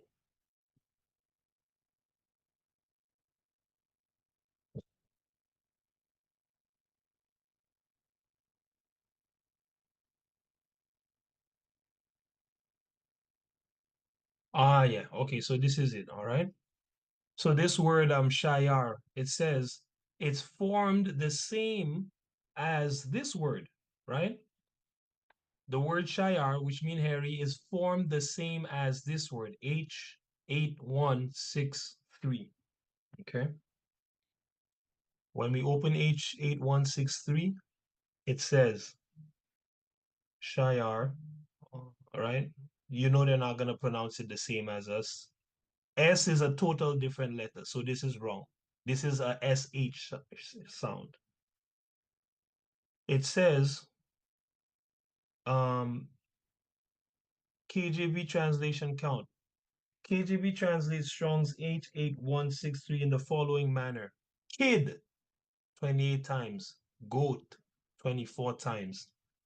Devil, 2 times. Devil? Mount Devil family? Mount Hairy family? Mount Goat? Mount Kid? Mount He Goat? Now, according to Daniel 8, Sister Akira, what was the animal that was the Grecian? What animal was the Grecian? The goat, the rough goat. The rough goat.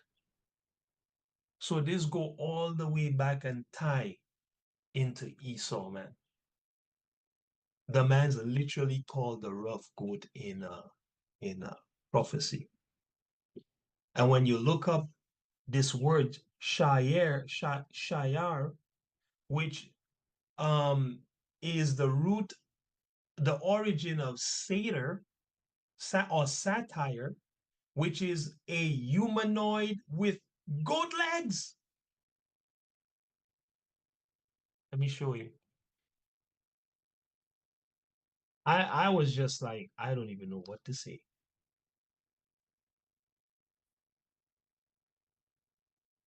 Remember, the Horites dwelt in this place before, right? The Horites, it says, or the Karites, it means hairy, man. So there was some hairy men in those caves, man. And Seir, Mount Seir, is named after a person, right?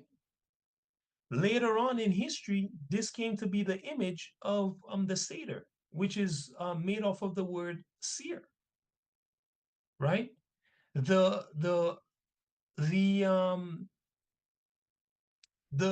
word as a noun means a he-goat. By analogy, a fawn, a devil, man, a goat, a hairy person, a kid, or a satyr or satire, which is what I just looked up. Right? So this was the mountain of what? What would be a different way to say this? This was the mountain of what? Brother Sean?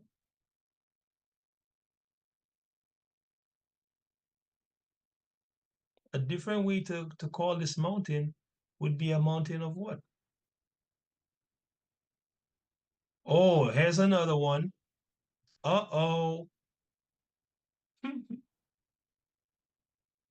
Seer, Shayar also means what?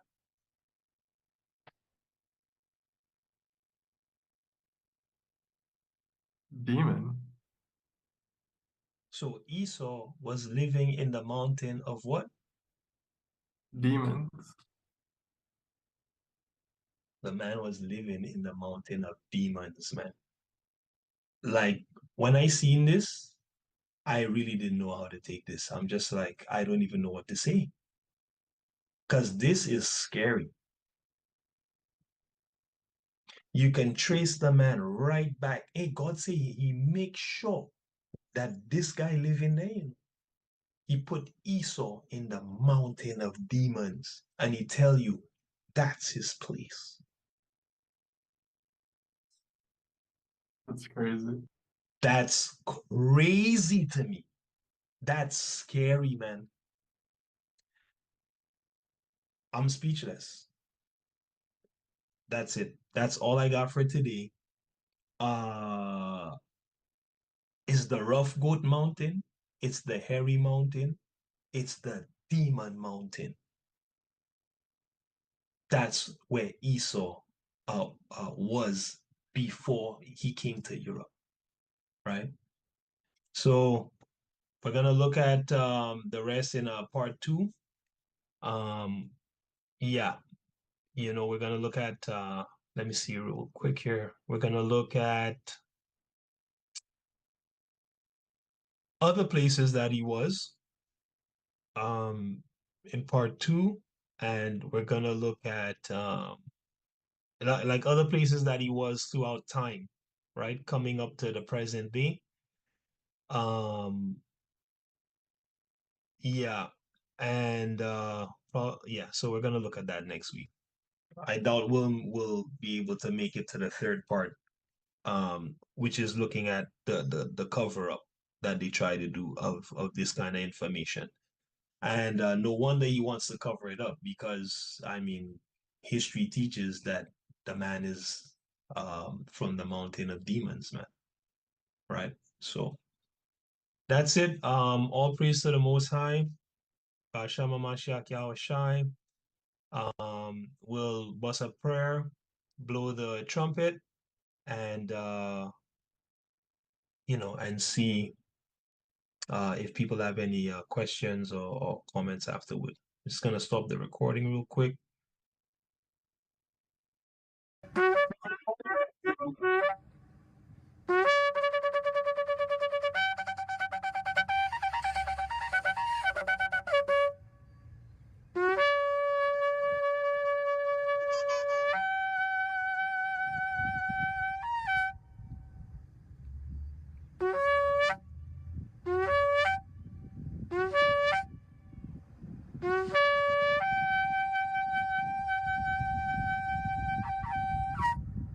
Shabbat Shalom, the king is coming. Bless y'all.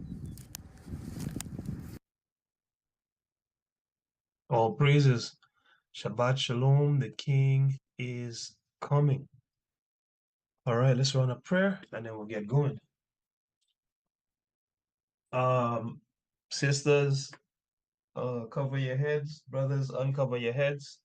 And let us go to the throne room of the Most High God. Heavenly Father, blessed be your name forever, even forever and ever. Father, thank you so much for Yahweh Shai, who is our Savior and our chance to be forgiven for sins we could not be forgiven for under the old covenant, who is the fulfillment of the law of sacrifice for the forgiveness of sins. A great sacrifice he was, Father. And in order to live a life worthy of the sacrifice, we ourselves sacrifice our own lives with all our worldliness for righteousness. It is a better life in the flesh, and it shall surely be a better life in the spirit. We pray that today, Father, as we bring out this truth, that you would be with us, Father. Let it be all truth that comes out of our mouths today. I pray that all the souls that hear this, that need to hear this, would repent of their sins, Father, and come back and keep your commandments. Every Israelite and every sincere stranger that you have picked before, Father, they even came into the flesh. I pray, Father, that the lesson is powerful. I pray for those on their way that they make it safely. I pray for every Israelite keeping Shabbat today that you bless their Shabbat, oh Father. And I pray, Father, you come back and save us from our enemies and the hands of all who hate us. Thank you for all the great works that you have been doing in the world.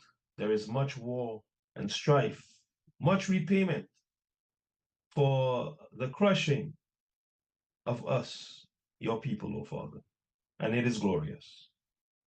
We give you thanks, Father. We give you praise, and we pray these things to Yahweh Shai's name, who the world ignorantly calls Jesus. And we say hallelujah, amen, hallelujah. So be it.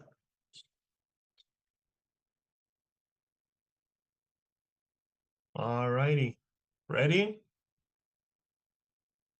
Gone. Gone. All right, let's get going. Let's see here.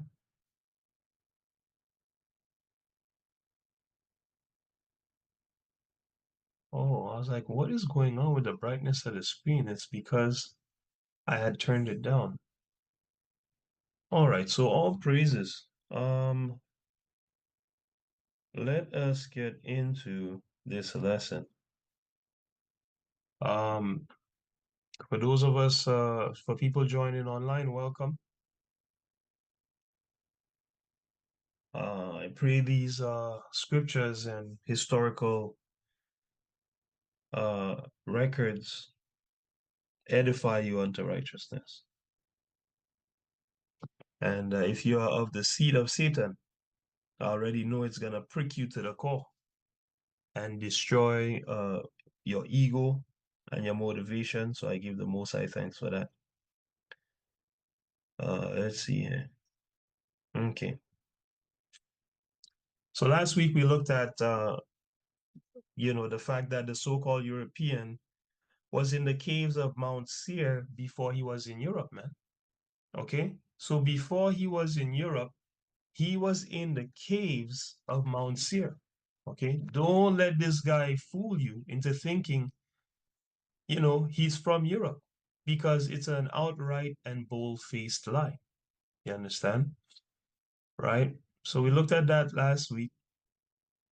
And this week we're going to continue by looking at a timeline, right, of where this guy was and what he was doing at those particular times, right? So let's get the receipts of him being in the caves, okay, before he was in Europe, from the historical record. Last week we got it from the scriptures. This week we're going to pull it out from the historical record, all right? So we're going to start off with this video right here. Let's get it in. But the Nabateans never thought this would be happening.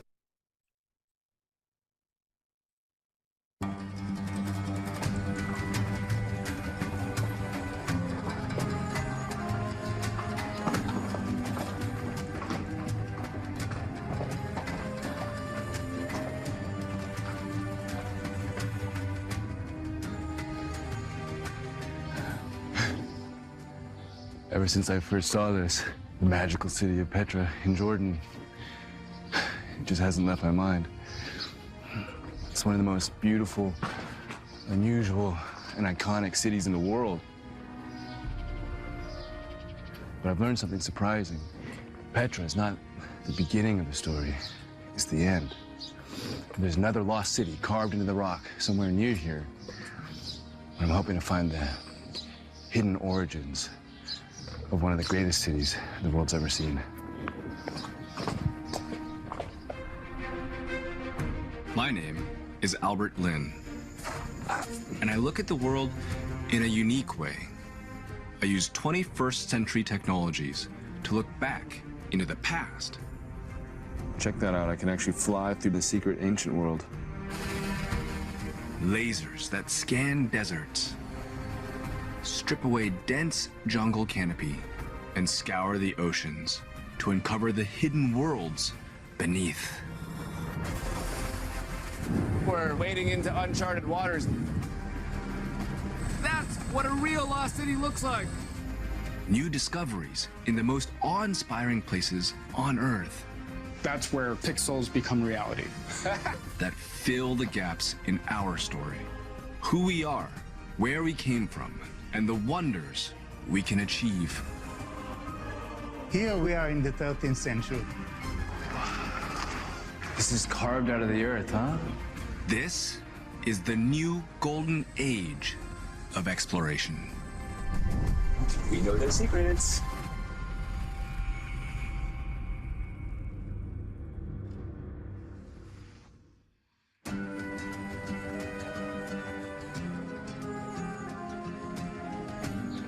The people who lived here in this city, well, they're originally nomads, traveling, trading across the Arabian desert, living in tents. And then in a leap, they built this. What happened?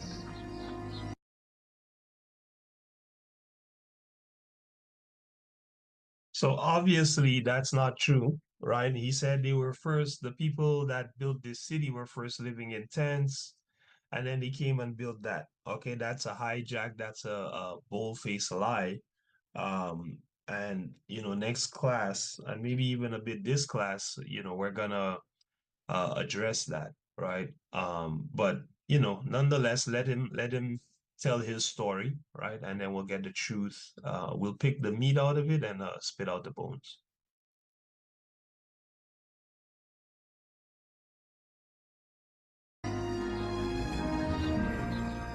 I want to find out who they were, where they came from, and what came before all this. New clues about them are being discovered in the desert rocks.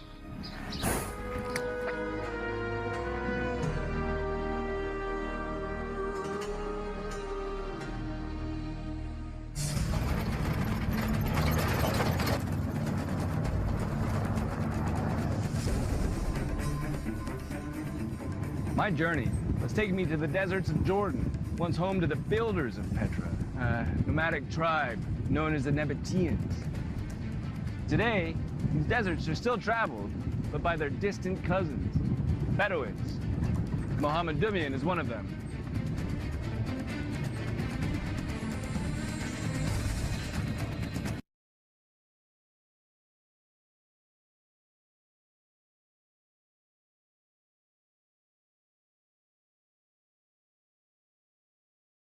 Petra's hidden origins, lost cities with Albert.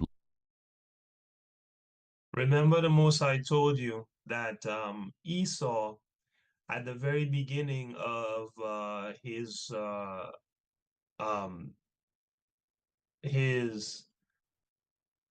as soon as he left his father's house, the first thing he did was take a Canaanite wife and a Nabatean wife. And we looked at that in part 1. We looked at the scriptures in part 1 that prove that. Okay, so it's no wonder that now with all the deception and the smoke screens, this guy is now calling the people who lived in those rock formations Nabateans. It's no wonder, okay? Because when you look at Esau, how does he trace lineage? He traces lineage to the father, the mother, anything. It's just a bunch of confusion when God tells you that the lineage is traced to the father. So this guy Lynn here, he's basically, under the glass ceiling of the lies and confusion of Esau. And so now he's calling these people Nabateans, but we'll see what the archaeology says about them, right?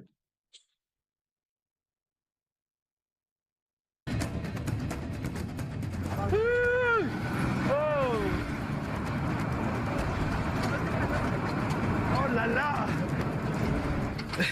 Very good. This is the most epic car I've ever been in. We don't have brakes, the door doesn't work, And you have only wires as keys. We don't have a break. Maybe we enter to the camera.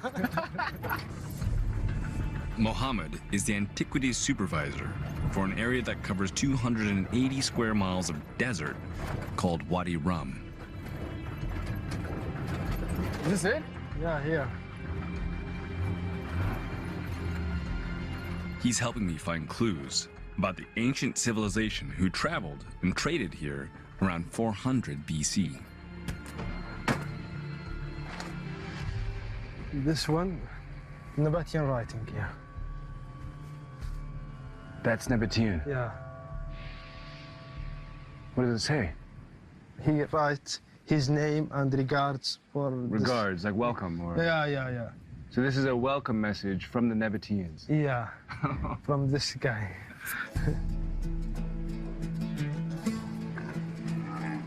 The Nabatean merchants who crossed this desert 2,500 years ago left signs for each other in the rocks. They're incredible. Camels. Yeah. This like a sign for caravan. Like you see this camel like this, they go to the south. They tell you where the direction to go to the water. Ancient signposts.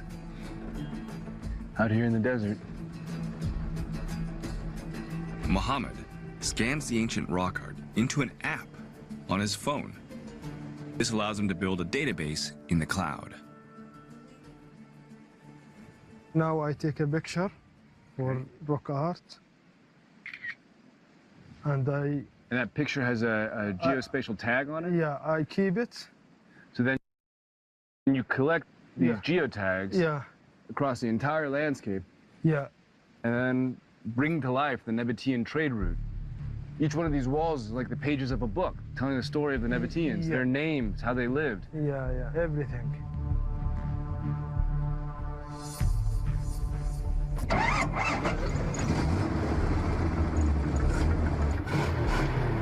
We're in business. We follow the direction the ancient camel's pointing and head for the nearest water source.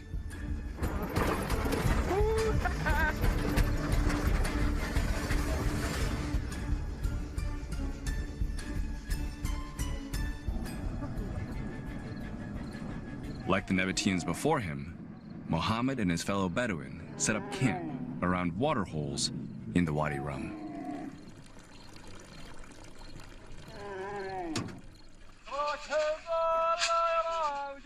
We upload the scans of the geotagged rock markings, and a pattern begins to emerge. This is actually the spot that we were. So you've collected all of those points around every single rock. I am. Everywhere place you have a lot of inscription, you will find settlement or spring of the water.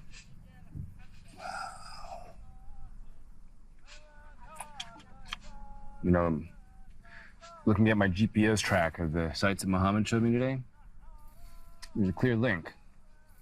Signs carved into rock pointing to water.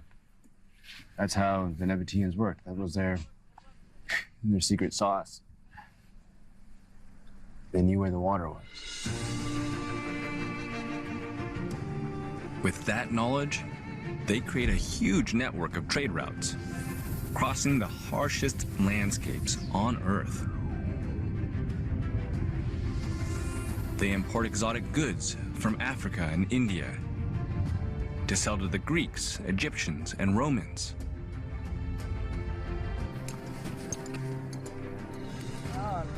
Their most profitable product is this: frankincense.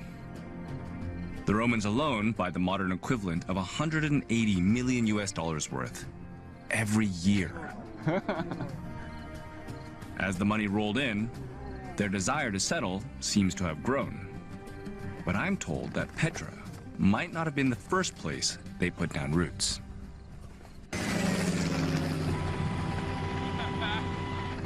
We're now flying over the Jordanian desert in a Black Hawk.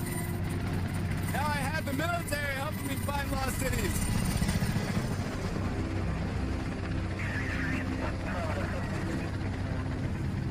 Bob Bewley is an aerial archaeologist. He traces the ancient water sources and trade routes of the Nabateans from above.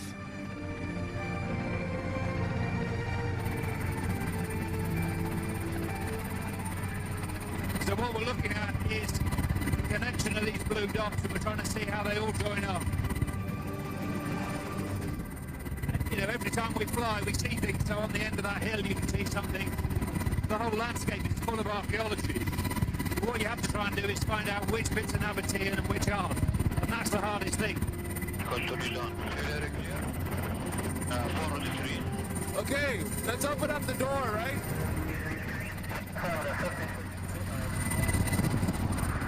That's when it gets windy.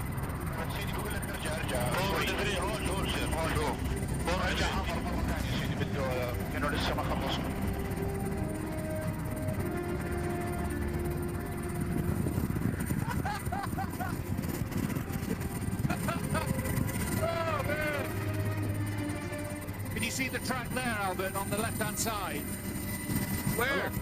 Along the ridge there. Right there? Yeah, yeah. Okay. And although we're looking at a modern road, it's built on the ancient road. And now we're going to follow it.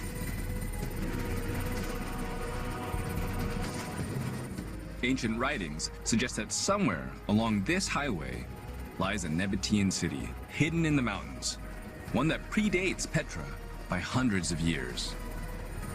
Oh, it's gotta be this! I can see the modern highway, but you can see the ancient highway running right next to it. Okay, level off straight ahead. That's it, lovely. So that's the track running up the hill there. Yeah. We approach a barren mountaintop, surrounded by steep valleys. That's lovely. 11 o'clock, right here? Yeah, okay, yeah. I see it. This rocky plateau doesn't look like any lost city I've ever seen before. But the ancient Greek writings describe the nomadic Nabateans setting up home here, possibly for the first time. Happy to land? Yeah. Fantastic. The city is called Sela, Hebrew for rock. Incredible. That's amazing, isn't it? Look at that dust.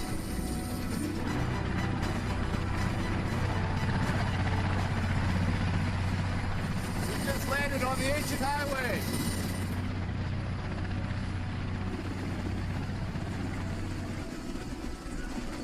Sela has never been scanned by lasers before. I'm launching an expedition to the summit, 3,000 feet above sea level, with my LiDAR team, to uncover the secrets of this mysterious place.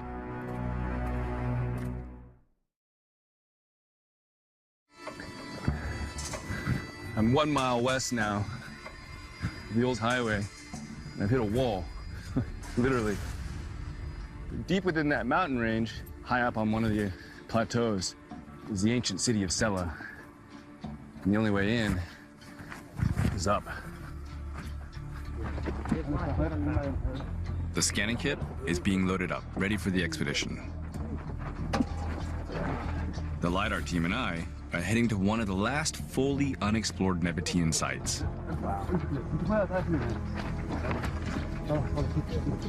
And Jordan's acclaimed archaeologist, Mohammed Najjar, is leading the ascent. Marhaba. How are you, my good friend? to see you. Yeah, it's been too long. It's a treacherous hike to the top. Mohammed has assembled a team with local knowledge to help us, including surveyor Ahmed Marafi. Ahmed, nice to meet you. Nice to meet you too, Albert. Do you reckon it's going to balance? Die. Hey, Joe. Hey, man. How's it going? Good to see you. Wow. I've never carried LiDAR kit on a donkey before, or on a horse. This is high tech meets ancient tech. Yeah. Are you ready? Let's go. Yalla. Yalla. Yalla, my friend, yalla. I don't know what to expect at the top.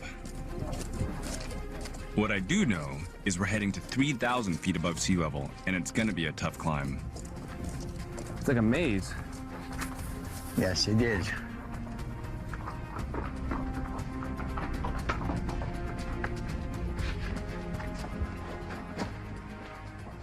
Those steps, are those? Yes. Ancient? That's our way up. Wow.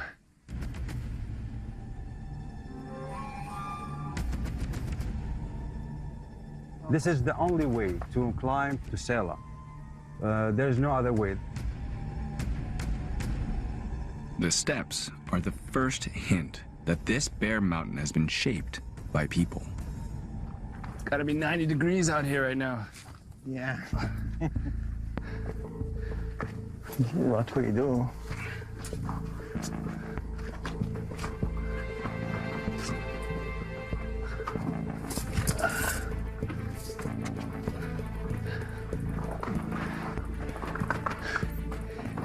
This is like a ancient skyscraper up here.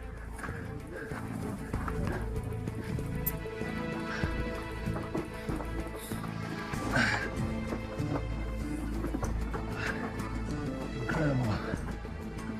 You know, it's funny, when you walk through here, you can almost sense the path of somebody walking through this same little canyon. Yeah.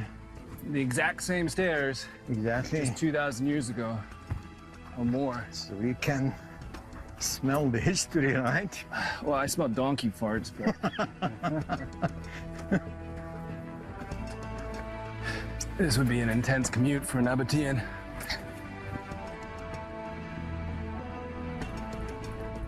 "1,000 steps, and we're only halfway up the vertical climb. The terrain is brutal, and the questions keep coming. It just seems like an unbelievable amount of effort to build your world on top of a mountain in the middle of an arid desert. Should we take a break and drink some water, guys? Stay away from the mean donkey. You know, water is like, it's how you live, but this desert is so dry.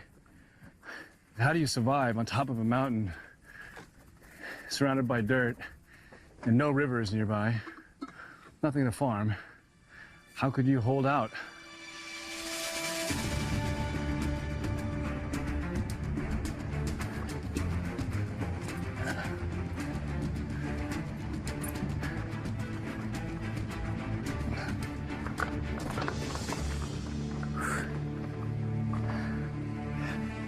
Feels like we're getting close.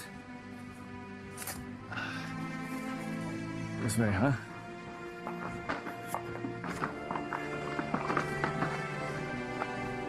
Finally, we reach the top. Look at these steps, huh? Yeah, it's ancient.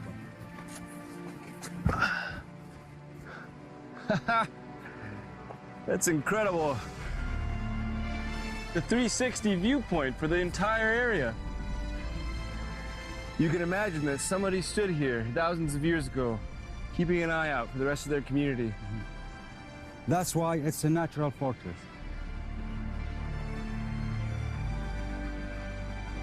If this is the place named in the ancient Greek texts, then it was once a treasury for Nabatean silver worth 10 million US dollars in today's money. Its location, a formidable stronghold. But how did this lifeless crop with no water source become home to a city of people? To hunt for clues, we plan to LiDAR scan the whole plateau. The access to so much of it is virtually impossible. And it also looks like sheer drops everywhere. I mean, it's deadly, basically, to explore this, Absolutely, right? yeah. So hopefully we can go places that wouldn't be safe to go otherwise. Okay, we're good to go.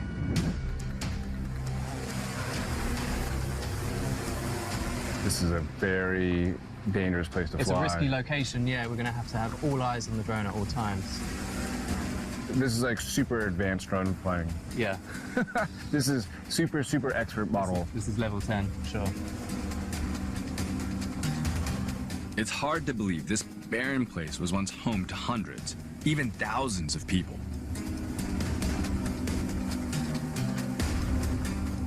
If they left any evidence, I'm banking on my technology to find it.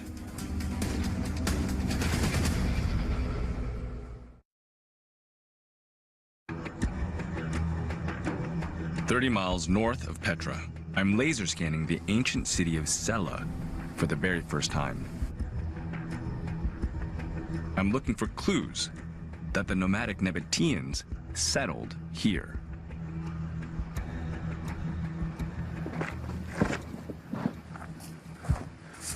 Look at this.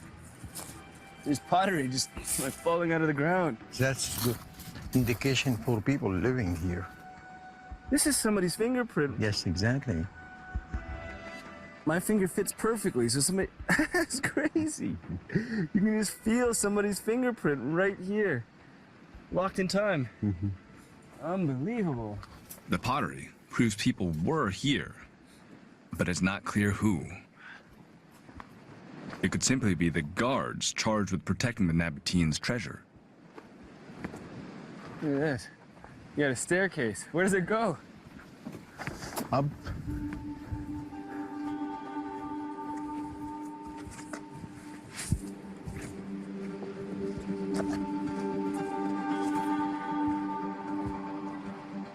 Probably it's a place to pray. Yes, absolutely. You think so? Yeah. You look for a high place to be closer to the gods.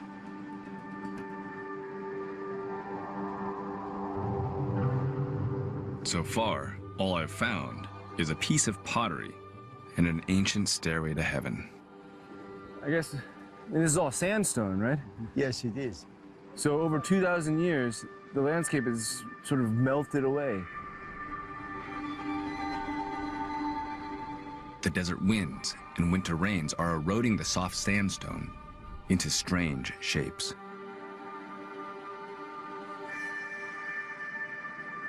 But I can just make out curious, regular markings in the rocks. Wow, look around. What are these little holes up here? Well, actually, this is the traditional Nabatean house. So they were living here.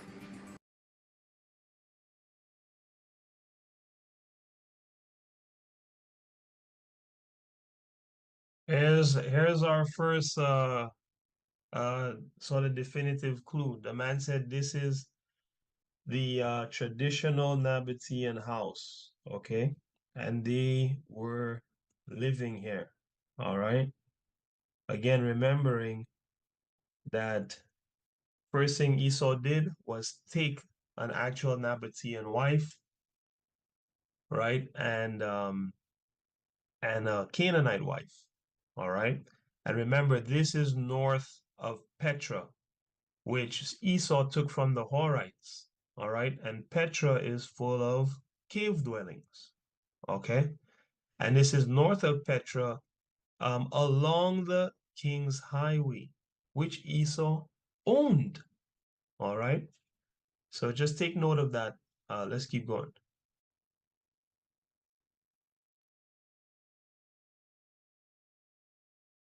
And you can see the marks of the axe that they've been using to carving. Yes, these are chisel marks. Yes, exactly. Somebody was just sitting here chiseling away, creating a space for their family, maybe. Carving caves into dwellings suggests that they spent long stretches of time here. Look at the beautiful view here, and it's unbelievable. This is the east. The sun will come up. It will be sunny in this spot. The cave's position reveals the reason for the strange, regular markings above the entrance. They're post holes for their tent poles. You have this, shelter in front of your house. So they've gone from living in tents to combining tents with living in stone, then. The evidence is stacking up that homes were created at Sela. But it's hot, exposed, and desert dry, without a single water source on the whole outcrop. No one can survive without water. So how did the Nabateans? I'm hoping my LiDAR data can help solve the mystery. So we hiked up here, right? Yes. Yeah, right there. It's a lot easier from a computer, isn't it? Yeah, it is, actually. Yeah, it is. I think this is the way to look at the site, because if you look at small part, you cannot understand. I mean, you need to look at the whole site together, and then you can understand the dynamics. Looks like it's starting to be shaped by human hands. No, that's true. That's true. I mean, look at that. Look at this picture. The LiDAR data reveals water tanks cut into the rock, almost invisible to the naked eye.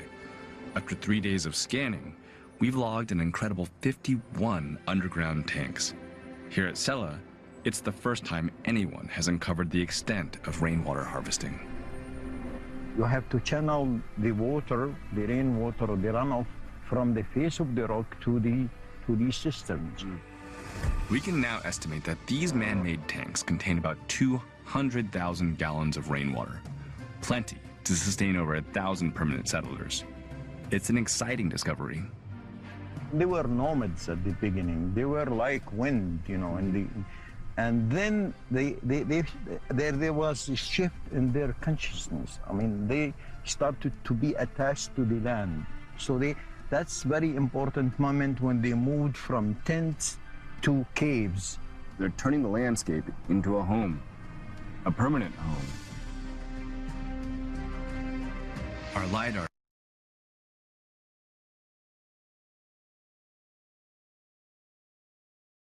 The brother said it's a very important moment when they move from tents to caves. Okay, remember, Esau left his father's house, all right? His father Isaac's house, all right? Where they dwelt in what? Tents, right? And moved into caves, man. All right? So just bear these clues in mind as you're watching. Our data transforms what we know of Sela. The Nabateans' ingenuity and knowledge of water enables them to settle, living together in a permanent city here in the dry, rocky desert. It's a stepping stone to Petra. The journey has begun.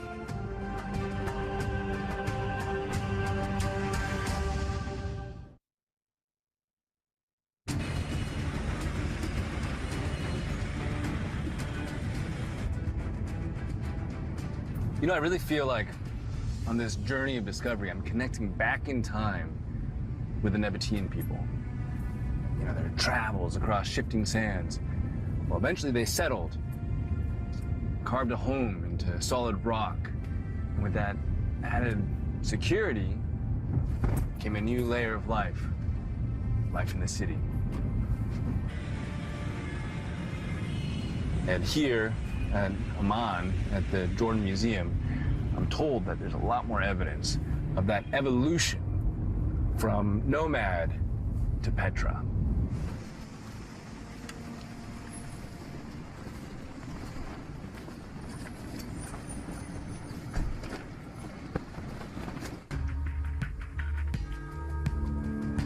Inside the museum are relics that reveal a spectacular, unexpected leap in the Nabatean story. Finely carved statues that look ancient Greek and Roman.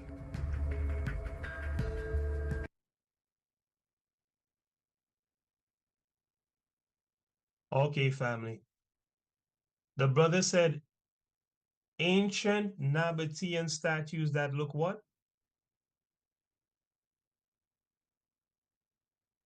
He said the museum has ancient Nabatean statues. They look what?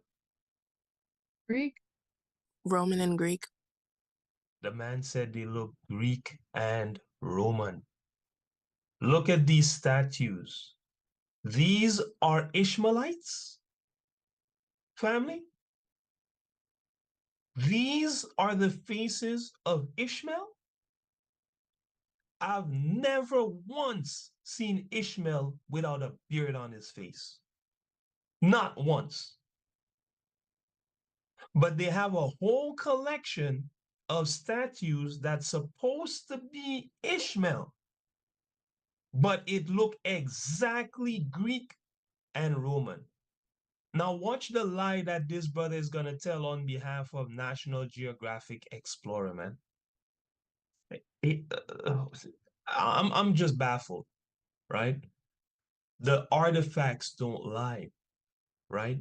Esau lies, but the artifacts don't lie, right? Let's watch what he's gonna say.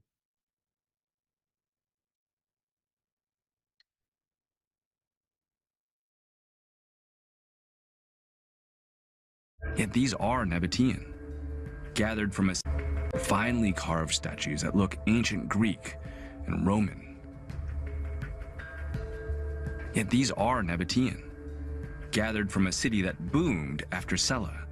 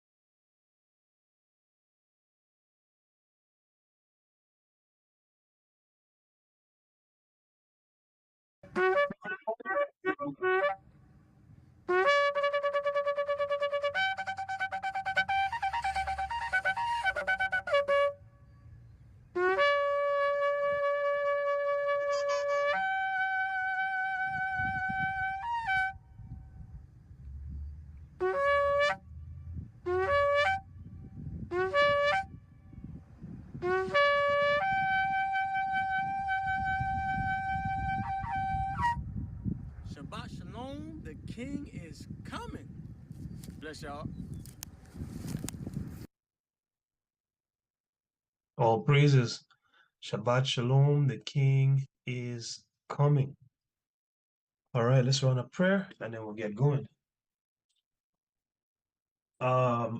Sisters, cover your heads. Brothers, uncover your heads. And let us go to the throne room of the Most High God. Heavenly Father, blessed be your name forever, even forever and ever.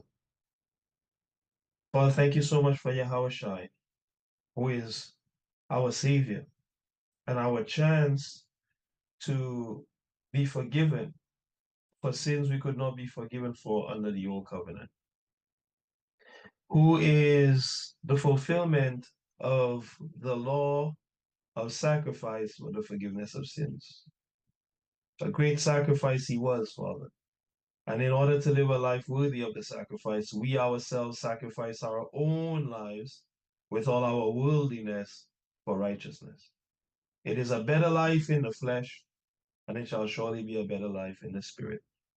We pray that today, Father, as we bring out this truth, that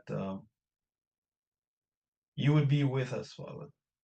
Let it be all truth that comes out of our mouths today. I pray that all the souls that hear this, that need to hear this, would repent of their sins, Father, and come back and keep your commandments. Every Israelite and every sincere stranger that you have picked before, Father, is every gone. All right, let's get going. See here.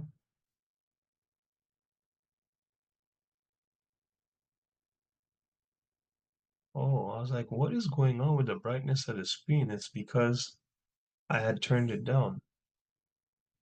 All right, so all praises. Let us get into this lesson. For those of us, for people joining online, welcome. I pray these scriptures and historical records edify you unto righteousness. And if you are of the seed of Satan, I already know it's going to prick you to the core and destroy your ego and your motivation. So I give the Most High thanks for that. Let's see here. Okay. So last week we looked at, the fact that the so-called European was in the caves of Mount Seir before he was in Europe, man. Okay. So before he was in Europe, he was in the caves of Mount Seir. Okay. Don't let this guy fool you into thinking, he's from Europe, because it's an outright and bold-faced lie. You understand? Right? So we looked at that last week. And this week we're going to continue by looking at a timeline, right? Of where this guy was and what he was doing at those particular times, right? So let's get the receipts of him being in the caves, okay, before he was in Europe, from the historical record. Last week we got it from the scriptures. This week we're going to pull it out from the historical record, all right? So we're going to start off with this video right here. Let's get it in. But the Nabateans never thought this would be happening.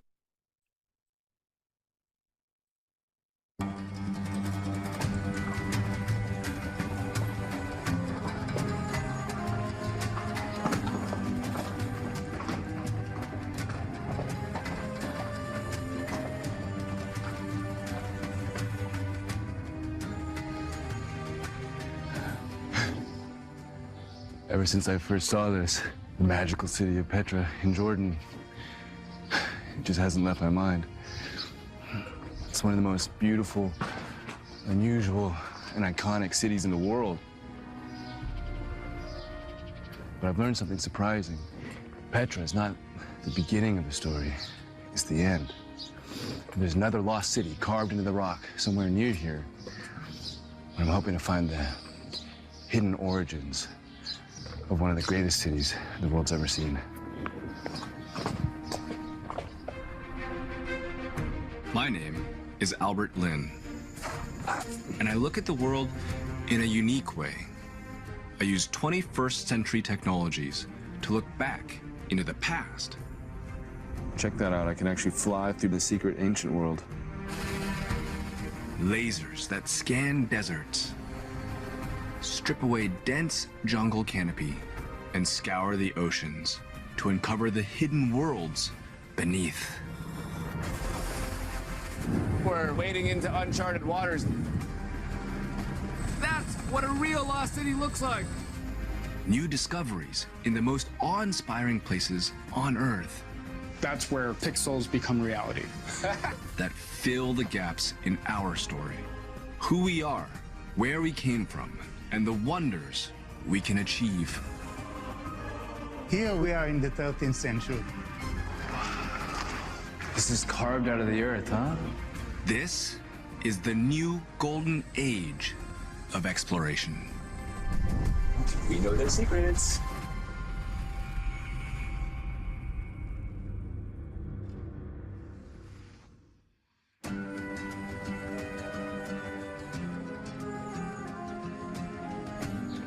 The people who lived here in this city, well, they're originally nomads, traveling, trading across the Arabian desert, living in tents. And then in a leap, they built this. What happened?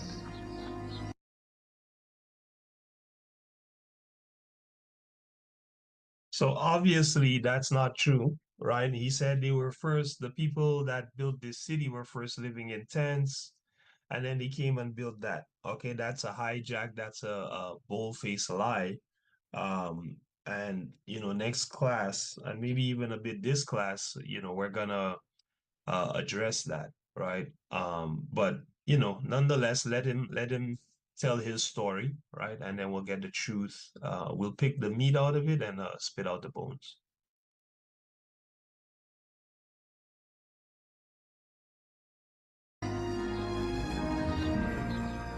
I want to find out who they were, where they came from, and what came before all this.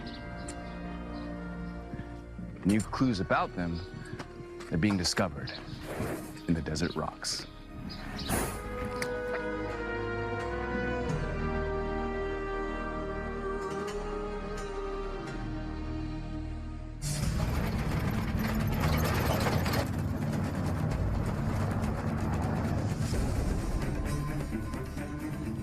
My journey was taking me to the deserts of Jordan, once home to the builders of Petra, a nomadic tribe known as the Nabateans.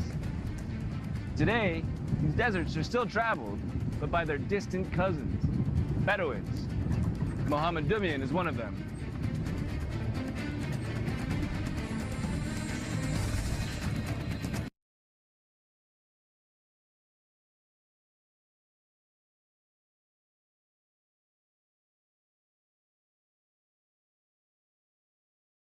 Petra's Hidden Origins Lost Cities with Albert.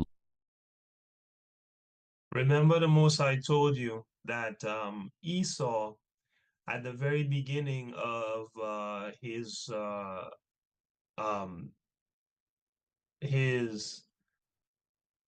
as soon as he left his father's house, the first thing he did was take a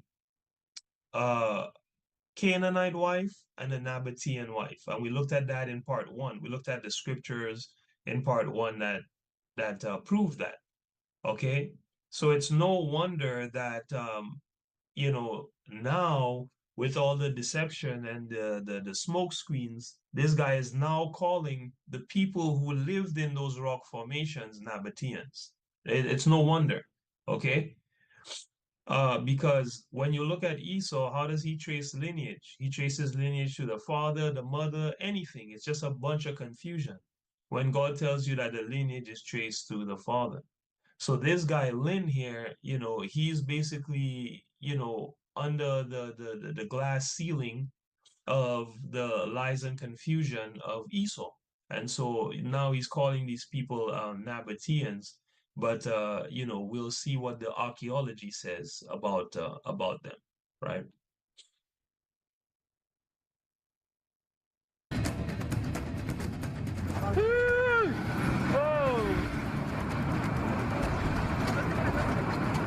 La la. Very good. This is the most epic car I've ever been in. We don't have brakes, the door doesn't work, and you have only wires as keys. We don't have a brake, maybe we enter to the camera. Mohammed is the antiquities supervisor for an area that covers 280 square miles of desert called Wadi Rum. Is this it? Yeah, here. He's helping me find clues about the ancient civilization who traveled and traded here around 400 BC. This one, Nabatean writing, yeah. That's Nabatean. Yeah. What does it say? He writes his name and regards for regards, like welcome, or yeah. So this is a welcome message from the Nabateans. Yeah, from this guy.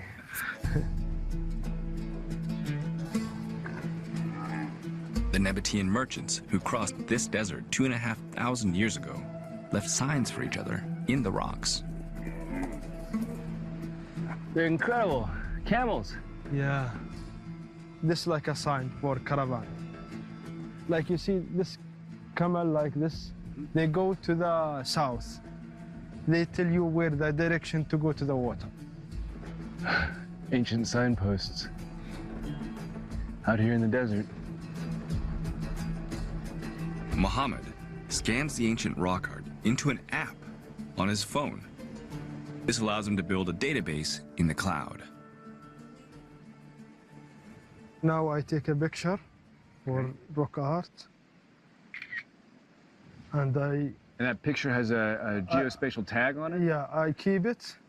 So then you collect these geotags Yeah.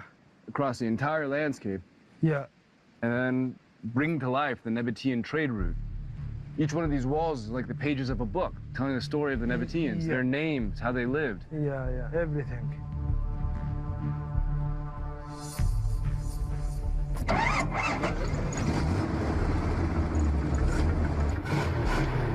We're in business. We follow the direction the ancient camel's pointing and head for the nearest water source.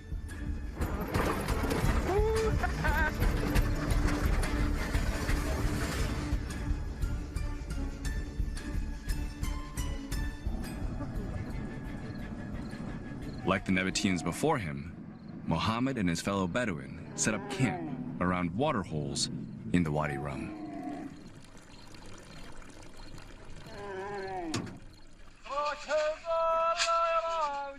We upload the scans of the geotagged rock markings, and a pattern begins to emerge. This is actually the spot that we were.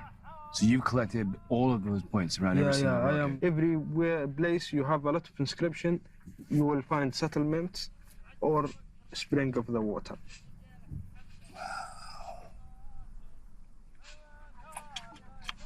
You know, looking at my GPS track of the sites that Muhammad showed me today, there's a clear link. Signs carved into rock pointing to water. That's how the Nabateans worked. That was their secret sauce. They knew where the water was. With that knowledge, they create a huge network of trade routes, crossing the harshest landscapes on Earth. They import exotic goods from Africa and India to sell to the Greeks, Egyptians, and Romans.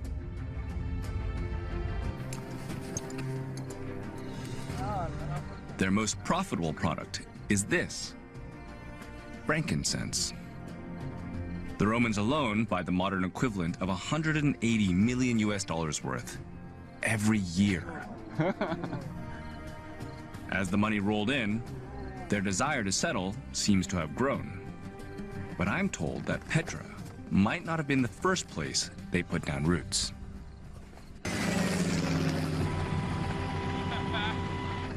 We're now flying over the Jordanian desert in a Black Hawk.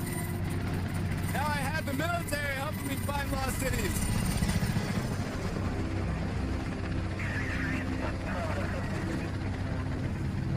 Bob Bewley is an aerial archaeologist.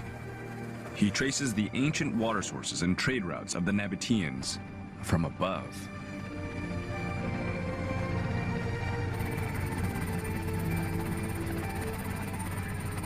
So what we're looking at is the connection of these blue dots, and we're trying to see how they all join up. You know, every time we fly, we see things. So on the end of that hill, you can see something. The whole landscape is full of archaeology. What you have to try and do is find out which bits are Nabatean and which aren't. And that's the hardest thing. Okay, let's open up the door, right?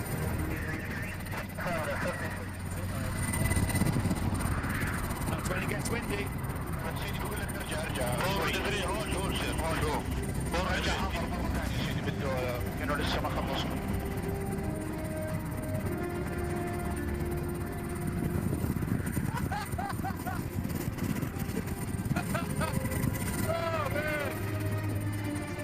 Can you see the track there, Albert, on the left-hand side?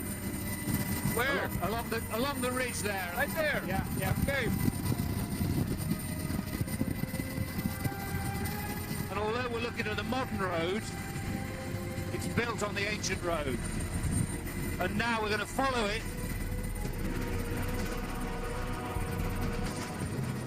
Ancient writings suggest that somewhere along this highway lies a Nabatean city hidden in the mountains, one that predates Petra by hundreds of years. Oh, it's got to be this. I can see the modern highway, but you can see the ancient highway running right next to it. Okay, level off straight ahead. That's it, lovely. So that's the track running up the hill there. Yeah. We approach a barren mountaintop surrounded by steep valleys. That's lovely. 11 o'clock, right here? Yeah, okay, I see it. This rocky plateau doesn't look like any lost city I've ever seen before. But the ancient Greek writings describe the nomadic Nabateans setting up home here, possibly for the first time. Happy to land? Yeah, yeah. Fantastic. The city is called Sela, Hebrew for rock. Incredible. That's amazing, isn't it? Look at that dust.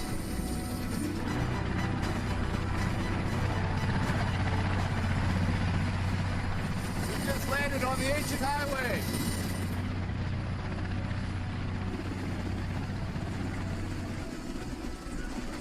Sela has never been scanned by lasers before. I'm launching an expedition to the summit, 3,000 feet above sea level, with my LiDAR team, to uncover the secrets of this mysterious place.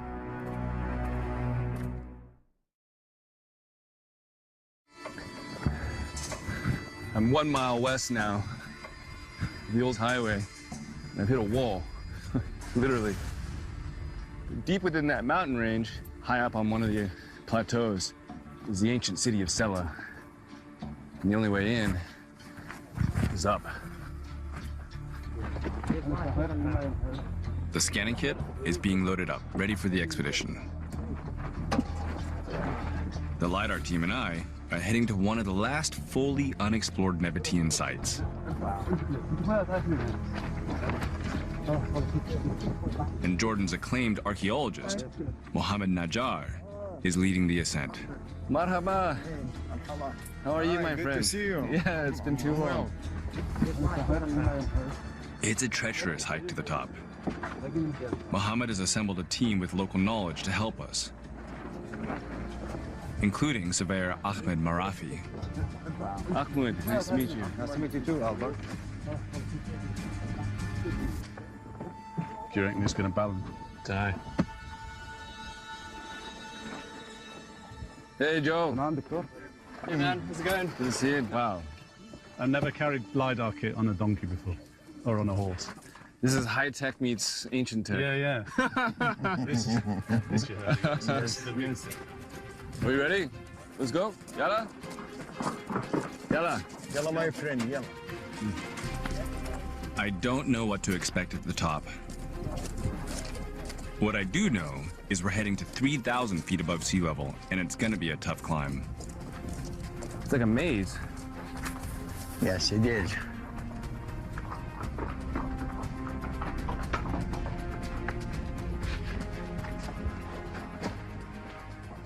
Those steps, are those? Yes. Ancient? Yeah, that's our way up. Wow.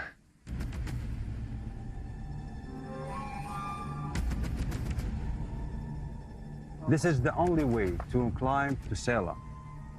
There's no other way. The steps are the first hint that this bare mountain has been shaped by people. It's gotta be 90 degrees out here right now. Yeah. What we do.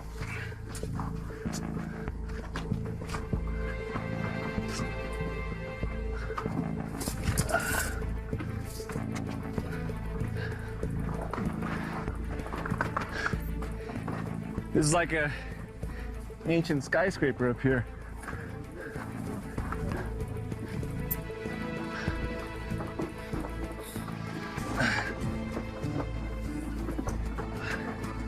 Incredible. You know, it's funny when you walk through here, you can almost sense the path of somebody walking through this same little canyon. Yeah. The exact same stairs. Exactly. Just 2,000 years ago or more. So we can smell the history, right? Well, I smell donkey farts, but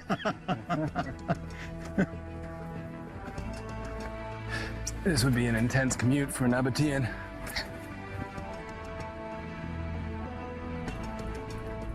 "1,000 steps, and we're only halfway up the vertical climb. The terrain is brutal, and the questions keep coming. It just seems like an unbelievable amount of effort to build your world on top of a mountain in the middle of an arid desert. Should we take a break and drink some water, guys? Stay away from the mean donkey. You know, water is like, it's how you live, but this desert is so dry. How do you survive on top of a mountain, surrounded by dirt, and no rivers nearby, nothing to farm? How could you hold out?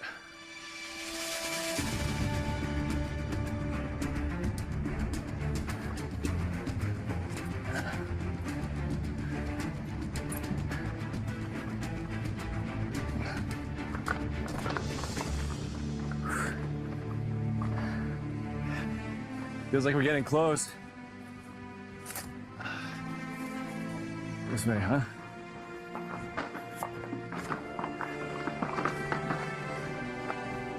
Finally, we reach the top. Look at these steps, huh? Yeah, it's ancient.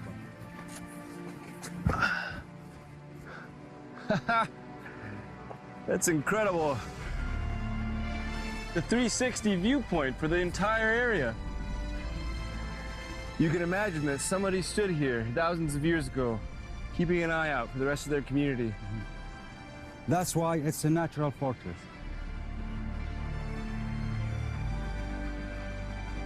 If this is the place named in the ancient Greek texts, then it was once a treasury for Nabatean silver worth 10 million US dollars in today's money. Its location, a formidable stronghold. But how did this lifeless crop with no water source become home to a city of people? To hunt for clues, we plan to LiDAR scan the whole plateau. The access to so much of it is virtually impossible. And it also looks like sheer drops everywhere. I mean, it's deadly, basically, to explore this, Absolutely. right? Yeah. So hopefully we can go places that wouldn't be safe to go otherwise. Okay, we're good to go.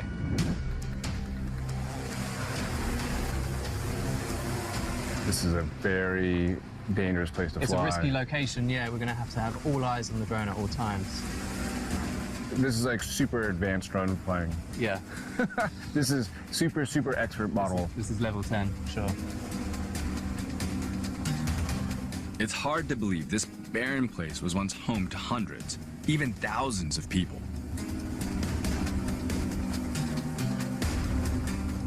If they left any evidence, I'm banking on my technology to find it.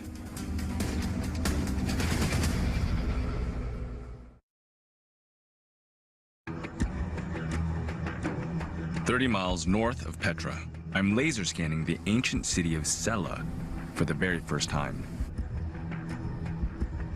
I'm looking for clues that the nomadic Nabateans settled here.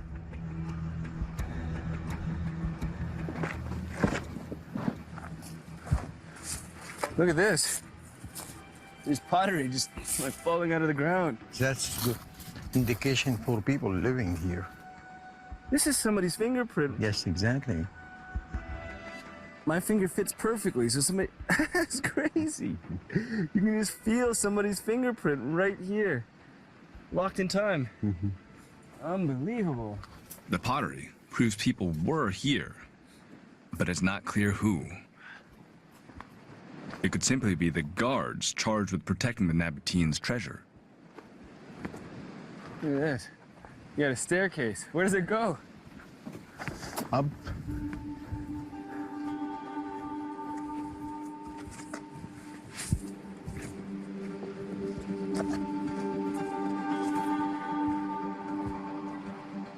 Probably it's a place to pray. Yes, absolutely. You think so? Yeah. You look for a high place to be closer to the gods.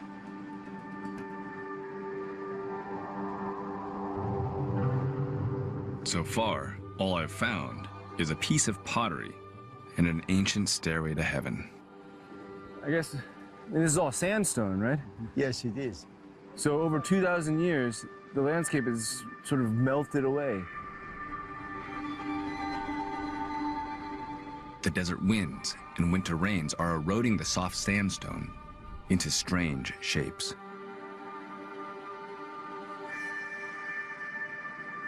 But I can just make out curious, regular markings in the rocks. Wow, look at that. What are these little holes up here? Well, actually, this is the traditional Nabatean house. So they were living here.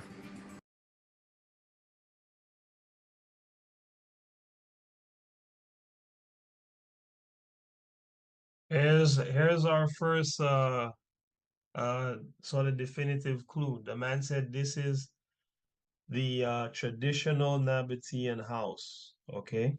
And they were living here, all right? Again, remembering that first thing Esau did was take an actual Nabatean wife, right? And a Canaanite wife, all right? And remember, this is north of Petra, which Esau took from the Horites, all right? And Petra is full of cave dwellings, okay? And this is north of Petra, along the King's Highway, which Esau owned, all right? So just take note of that. Let's keep going.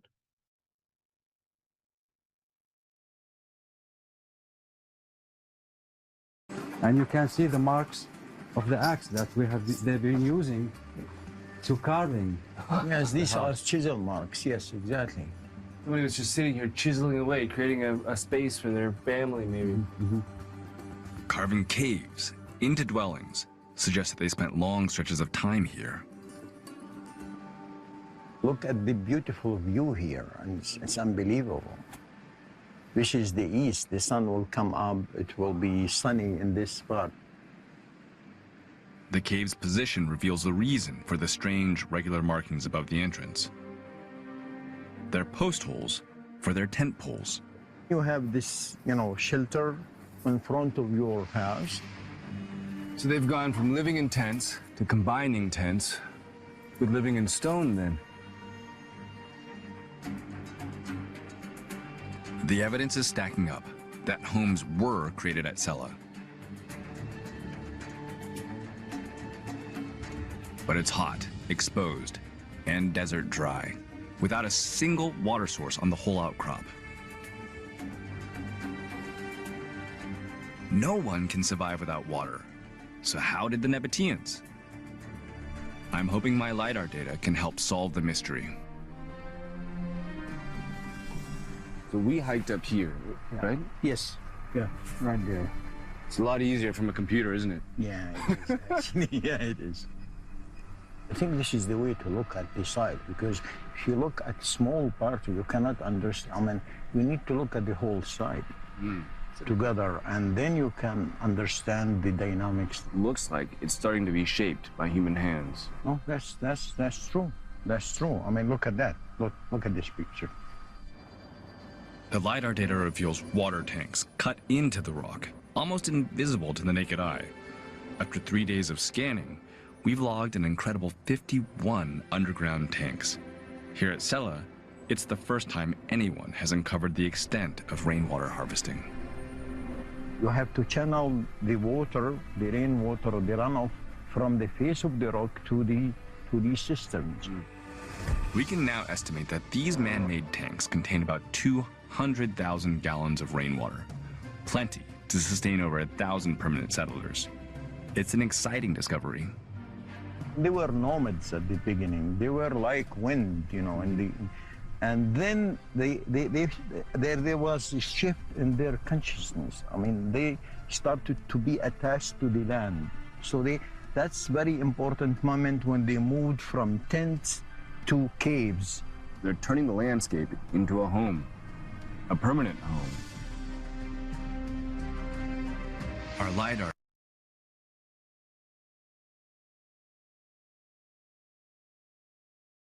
The brother said it's a very important moment when they move from tents to caves. Okay, remember, Esau left his father's house, all right? His father Isaac's house, all right? Where they dwelt in what?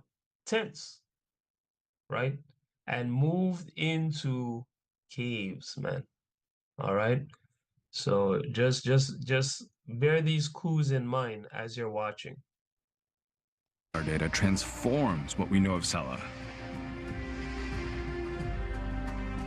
The Nabateans' ingenuity and knowledge of water enables them to settle, living together in a permanent city here in the dry, rocky desert. It's a stepping stone to Petra. The journey has begun.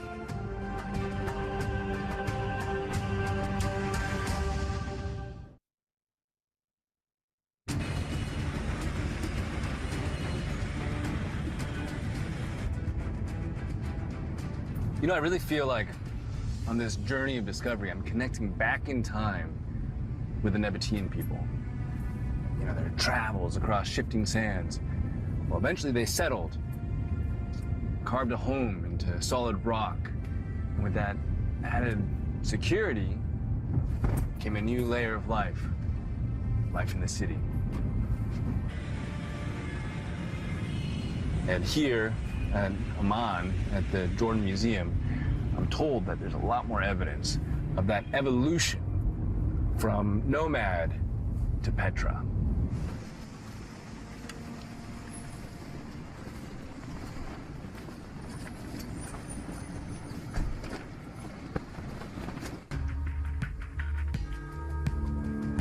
Inside the museum are relics that reveal a spectacular, unexpected leap in the Nabatean story.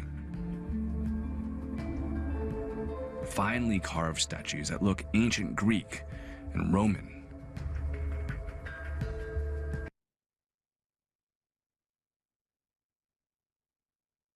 Okay, family. The brother said ancient Nabatean statues that look what?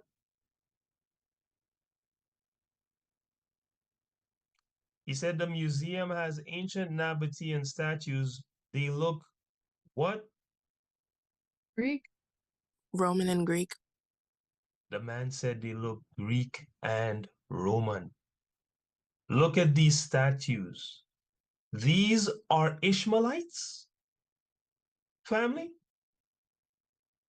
These are the faces of Ishmael. I've never once seen Ishmael without a beard on his face. Not once.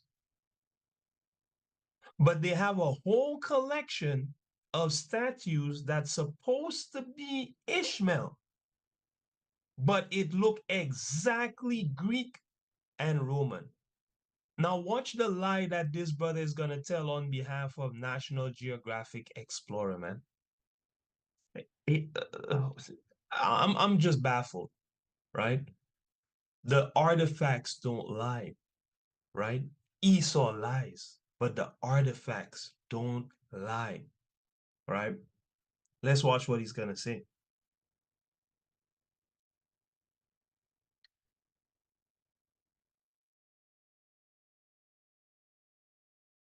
Yet these are Nabatean, gathered from a finely carved statues that look ancient Greek and Roman. Yet these are Nabatean, gathered from a city that boomed after Sela. These carvings suggest that their architecture is shifting from survival to opulence. Scanning the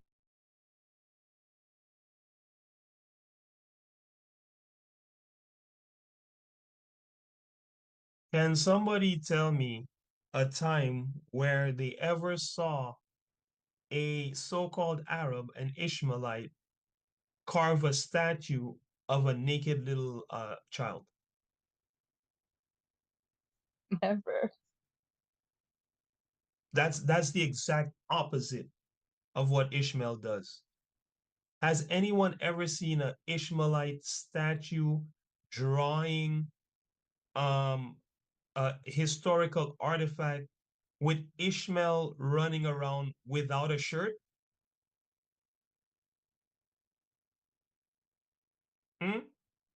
Has anyone ever seen any of that? No. I haven't seen it either, family. Ishmael's men and women are always fully clothed.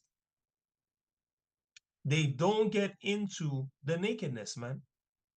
I mean, in modern age, I mean, the women, I think when you're married, you gotta cover your face. You gotta wear a burqa. Yet they were in the desert carving naked statues of babies that look like Edomites from Greece and Rome, right?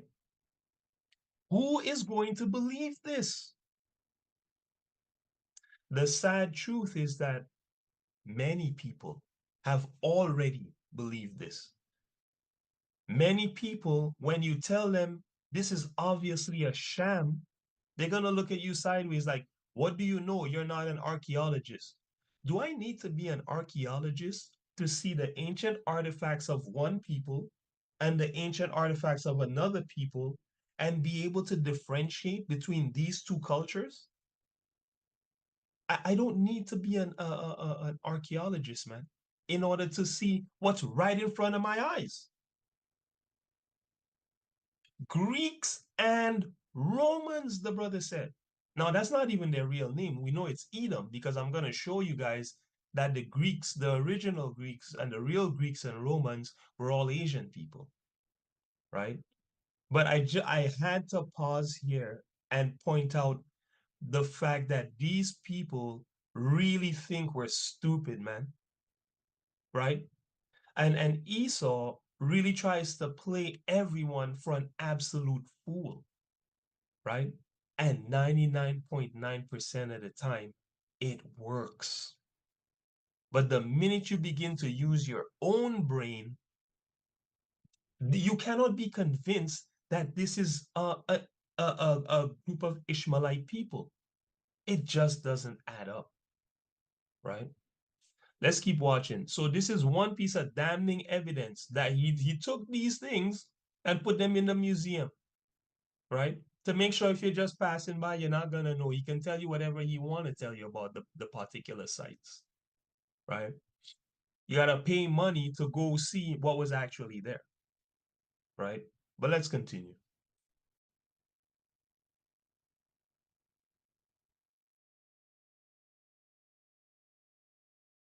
The relics will allow us to fit them back where they belong.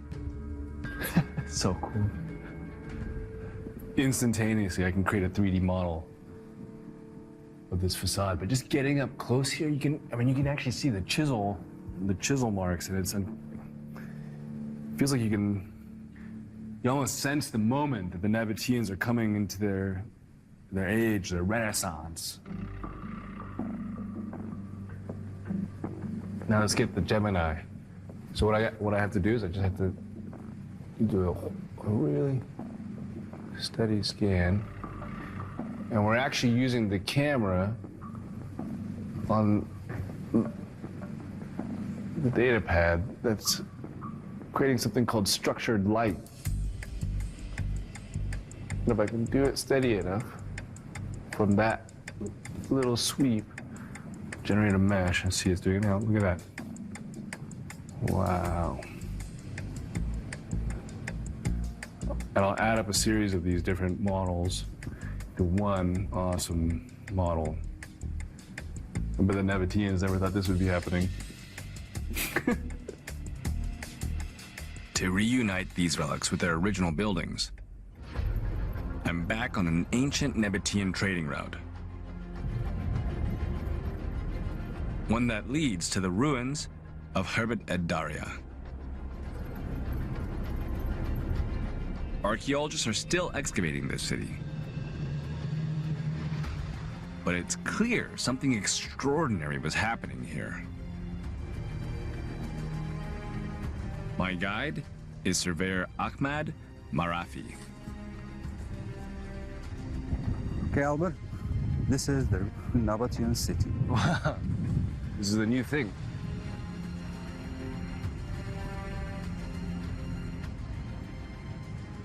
This is a design, a layout that was created by somebody's mind to try something new. We're gonna build walls.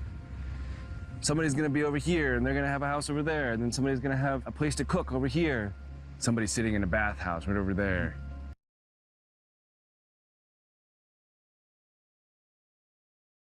So family, this is the place that they got those statues from, okay?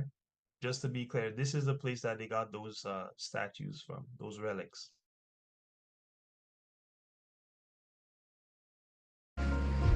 That's true.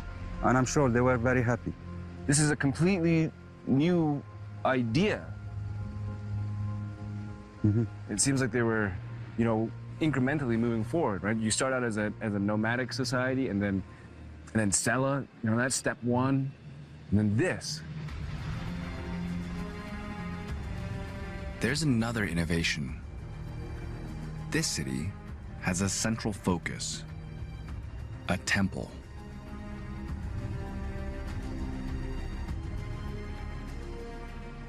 Near the temple we go. The Nabatean kings, they sacrificed the animals here on this altar. Right there? Yeah, right there. Walk me through the process. I'm a Nabatean king. Now I stand here in front of this altar. What happens next? First, you have to walk around the holy place.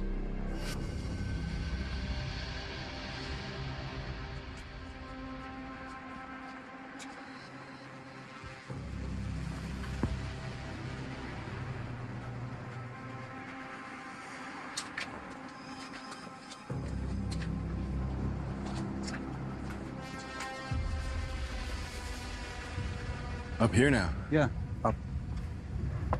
So we are now on the altar. So you lay your animal here, and what happens? Cut the throat to let the blood go inside these holes. These little holes, these are blood holes? Yeah, this is blood holes. Blood spilled from animals went down these holes. That's true.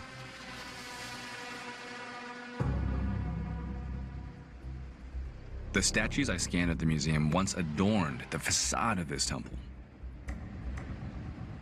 To create a complete vision of this new Nabatean site requires a full digital scan. It's the first time this has ever been done. It's a complex undertaking, demanding detailed scanning from the air and on the ground.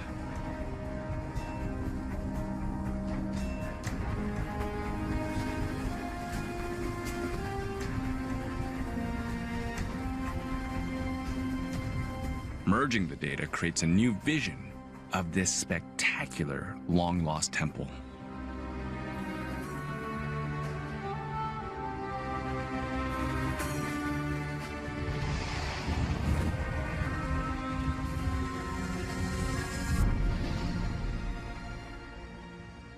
Crowning the temple are the museum relics back in their original home. This place reveals the evolution from their starter city at Sela.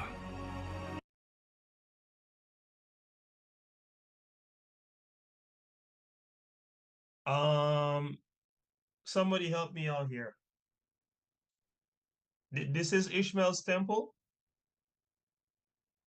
No.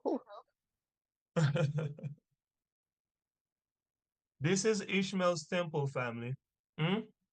Lions, so-called Greek and Roman pillars, so-called Greek and Roman people's faces on the front of the temple, so-called Greek and Roman architecture used on not just the roof, but the door, right? The windows, right? But this is somehow what do you call it? Ishmaelite temple, right? I mean, really? Right? We're supposed to believe that. Right in your face, the man uses computer to reconstruct the temple, right? And you get the facade of your central bank. You get the facade of your what do you call it? White House in America, right? Right? All stolen from the original Japhites by Esau and called Greek and Roman architecture, which we'll get into. And this guy says this is no, this is Ishmael. This is 100% Ishmael. And National Geographic gives him money to put together this propaganda, right? To feed the people, man. And when you get a chance, you should go in the comments to see what people are saying. Oh, this is wonderful, breathtaking. Just in a dream, you know. He's gonna reveal one more at least one more point here at about the 35th minute, and then we'll keep it pushing, right? Madness.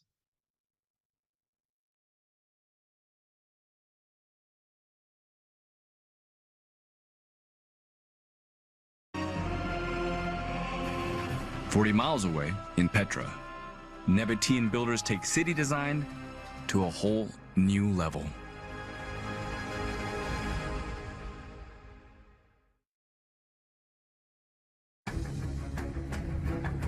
I'm heading back to the ancient wonder that is Petra. Here, the Nabateans put everything they'd learned about creating cities to the test. Look at that. Just like at Sela, these are post holes for like a veranda. It would have been wood structures, beams coming out here, maybe with some cloth or something to create shade. With time, as more set up home here, the city swells in size. The money flows in and the architecture becomes more elaborate, incorporating styles seen on their travels.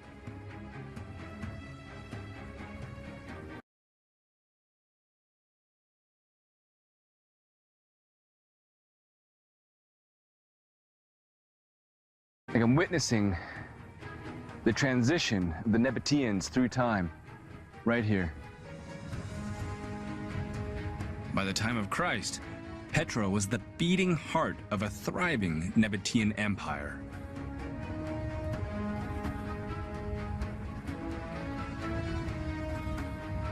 From here, they controlled the trade routes from south to north and east to west.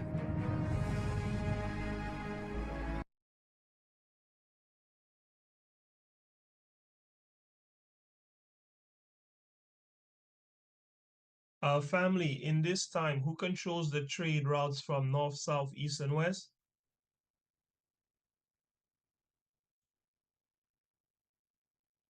In this present time, who controls the trade routes north, south, east, and west? Edomites. Edomites. Who did we have to ask permission to go through the King's Highway to get into Canaan?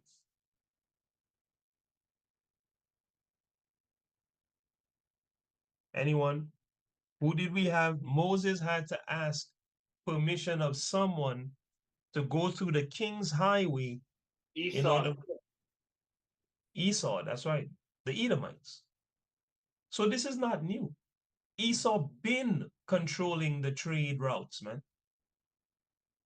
I mean, the Most High literally made it pass through his land, his own land, for him to control the trade route, right? To keep the clues pointing to who this devil is, man.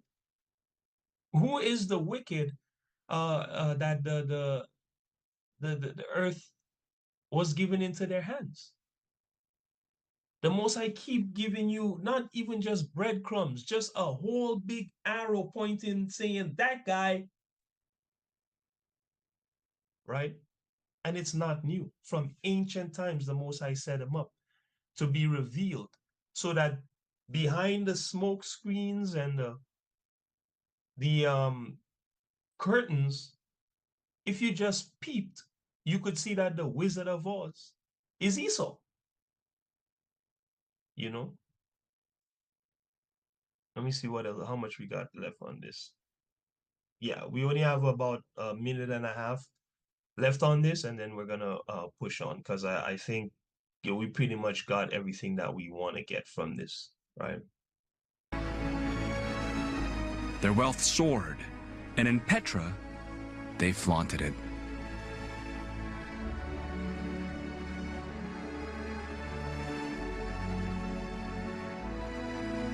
Hidden in an upscale part of town called Little Petra is a show home for the time.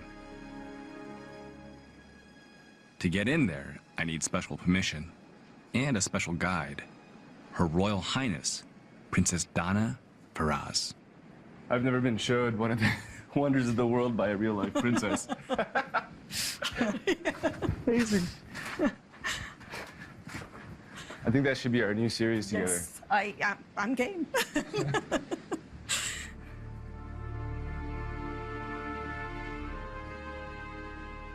Don't look, you cannot look. Just, I'll lead you. Tucked away in a rock-cut villa is tantalizing evidence of a Petra that once was. I'm not looking, I'm not Don't looking. look. Okay. There's something right above me. I'm not allowed to look at it yet. This is very special.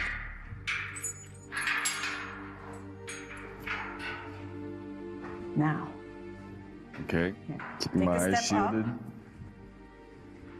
Take a step up. Okay, turn. Back, All right. back. Okay, now look up.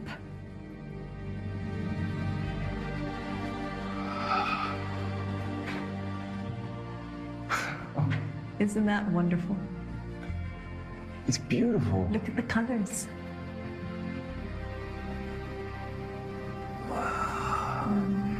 This changes everything. Recent restoration of this fresco portrays Petra as lush, fertile, and green. You have grapevines. You have ivy. You have all sorts of fruit. Look at the birds. It's Can you see magnificent. the birds? And this one's flying in. It's everywhere. It's everywhere on every wall. Yeah, you can find, look, there's, you know, the birds, the fauna, the flora. The flutes, The flutes. It's that person holding a bow. Looks like this little Yes, bow. yes, That that's a almost looks bow. like a little Valentine. For me, up until now, Petra was just sandstone. And then all of a sudden, Yeah. there's a whole nother face to it. What I'm looking at isn't a description of a desert. This looks like Paradise. it does, right? Carbon dating places this fresco in the 1st century AD, when some 30,000 people were living in Petra. Transforming their desert city into the lush oasis Her Royal Highness showed me must have required vast water reserves.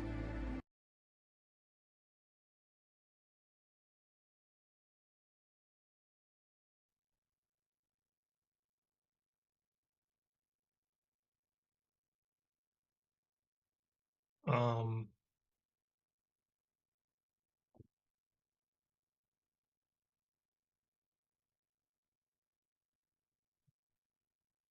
yeah. So what do you guys think of that last piece there? Right? What's going on here? Hmm? Remember, this is supposed to be the home of the Nabateans. Those were Nabateans? Nah.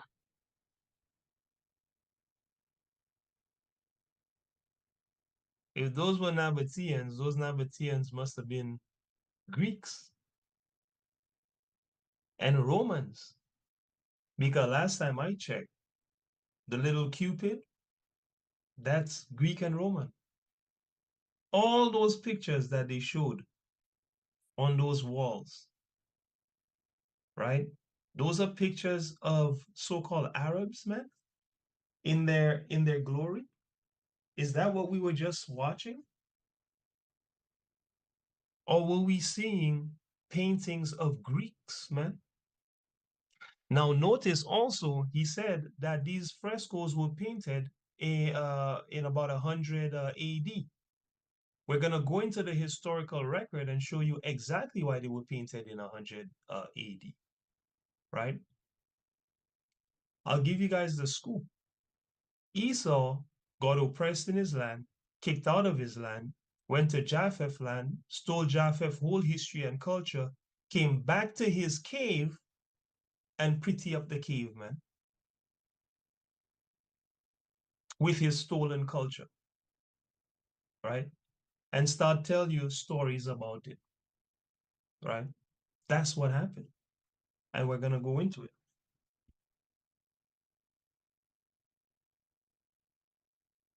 They said this was a rock-cut villa in Petra. And on the cave of the rock-cut villa, who you see? None other than your boy Esau, man. All right. Let's get into it. Let's get into it.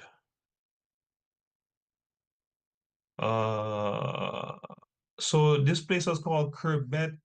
I can't remember the name. Khirbet Dari. Khirbet Dari. Where is Khirbet Dari? Right, this place, this city is Nabatean city. Where is Khirbet Dari?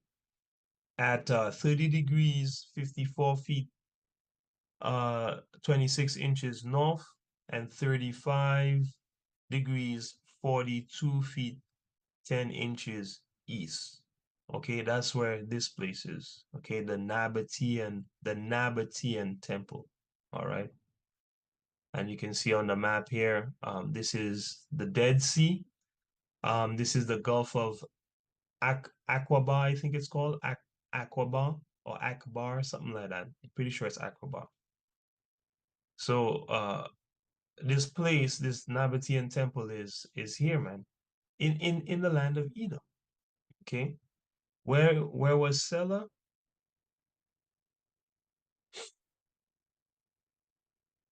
Three miles north of the Edomite capital of Bozrah, man.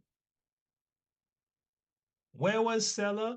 Selah was 3 miles north, which is the rock formation that he showed first, 3 miles north of the Edomite capital of Bozrah, man, right? In the rugged highlands of southern Jordan, right? It's an imposing natural rock fortress. It still carries the name Es Selah. Surrounded on all sides by deep ravines, the towering steep-sided rock of Es Selah rises more than 600 feet above the surrounding valleys, culminating in a broad, flat summit that can only be reached by an ancient, well-hidden staircase that follows a narrow cleft in the eastern face of the mountain. Though Es Selah has not been excavated, surface finds from the summit indicate it was occupied during several periods, including the early Bronze Age and the Nabatean period. Okay, early Bronze Age, let's find out what that is. So those mountains that he was in were occupied during the early Bronze Age, okay? Which they say is 3000 to 2100 BC, according to their own calculations, man. 3000 to 2100 BC, right? No, that's, oh yeah, early Bronze Age, right? Okay, let's keep going. Let's see. Though periods, early Bronze Age and the Nabatean period. but it saw its most extensive occupation and use during the early to mid first millennium BC. Okay, the early to mid first millennium BC mean from 1000 to about 500 BC.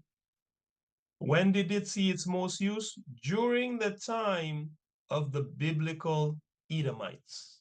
That's when it's seen its most use, man. During the time of the biblical Edomites. Okay, this is their own scholars from biblicalarchaeology.org. This is their word. All right, let's keep going. Where is Sela? Where is Bozrah? Right, because it's 3 miles north of Bozrah. This is Bozrah. Okay, this is the land of Edom. I like this map because it kind of gives you a good view of like the topography of the land, right? Up in the Rocky Mountains, your boy, Petra in the crag of the rock right here, Bozrah, which we know even from the scriptures, that Bozrah was Esau's what? Capital city. Okay, and north of Bozrah, about 3 miles north of here, you have Sela, that rock formation. All right. So in the land of Edom, man, Edomites were everywhere. They were in Mount Seir, they were in Petra, they were in Bozrah, and north of here, they were in Sela as well. All right. And you know, if you go down here, it gives you the general area that it's in, which we know is the Mediterranean. Specifically, yep, there it is, the Gulf of Aqaba. Between the Gulf of Aqaba and the Dead Sea was the land of Edom, man. The land of Edom. Okay. All right. Bozrah was the capital of Edom. Okay, let's just look at that real quick. Bozrah was the capital city of the Edomites. Again, this is their own writings, man, from Nabatea.net. Bozrah was the capital city of the Edomites once they settled from their nomadic lifestyle. Okay, it is located in modern-day Jordan along what? Along the King's Highway, man.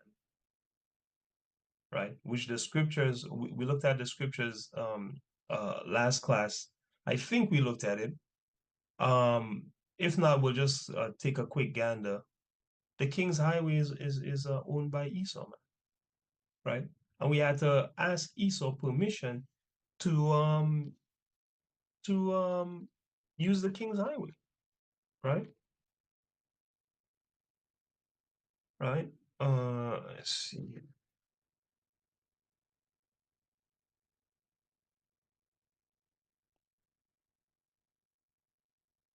Let me get Numbers 20. Let's see here. Numbers 20 from 14 to 17. Brother Chris, if you can give me Numbers 20 from 14 to 17, that'd be great. Okay. This is the book of Numbers, chapter 20 and verse number 14. And Moses sent messages from Kadesh unto the kings of Edom. Thus saith thy brother Israel, thou knowest all the travail that hath befallen us, how our fathers went down into Egypt, and we have dwelt in Egypt a long time. And the Egyptians vexed us and our fathers.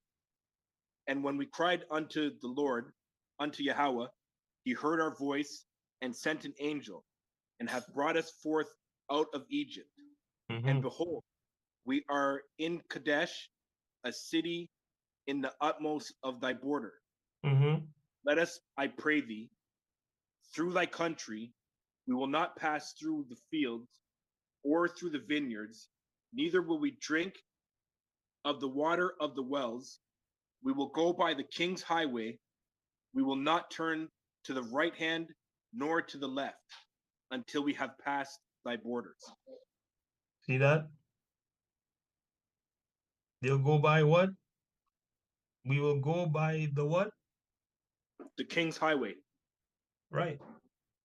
the King's Highway, man. So since the time of Moses, Esau already owned the King's Highway, man. Right? And permission had to be asked to pass through the King's Highway. You know, there's the King's Highway. Yeah, there it is. Right? To pass through, to go into Israel, man, is the easier way. And they would have came through, if I remember correctly, basically here. Okay, they would have came down here by the water and then up to, okay, to get into Canaan in order to avoid the Canaanites, a war with the Canaanites, as the Most High said right here on the, passing through this way, right? And we looked at it, I'm pretty sure, last service, last Shabbat. Okay, moving on. See what else we got on Bozrah here. Busaira, Bushira, also Busaira,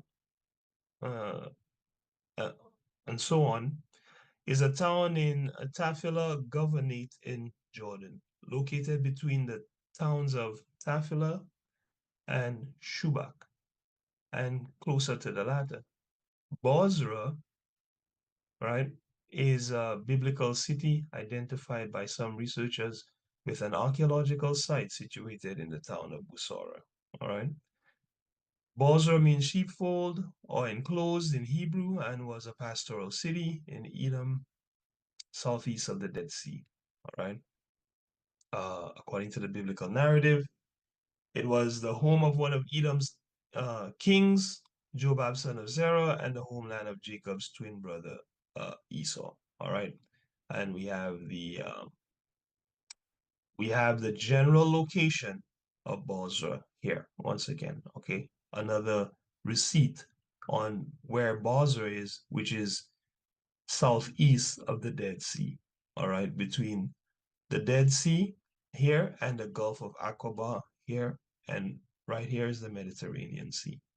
All right. All right. Oh, hold on.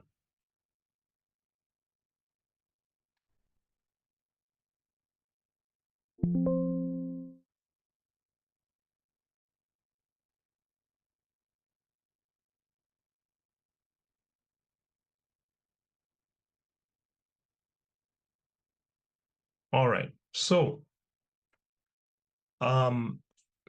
I don't remember where I got this receipt here for Bozrah. Let me see if I can pull it up.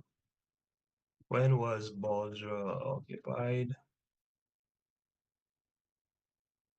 Bozrah was a capital city of the Ghassanid Principality under Byzantine suzerainty. It was captured by the Arabs. No, don't want that here.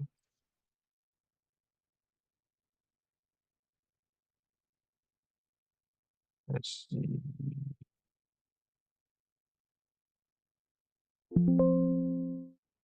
Okay, we'll keep it pushing. I found this somewhere, but I don't have the receipt, so I'm not really gonna touch on that. Okay, so at the same time that Esau was in the caves of Mount Seir and Petra and the stone cities of Sela and Kerbet Dairi, he was also under the hand of Judah, man, right? During and after a period that the Edomites call the Dark Age, all right? It says here, this is actually the first Dark Age, not the Dark Ages that he spoke of in 476 to the 1400s, all right? But a previous Dark Age, right? Now, did you guys know that in Esau's history, there was multiple Dark Ages? Because I didn't know that before researching this topic. Did you guys know that? That he had more than one dark age? Yep. All praises, all praises. Yeah, I had no clue until I started researching I this. had no idea. All praises, right? Yeah, I thought he only had one dark age, and it was from the 4th century onward, right? Which we'll read a little bit about here. But apparently, in his historical record, he records 2 dark ages. Okay, and we'll break it down. It says here about the Middle Ages. The Middle Ages, the medieval period of European history between the fall of the Roman Empire, right, at the beginning of the Renaissance, are sometimes referred to as the Dark Ages, okay? People use the phrase Middle Ages to describe Europe. This is from history.com. People use the phrase Middle Ages to describe Europe between the fall of Rome in 476 Common Era, all right, and the beginning of the Renaissance in the 14th century. All right, so that's the dark age that I knew of. All right, but there is another dark age that he mentions. Okay, and we're gonna pull up, you know, when he considered this dark age to be, right? And you will see that it's from about 1200 BC to about 900 BC. Esau considers this his dark ages, right? And let's see why. So from about 1000 to 962 BC, all of Edom was under the hand of David. All of Edom was under the hand of David. Let's go to 2 Samuel 1, and we'll read from verse 1. Let me get that, Sister Akira.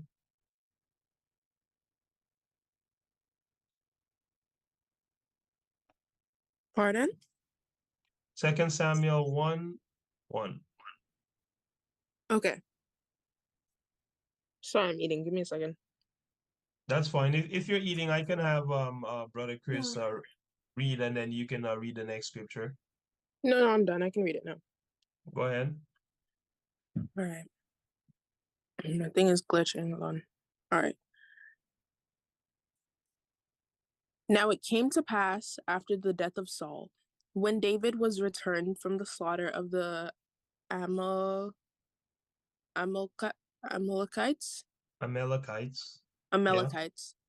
and David had to abode 2 days in Ziklag. It came even to pass on the 3rd day that, behold, a man came out of the camp from Saul, with his clothes rent, and earth upon his head. And so it was, when he came to David, that he fell to the earth and did obeisance. Yeah, obeisance. So stop right there. Who are the Amalekites? Anyone on the line that knows who are the Amalekites? Who's their forefather?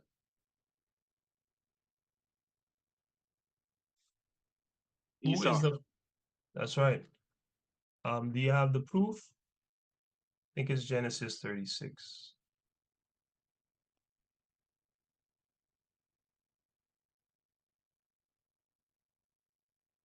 All right. Genesis 36.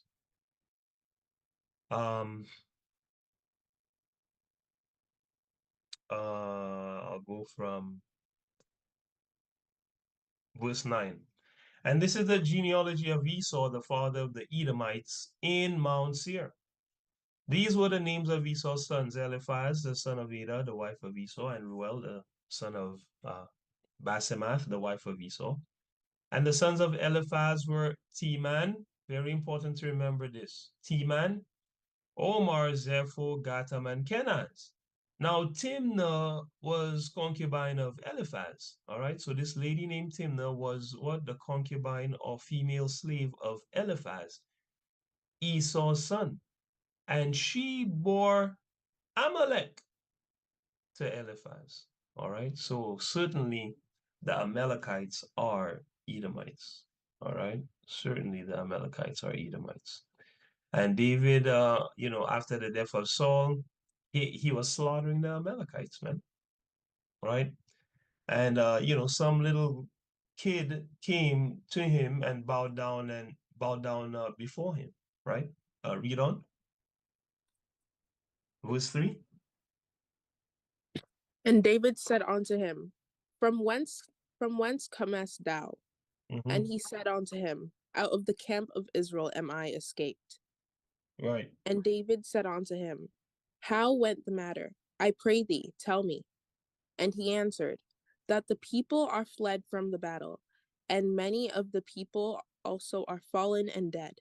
And Saul and Jonathan his son are dead also. Right.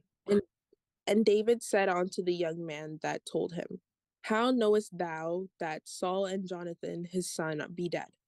And the young man that told him said, As I happened by chance upon Mount Gilboa, behold, Saul leaned upon his spear, and lo, the chariots and horsemen followed hard after him. Read And on. when he looked behind him, he saw me and called unto me, and I answered, Here am I. And Mhm. he said unto me, Who art thou? And I answered him, I am an Amalekite. Right. So the young man said that he was a Edomite, man. Yeah, I'm from Amalek, Saul. Right. So go ahead. He said unto me again, Stand, I pray thee, upon me, and slay me, for anguish is come upon me, because my life is yet whole in me. Right. So I stood upon him and slew him, because I was sure that he could not live after that he was fallen. And I took the crown that was upon his head, and the bracelet that was on his arm, and have brought them hither unto my lord. Mhm. Then David took hold on his clothes and rent them, and likewise all the men that were with him. And they mourned and wept, and fasted until even, for Saul, and for Jonathan his son, and for the people of Yahweh, and for the house of Israel, because they were fallen by the sword. Mhm. Continue. Go on. Yep. And David said unto the young man that told him, Whence art thou? And he answered him, I am the son of a stranger, an Amalekite. Right. And David said unto him, How wast thou not afraid to stretch forth thine hand to destroy Yahweh's anointed? Mhm. And David called one of the young men and said, Go near and fall upon him. And he smote him that he died. Right. And David That's said, all. That's all I want there. Right. Okay. So this guy come telling David, hey, listen, I killed Saul because he asked me to kill him, and I'm an Edomite. And David said to one of the young men, kill this man. Okay. Right. So they done off this guy. All right. That's not the end of the matter.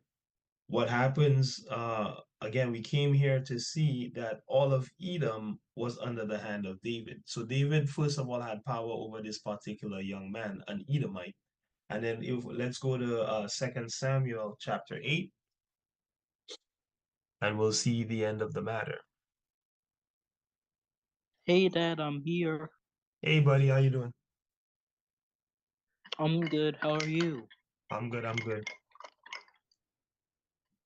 Yeah, get yourself situated. 2 Samuel chapter 8, and let's go from 9 to 15.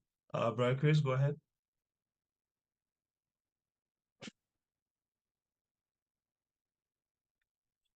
Second Samuel chapter 8, from verse 9 to verse 15. You got it, or you want me to call somebody else, bro? If you're speaking, I can't hear you, by the way. I can get it. Just give me 1 second. Let me pull it up. No problem. Second Samuel. I've been trying to put it every time I keep pressing the wrong buttons on my phone. Second Samuel what? Chapter 8, yeah, from verse 9 to verse 15.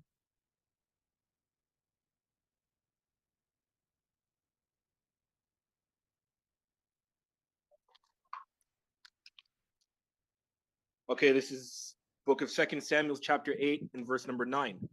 When Toi, king of Hamath, heard that David had smitten all the host of Hadadezer,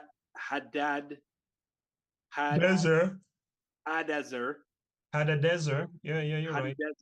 Yeah. Then Toi sent Joram, his son, unto King David to salute him and to bless him, because he had fought against Hadadezer and smitten him. For Hadadezer had warred with Toi, and Joram brought with him vessels of silver and vessels of gold and vessels of brass, which also King David did dedicate unto Yahweh, with the silver and gold that he had dedicated, that he had dedicated of all nations which he subdued, of Syria and of Moab, and of the children of Ammon, and of the Philistines, and of Amalek, and of the spoils of Hadadezer, son of Rehob, king of Zobah.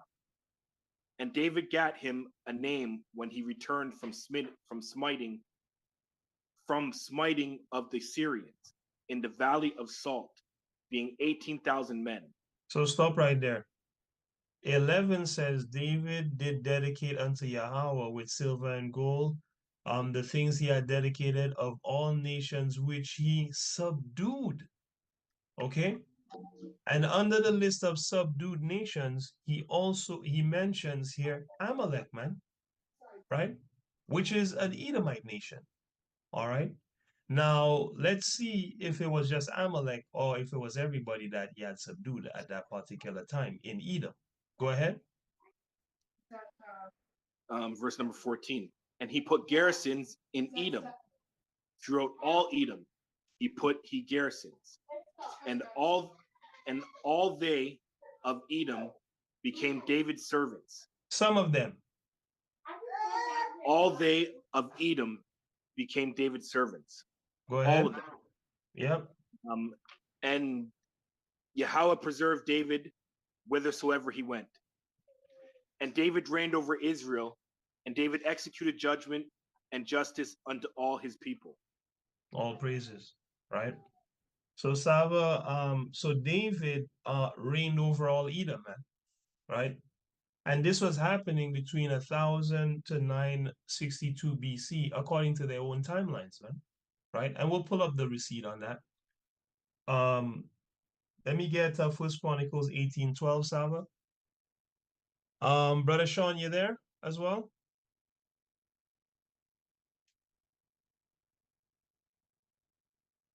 Brother Sean, you're on? 1 second here.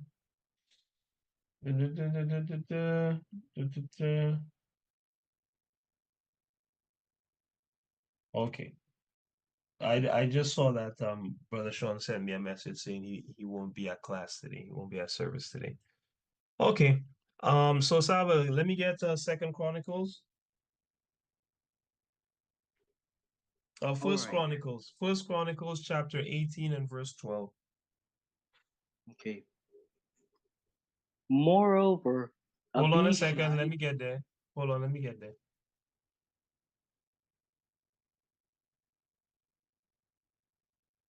Go ahead.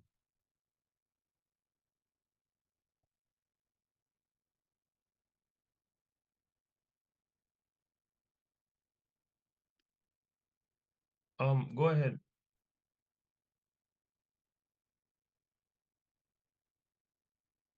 Saba, if you're speaking, we can't hear you. Moreover, Abishai, the son of Zeruiah, slew of the Edomites in the valley of Salt 18,000. And he put garrisons in Edom, and all the Edomites became David's servants. Thus Yahweh preserved David whithersoever he went. Right. Okay. All praises. So, when did this happen? Let's go pull it up. We said 1000 to about 962 BC. All right. We got the receipt here from Britannica. It says David had reigned from about 1000 to 962 BC, a period in which he consolidated a federation of tribes that had been united under the charismatic leadership of Saul. Now we know we can't always depend on these people's things, okay? Their what do you call it? Accounts, okay? But it's always very interesting to see that even in their own accounting, things line up with what the scriptures say, man. Right? So are we going to use that? Of course, man. Right? It says, who charismatic leadership of Saul, who had reigned for about 2 decades before David began to construct his minor empire. Solomon, who inherited a strong monarchy, reigned for 40 years. But the point here is that David had reigned from 1000 to 962 BC, man. They have it written in their own historical record that this is the time that that was going on. Okay? Right? And at that time, guess what, man? Esau was still in the cave. You know? Because what? He's being now ruled over by David, man. And the scriptures tell you straight up, David put garrisons in Edom. So how could Esau be in Greece and in Rome in 1000 BC and 1200 and 900 BC, which he's going to tell you in his history books, when God tells me that you were under oppression, bro? You were under oppression under the hand of King David, right? The Most High told me that, you know? And now you're confirming it in your own books, man. But yet in another place, you write a different story. So who's lying? You or God? Well, it has to be you, you know? Okay. So we're gonna move on to the next time period, right? We're gonna get all the way into present day, all right? So we have between 1000, and you might see some gaps because there are some gaps. There's just some things, there's gaps, right? In all history, right? People don't know every single thing that happened in history. Nobody knows, whether it be the scholars. Not even in the scriptures does the Most High tell us what happened every single year in reality. Okay, everything's things are on a need to know basis, and the Most High left crumbs and spaces for faith, man. Because at the end of the day, people either believe Esau, even though Esau does not have all the proof and receipts, or they believe the Most High God, you know. So, going here to 852, right? We're working with what we got, 852 to 841 BC, all right? We got 2 Chronicles 21 from 5 to 10. Let me get that, Sister Kira. 2 Chronicles 21.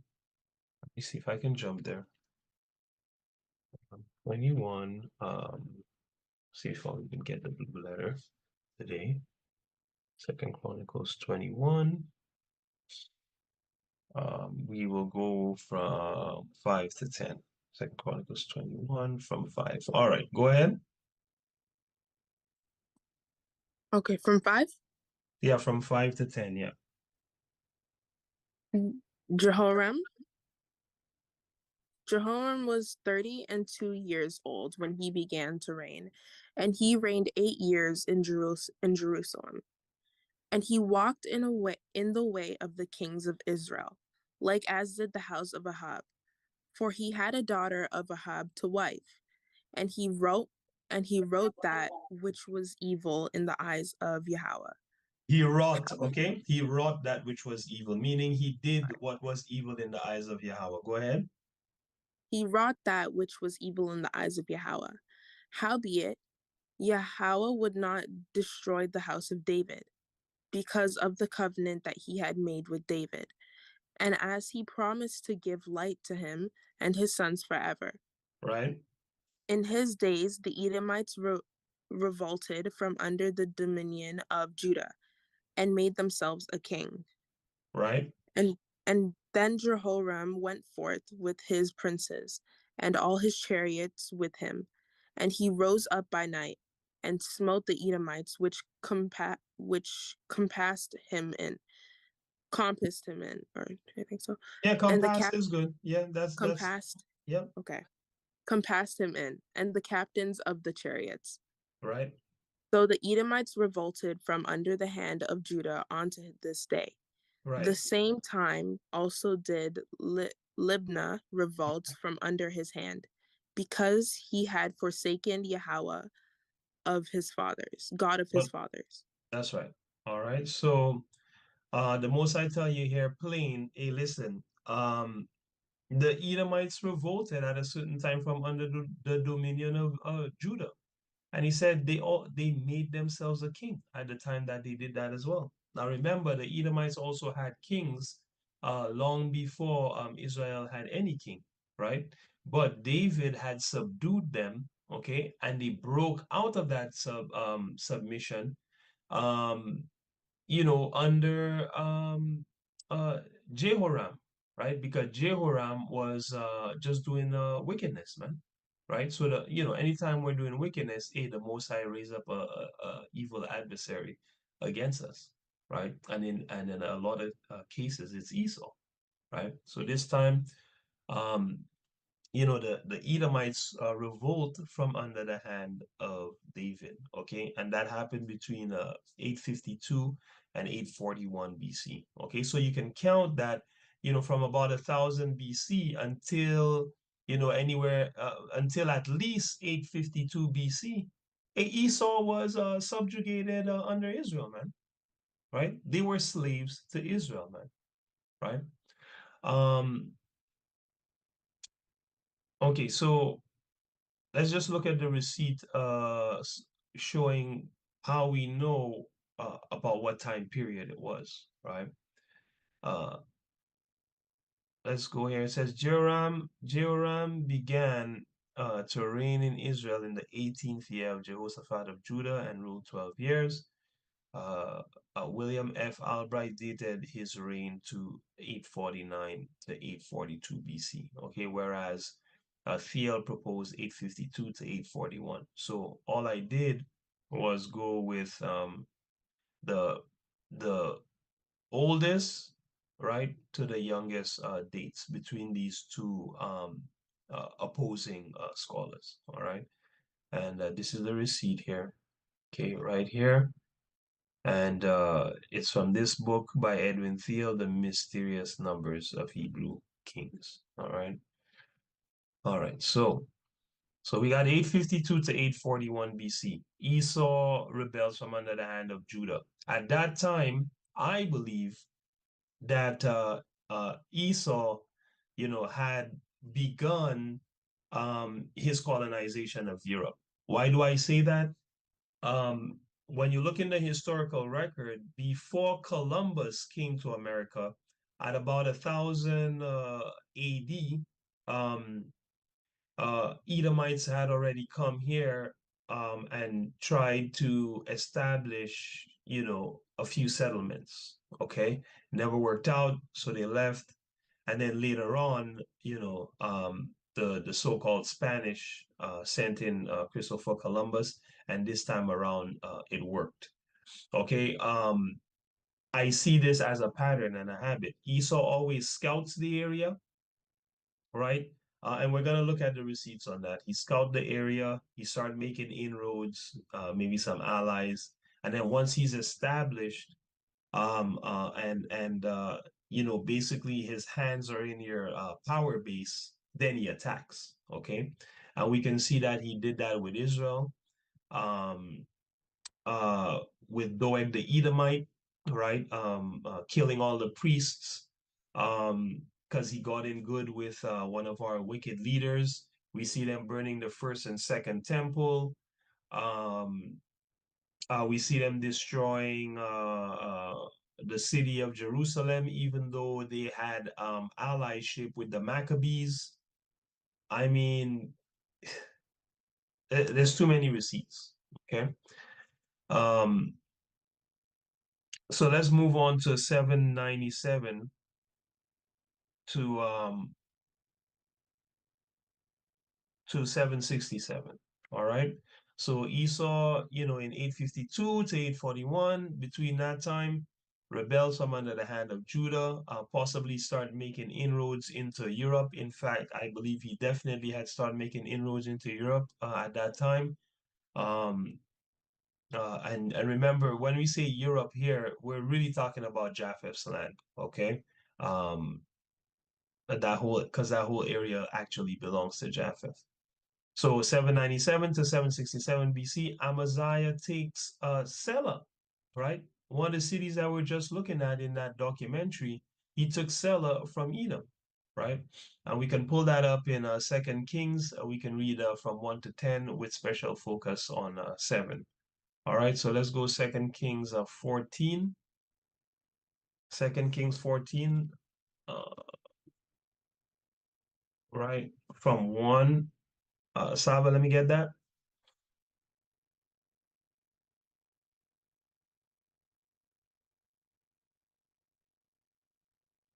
If you're speaking, we can't hear you. So 1 to what? 10. All right. All right. In the second year of Joash, son of Jehoahaz, king of Israel, reigned Amaziah, the son of Joash, king of Judah. He went 20 years.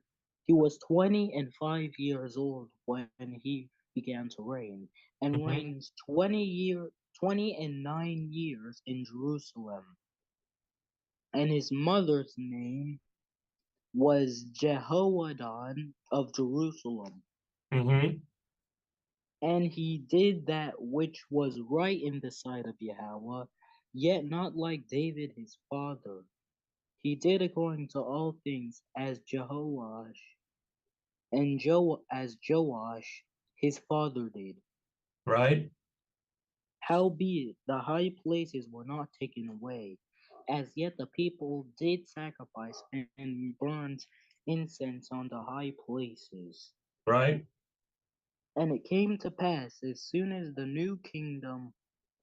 kingdom was confirmed in his hands, that he slew his servant which had slain the king of his father. The king, his father, right? Go ahead. Yeah. But the children of the murderers he slew not, according unto that which is written in the book of the law of Moses, wherein Yahweh commanded, saying, the fathers shall not be put to death for the children, nor the children be put to death for the fathers, but every man shall be put to death for his own sin. Right. He slew of Edom in the valley of Salt 10,000, and took Selah by war, and called the name of it Joktheel unto this day. Right. So one of the things, one of the works of Amaziah is that he took Selah, man. So Edom had rebelled from under the hand of Judah, right? And Amaziah came and he took that place Selah, man, that we were looking at, right? In the archaeology little episode there. He took that place by war, right? And he called the name of it Joktheel unto this day. Go ahead. Then Amazeth sent messengers to Amaziah. Then Amaziah sent messengers to Jehoash, the son of Jehoahaz, son of Jehu, king of Israel, saying, come, let's look one another in the face. Right. And Jehoash, the king of Israel, sent to Amaziah, king of Judah, saying, the thistle that was in Lebanon sent to the cedar that was in Lebanon, saying, Give thy daughter to my son to wife. And there passed by a wild beast that was in Lebanon, and trode down the thistle. Mhm. Thou hast indeed smitten Edom, and thine heart hath lifted thee up. Mhm. Glory of this, and tarry at home. For why shouldest thou meddle to thy herd, that thou shouldest fall, even thou, and Judah with thee? Right. So Amaziah, after winning a victory against Edom, told the king of Israel, which is the northern kingdom, hey, come see me in my face. Right? Meaning like, bring it. Right? You want war, bring it. Right? And Jehoahaz said to him, listen, man, be satisfied with your victory with Edom and leave me alone, right? Because you're gonna end up getting destroyed. Okay, you and Judah with you. Okay, so calm down, basically.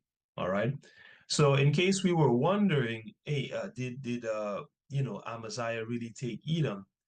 Well, we have you know the chronicler telling us, yeah, he sure did. And then we have Jehoash, who wasn't even friends with him, admitting that Amaziah had taking a seller from Edom. And he's like, yeah, you got those guys, chill, right? So I just wanted to bring that out there, right? So Esau indeed ended up losing Selah between 797 and 767 BC. All right. Um, we'll bring out another scripture on that. Let's get Second Chronicles 25, 11 to 12. Now, is that you, Brother Chris, or is that Sister Akira? Sorry, somebody else is gonna have to read because I'm in the middle of doing something at the moment. I won't be able to. No problem. The environment's too loud. No problem. Okay. No problem. What verse? What is it? Second Chronicles 25, and let's get 11 to 12, and then we'll also read 14. 25 from verse 11? Yeah. Okay. Okay. And Amaziah strengthened himself, and led forth his people, and went to the valley of Salt, and smote the children of Seir 10,000. And the other 10,000 left alive did the children of Judah carry away captive, and brought them onto the top of the rock, and cast them down from the top of the rock, that they all were broken in pieces. Mm-hmm. But the soldiers of the army which Amaziah sent back, that they should not go with him to battle, fell upon the cities of Judah, from Samaria even unto Bethhoron, From even Samaria. Samaria, even unto Bethhoron, Mm-hmm. and smote 3,000 of them, and took much spoil. Right. So stop right there. Amaziah, this gives you more details about the exploit of Amaziah when he took over Selah, right? And said, hey, he went to the Valley of Salt and he killed 10,000 Edomites, okay? And then the other 10,000, he took them to the top of the rock and dashed them off the rock, right? So he killed 20,000 in total in Edom, okay? And then his soldiers got into folly. They were, you know, attacking the cities of Judah. All right, and taking their stuff. All right. But 14 is the other important piece. Go ahead.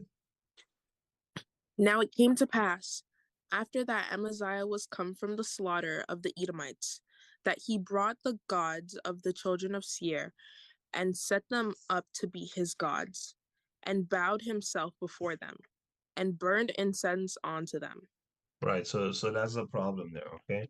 So you go, you kill 20,000 Edomites, but then you take the gods of the Edomites and set them up and start worshiping them. Like, not cool, bro. Right? But let's get the receipt on how we know that this happened between 797 and 767 BC. All right. This is, let me just get this here, see if it brings me right there. Yeah, Edwin R. Thiel. This is about Amaziah of Judah. Edwin R. Thiel, okay, Old Testament scholar says here, okay, dates Amaziah's reign from 797 or 796 to 768 or 767 BC, okay. Thiel's chronology has his son Uzziah becoming co-regent with him in the 5th year of his reign in 792 when Uzziah was 16 years old. All right. And this is from this guy's works, The Mysterious Numbers of the Hebrew King. So we looked at this guy for a previous receipt. Here he is again with another receipt telling us about which time, and he's respected as a scholar. Okay. It says here, editor, archaeologist, writer, and scholar of the Old Testament. All right. So we have him here letting us know that between 797 and 767 BC, Amaziah of Judah takes Selah from Edom. All right, that place where they had the temple. All right, took that from Edom. All right, so let's go on to let's go further, closer to the present day. 736 to 731 BC, right? Here's an event that we know occurred as well. Esau takes captives from Judah, okay, during the reign of Ahaz the king. And for that, we can go to 2nd Chronicles 28 and 17. Sava, let me get it. 2nd Chronicles 28, 17. Oh, wait. Did Saba just read or did Akira just read? Akira, was it you or Saba that just read? I think it was I you. just read. Yeah, okay. So Saba, let me get 2nd Chronicles 28 and verse 17. Give me from verse 16.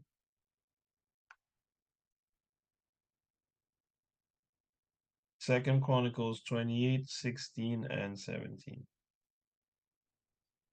If you're speaking, sorry, call the scripture before you read it, please.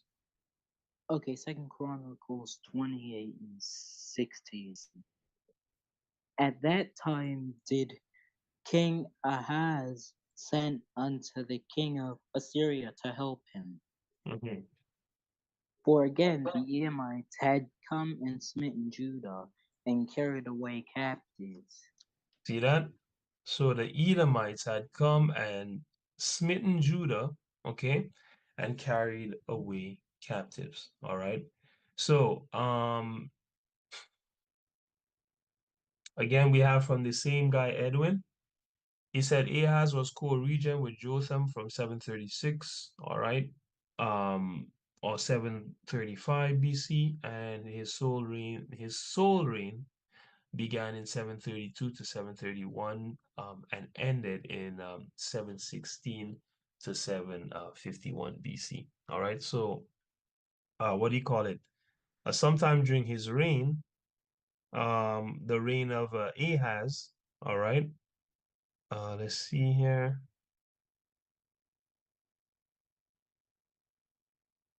One quick second. Edomites killed in Thiel's opinion.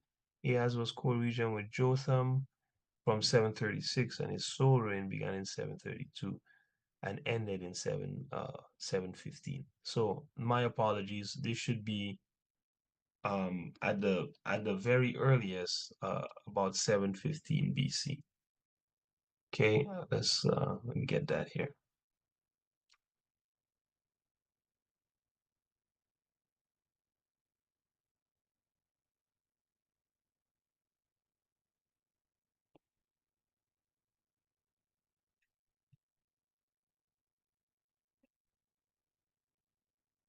All right. All right. And we got that receipt here from the same book, The Mysterious Numbers of the Hebrew Kings. All right. So so now we have, after Amaziah takes Selah, right? One of Esau's cities from him. We have Esau now fighting back and taking captives from Judah, man, right? About between 736 and 715 BC. Okay. Now watch this. When we get down to about between 555 and 539 BC, which starts to get into Esau's ancient Greek period. We have an account here of Esau being oppressed by the Babylonians, right? So first we'll get in the scriptures, and then we'll add it up in with the historical record. Okay, so let me get Malachi 1, right? And we can read from 1 to 4.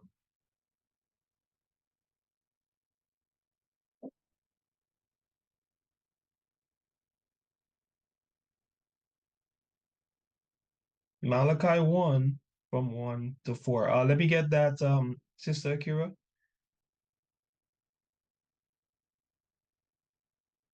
Sure, I'm just trying to find it. Yeah. Malachi 1. Oh, I found it. Malachi 1 from verse. From 1 to 4? Okay. The burden of Yahweh to Israel by Malachi. I have loved you, said Yahweh. Yet ye say, wherein hast thou loved us? Right. Was not Esau Jacob's brother? Saith Yahweh. Yet I loved Jacob, and I hated Esau, and laid his mountains and his heritage waste for the dragons of the wilderness. Okay, so stop right there.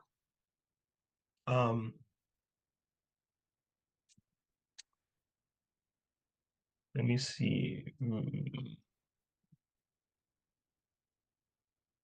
Who are the dragons of the wilderness? I'd say the Edomites. No. Oh, hold on. And laid his mountains and his heritage waste for the dragons of the wilderness. Yeah, so the Most High is telling you he's laying Esau's heritage, right? And his mountains waste. Now, mountains is a metaphor for people, right? Nations, okay? That's why in Daniel 2, when we go down, Daniel 2 is about the statue that Daniel dreams about, and then the angel comes and interprets what the statue is to him. Okay.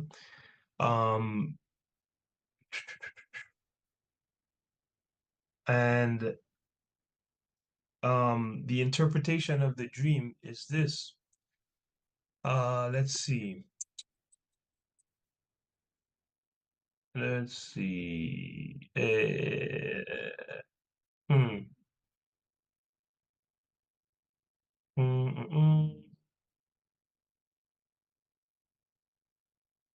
Okay, read from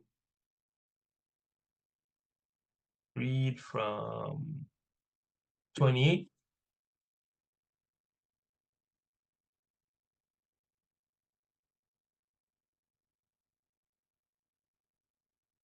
Read from 28 in Daniel 2. Asaba. Sorry, me? No, it's I meant you, but if you're still on the other scripture, it's fine. Okay. Yeah, I'll bring it out. It's fine. It says, but there's a God in heaven that revealeth secrets and maketh known to the king Nebuchadnezzar what shall be when in the latter days. All right. So Daniel's telling Nebuchadnezzar, hey, God is showing you what's going to happen in the latter days. Okay. Thy dream and the visions of thy head upon thy bed are these. Okay, so the king had put out a decree that unless the wise men of the land couldn't tell him his exact dream and what it meant, he'd kill all the wise men in the land. All right. And Daniel, of course, being a Hebrew and the only one that know the Most High, as far as all of these nations, is able to tell the man his exact dream because the Most High knows. And so Daniel goes and says to him, as for thee, O king, thy thoughts came into thy mind upon thy bed, what should come to pass hereafter? And he that revealeth secrets maketh known to thee what shall come to pass. Okay, I'm going to skip down a bit. 31, thou, O king, sawest, and behold, a great image, meaning a statue. This great statue, whose brightness was excellent, stood before thee, so in front of you, and the form thereof was terrible, right? So it was a big, terrible statue standing in front of him. He said the image's head was of fine gold, his breast, his arms of silver, his breast and his arms of silver, his belly and his thighs of brass, his legs of iron, his feet part of iron and part of clay. Right? So Daniel is explaining to the king, here's what you dream. All right? Good. I'm going to jump down a bit. In 36, he says, this is the dream, and we will tell the interpretation thereof before the king. All right? So here's the interpretation.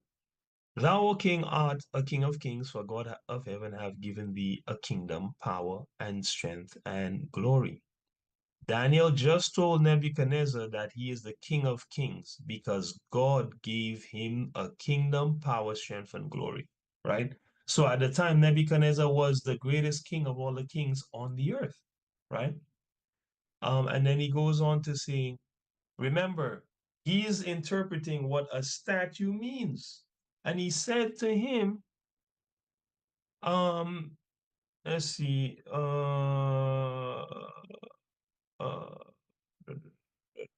and wheresoever the children of men dwell, 38, the beasts of the field and the fowls of heaven have he given into thy hand, and have made thee ruler over them all. Thou art this head of gold. So the head of gold that Nebuchadnezzar saw in his dream represented who? Saba? The head of gold Nebuchadnezzar saw in his dream represented who?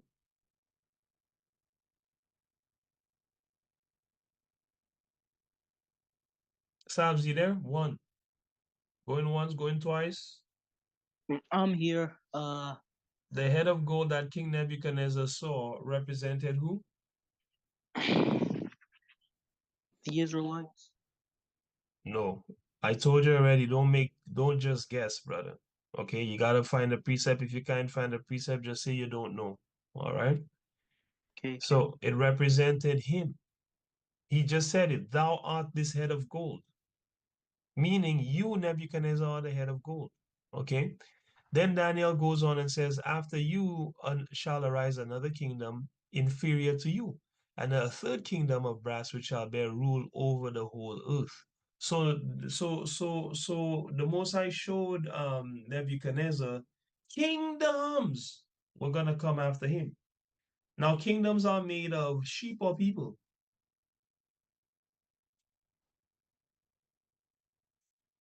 Anyone? People. It's people. People. People are in kingdoms. Okay. So he goes on and he explains to him that all these various parts that he was seeing were kingdoms that would rise upon the earth. I'll read 41. He says, whereas thou sawest the feet and toes, part of potter's clay and part of iron, the kingdom, that kingdom at the end is going to be divided. But there shall be in it of the strength of the iron, right, which is the kingdom that came before it, for as much as thou sawest the iron mixed with miry clay. You see that? So it's going to have the strength of the kingdom before it, but it's going to be a clay kingdom, all right? So it's not going to mix well, okay? And he says, and as the toes of the feet were part of iron and part of clay, so the kingdom, again, he's talking about a big set of people being ruled. The kingdom shall be partly strong and partly broken, right? Straight up just explaining the dream to him, okay?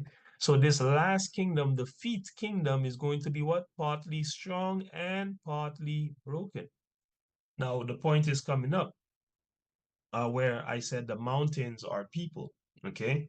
Whereas thou sawest iron mixed with miry clay, they shall mingle themselves with the seed of men, but they shall not cleave one to another, even as iron is not mixed with clay. Here's the kicker. And in the days of these kings shall the God of heaven set up what? A kingdom which shall never be destroyed, and the kingdom shall not be left to other people, but it shall break in pieces and consume all these kingdoms, and it shall stand forever. You see that? God's going to set up a kingdom at the end of all these other kingdoms that will never fall, right? And he said, for as much as thou sawest that the stone was cut out of a mountain without hands, and that it break in pieces the iron, the brass, the clay, the silver, and the gold, the great God have made known to the king what shall come to pass hereafter. The dream is certain, the interpretation and the interpretation thereof is sure. All right. Now let me just go up a little bit here to show you the vision so that you guys can see that the mountain that he's talking about is people. Okay. Let's see here. So he says the stone down there, we just read that the stone was cut out of a mountain. All right.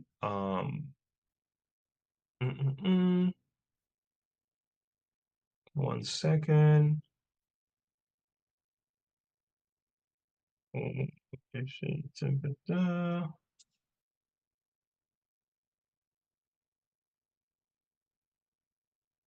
me a second here.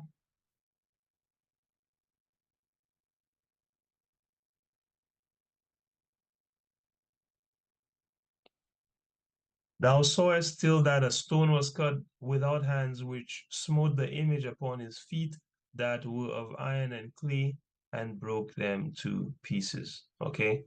A stone was cut without hands, cut out without hands, which smote the image upon his feet that were of iron and clay, and break them in pieces. All right. Then was the iron, the clay, the brass, the silver, the gold, broken in pieces together, became the chaff of the threshing floor. Wind carried them away, and no place was found for them. Here it is in 35. The stone that smote the image became what? A great mountain, and filled the whole earth. Right?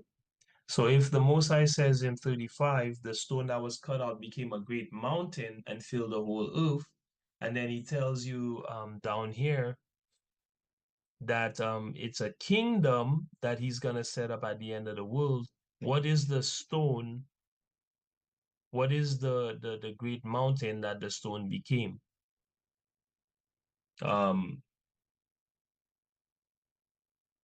Akira, what is the mountain that the stone became?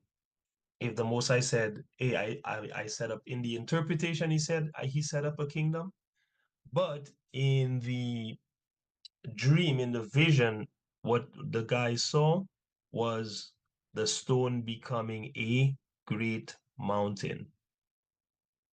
So what would the great mountain stand for? The tribe of Israel.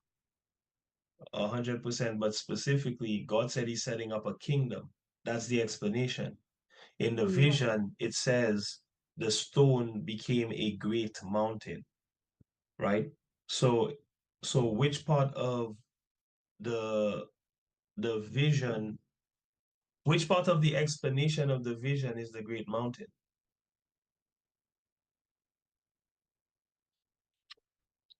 I'm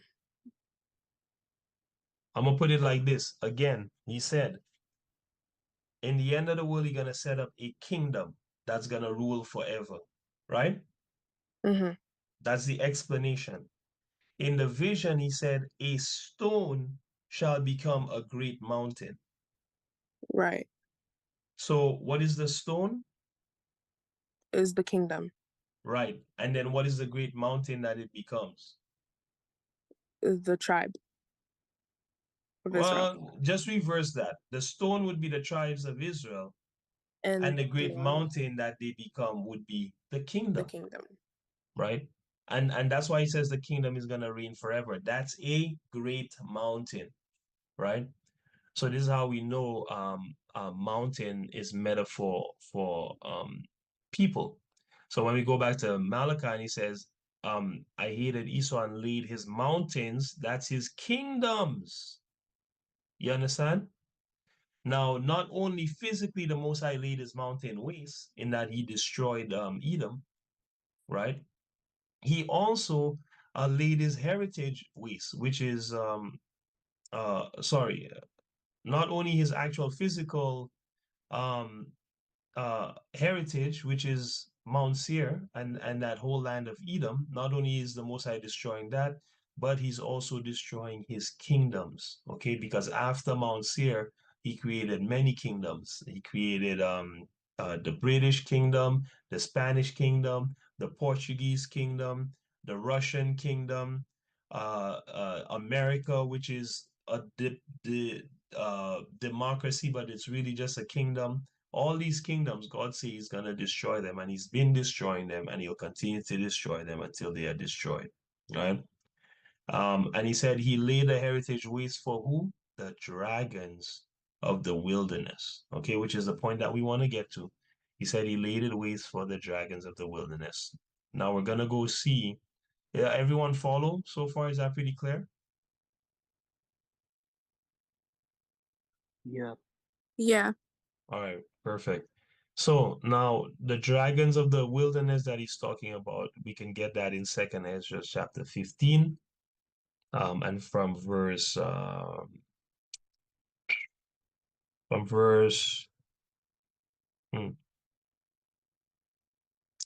27 to 29. Right? Whose turn is it to read? I think it's mine. Okay, go ahead. 2nd Ezra 15 from 27 to 29. Let me open it. Actually, go to 30. Can I read from your screen? Yeah, definitely. Okay. Yeah, once you can see it, read it. Okay, starting from 30? 27 and go to 30. Okay. For now the plagues come upon the whole earth, and ye shall remain in them. For God shall not deliver you, because ye have sinned against him. Right, so Behold, so that's the fate of the Israelites that do not come back and keep the law, statutes, and commandments of the Most High, okay? The punishments for the world is upon them now, okay? That's why you're seeing all these wars, prices are going up. There's no reversing this thing. It's just going to get worse and worse and worse, okay? You can't even afford a place to live. It's terrible, all right? So these are the plagues that the Most High is talking about that's coming up upon the world, okay? And the Israelites that did not keep the law, statutes, and commandments, they will not be able to escape, okay? How do we know it's talking about the Israelites? Because he's talking about people sinning against him, and sin is the transgression of the law, and he gave the law to the Israelites. Go ahead. behold, an horrible vision. For the appearance therefore from the east, where the nations of the dragons of Arabia shall come out with many chariots, and the multitude of them shall be carried as the wind upon the earth, that all they which hear them may fear and tremble. Right, so the Most High said the nations of the dragons of Arabia, okay, is coming out with many chariots, all right? Now, this is a deeper study, but what he's talking about here is the war that's going to start in the Middle East, okay? And he say everybody that hear about them is gonna fear and tremble. Why are they fearing and trembling? Because they're afraid of the nuclear bomb that the dragons of Arabia have the potential of dropping on them. In fact, they will drop it on them, according to prophecy, right? Read 30.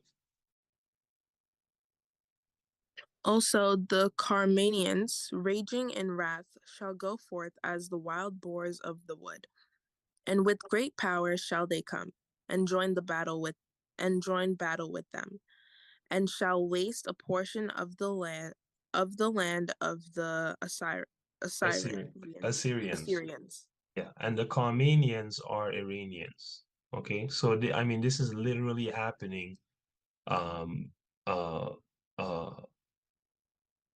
before our very eyes. Okay, Carmania is a historical region that approximately corresponds to the current province of Kerman, Iran. Okay, and was part of the Achaemenid Empire. All right. So when the Most High tell them the dragons of Arabia are gonna come out against them with many chariots, okay? Arabia, is that a wet place or a dry place? Dry. Yep. It is a very, very dry place. Okay, let's look at it on the map. You see all the green? You guys see all the green? You all see all the, yep, the green, as we can see here. Let's look at the Caribbean. It's all green. That's tropics. All right.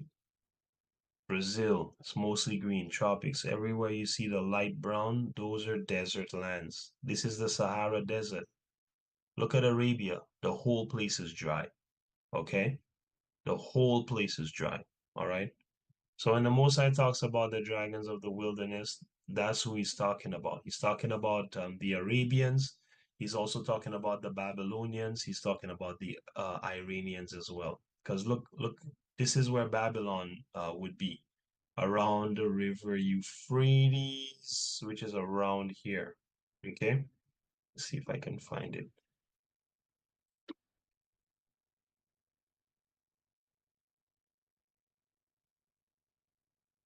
There we go. All right. Sorry, I went a bit far there. Okay, so Babylon is here. Okay, is the river Euphrates. So Babylon is around here, coming to the Persian Gulf. Gotta remember that, right? Coming to the Persian Gulf, right? This is the area of Babylon, around here. Okay. So the Most High say these guys, all right, the dragons of Arabia and the kings of the East. Now, the kings of the East is talking about China, Russia, and all the other, the BRICS nations, all right, that are against America right now, all right. Prophetically, it's talking about them, right? And prophetically, it was also talking about the fact that Esau would be kicked out of his land, which is here between the Gulf of Aqaba here, Gulf of Aqaba, right? And the Dead Sea, which is the Salt Sea, really is from here, about the Valley of Salt, around the Valley of Salt. And the Most High tell you, hey, he'd be kicked out of that land, right? And that's what Malachi is talking about. So let me see here. I think I'm done with Daniel 2. We have the dragons of Arabia. Let's go back to Malachi. All right. So when he says dragons of the wilderness, that's what he's talking about, because is Arabia a wilderness or not? Is Arabia a wilderness or not? Yes, it is. Yeah. And the area of Babylon, is that a wilderness or not? Right? We just saw it. Is that a wilderness? Yes. Yes, it's a wilderness, right? The fertility is around the rivers, but most of that land is wilderness, okay? And the Most High said, listen, man, I'm laying Esau's mountains and his heritage waste for the dragons of the wilderness, man. Let the dragons of the wilderness take it, okay? And then we're going to see in the historical record where the Most High made the dragons of the wilderness take Esau's mountain, okay, in Seir.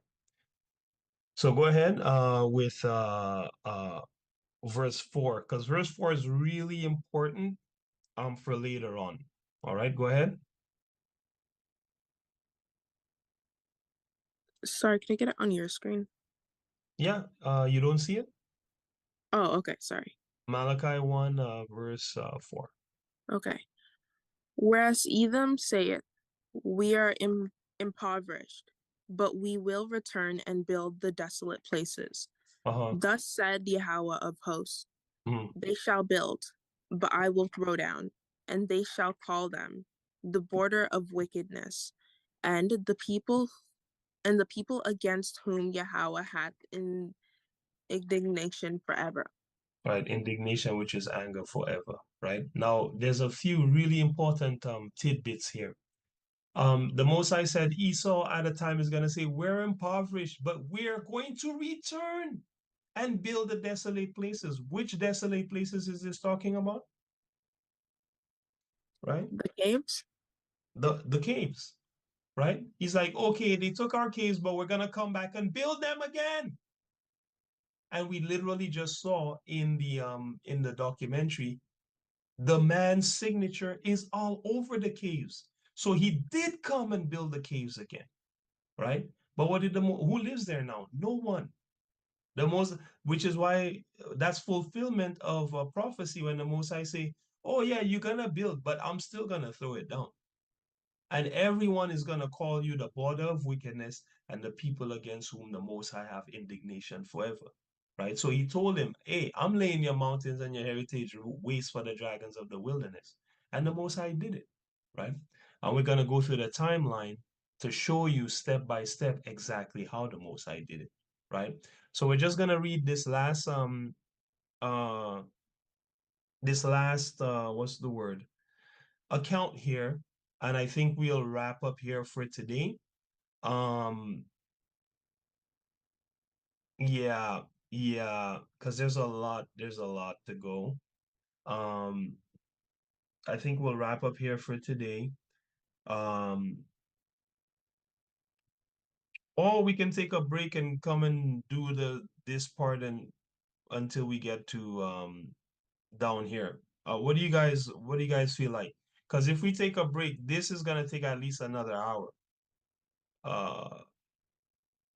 What you call it? Yeah, if we take a break here, going through this portion until we get to um the conclusion here, right, where we can begin part 3, next week, Lord willing, we'll take another hour. So where are people's heads at? Do you guys want to take a break and then come back for an hour, or you guys want to save it for next week and come back fresh next week and do that that other part there?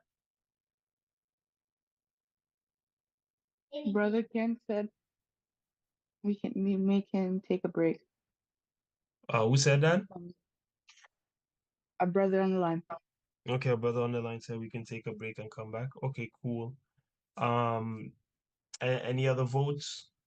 How's everybody feeling? Is everyone okay with taking a break and coming back for another hour? How long would the What? break be?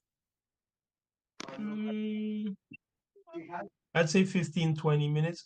You know what? Yeah. You know what, you guys? Let's break it up. Let's break it up.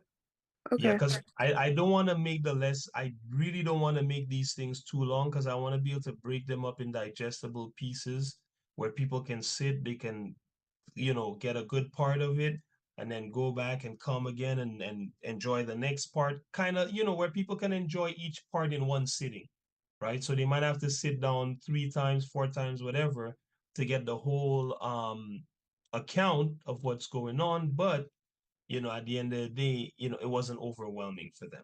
All right. So I think we should wrap at the end of this piece of account and then come fresh next week and get the second half of this portion, and then we can go into the cover up after that, Lord willing. Okay, so I think we'll do it like that. I think that's the best thing to do. So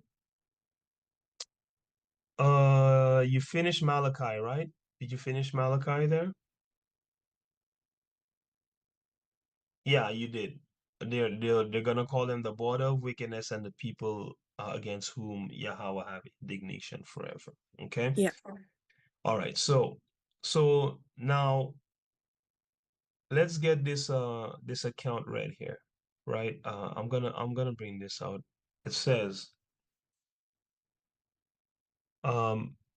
Malachi is set in the same time period that the historical record shows Babylon conquering Edom. Okay, so let's look at this here. Remember, the Most High told you he's going to lay his mountains waste for the dragons of Arabia. Okay, and this happened between 555 and 539 BC. Okay, so here from Britannica, it says the book, this is about the book of Malachi.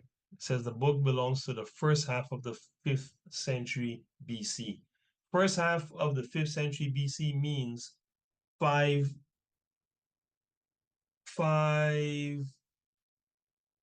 half of the 5th century would be 450, right? Because you get into the 5th century and then 500 becomes 499, becomes so on and so forth. Okay, so that's how they do it. The book belongs to the first half of the 5th century BC, for it clearly presupposes the reconstruction temple dedicated in 516 BC, but does not reflect the reconstitution of the religious community that took place under Nehemiah and Ezra about 450 BC. Okay, so sorry, I might have made a mistake there. I think the 5th century would be anything in the 5s basically, and then the 4th century is anything in the 4s, right? You guys can correct me on that if I'm wrong, but that's how I understand it. So it says the book of Malachi belongs to the first half of the 5th century, which, if I'm correct, would be about 550 BC. All right. So that's when that was about the time that was written. Okay. Now look at this historical record telling you that about the same time, what happened?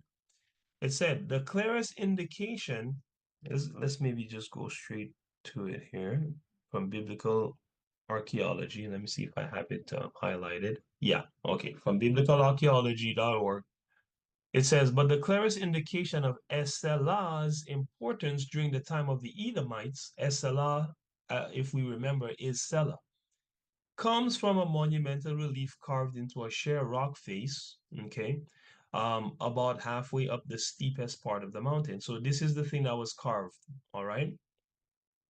The heavily worn but clearly discernible Mesopotamian style relief, okay, that was found in Selah, okay, shows a royal figure with a canonical cap. And keep in mind that sometimes they call Selah Petra.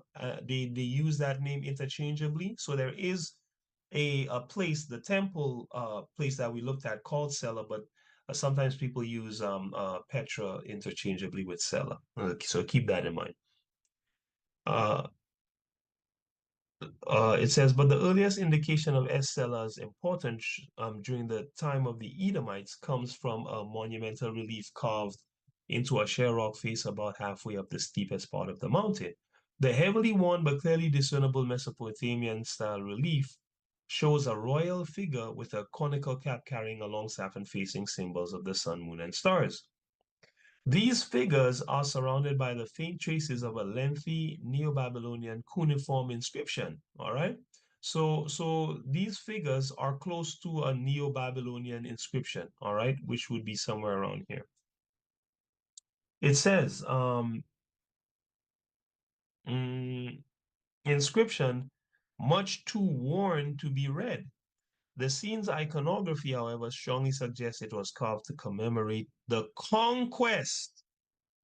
God said he's going to lay his mountains waste to the dragons of the wilderness and the dragons of Arabia. Prophetically, it says here it was carved to commemorate the conquest of Es-Selah and Edom. So not only did the Babylonians conquer Selah, they also conquered the whole of Edom.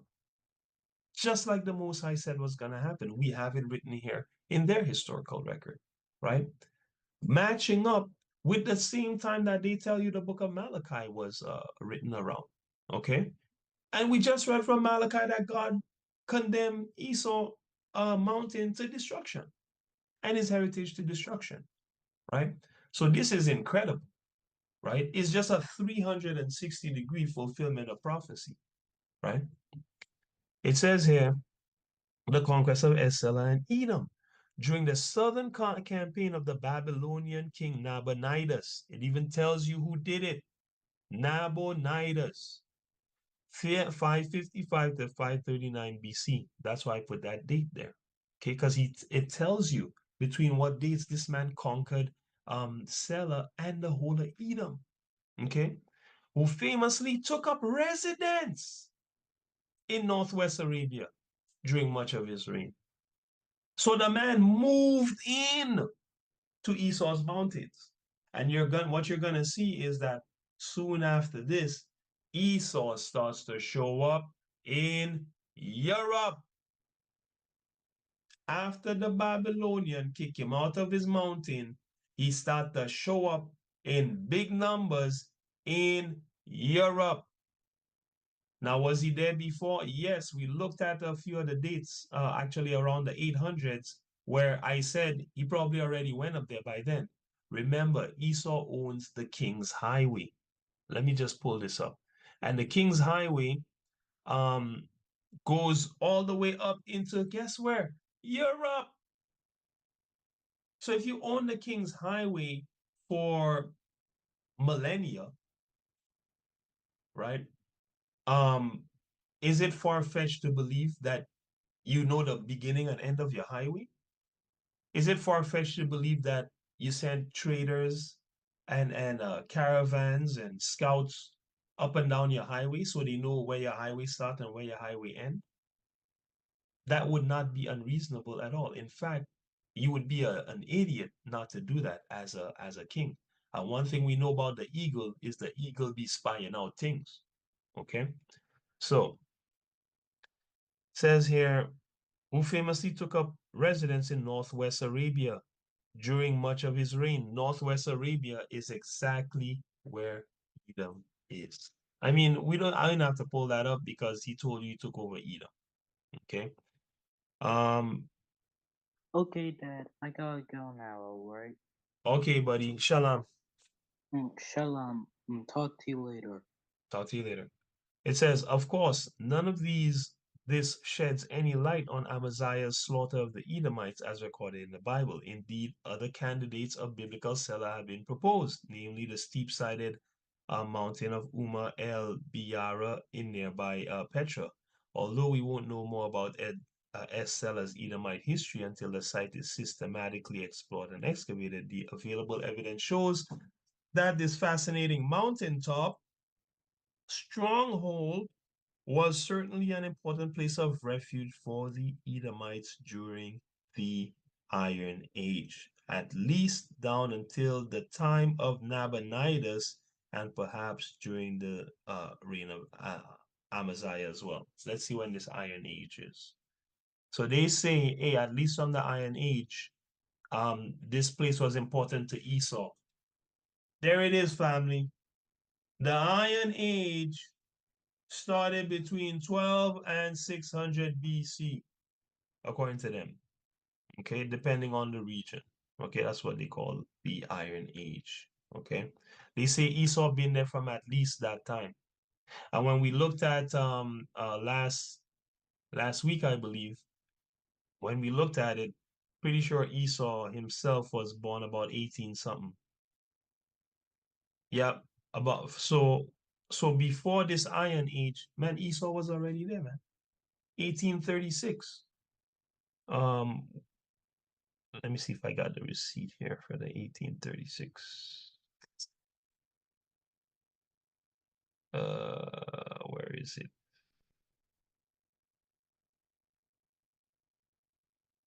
$1836 here. Esau's date of birth. Okay. All right, amazing Bible timeline. Just to quickly touch on it, the first two sons born, Rebekah and Isaac, his birth was in 1836 BC, according to the biblical timeline. All right, so their own experts came up with 1836. Okay, so Esau was in those desert caves way before the Iron Age that we just read about, man. right? And sorry, and here from whoops.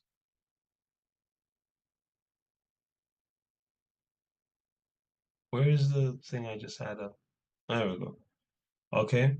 He was there since that time, and more importantly, the Babylonian king Nabonidus between 555 and 539 BC took over his land. Okay, and this is the time where he begins the mass exodus and colonization of so-called Europe. All right, so we're gonna end here for today. All right, so we can come back with fresh minds and look at the next phase of Esau in history, which is where he steals the identity of the Japhites in the land of Japheth and begins calling himself a European. All right. So with that, all praise to the Most High. I pray that you guys were edified.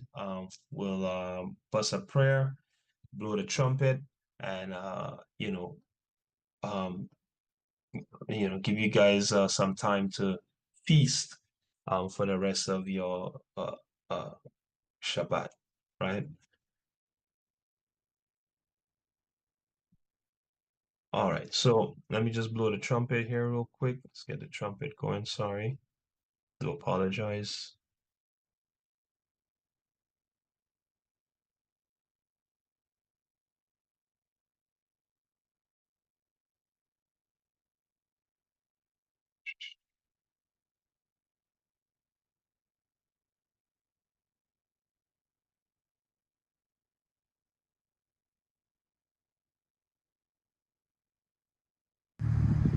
Shalom, shalom, the house of Israel. Hey, it's another beautiful evening. It's about to come in. You already know we're getting ready for the Shabbat, right? So Shabbat shalom to all my family out there. I'm gonna go ahead and let it rip. This is my tradition. Every Shabbat, I like to bring it in. You know what I'm saying? And when the Shabbat's going on, I like to take it out. You know what I'm saying? In peace, in shalom, and great salutations. You know what I'm saying? So we're gonna go ahead and let it rip, and we're gonna make the heathens mad. You hear what I'm saying? Here it is. Here we go.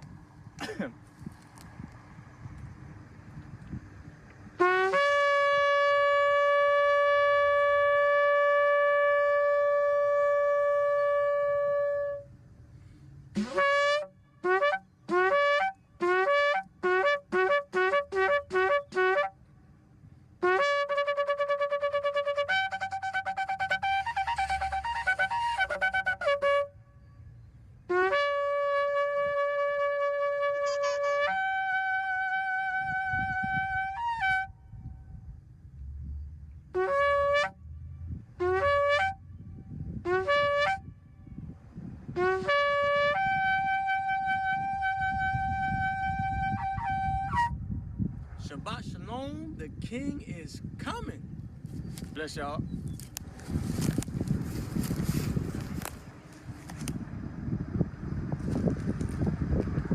I'm about my father's business.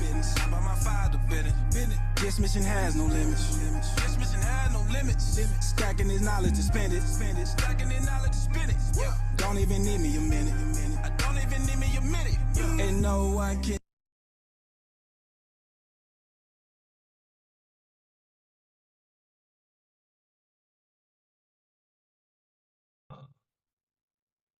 Great. All righty, so let's get ourselves set up.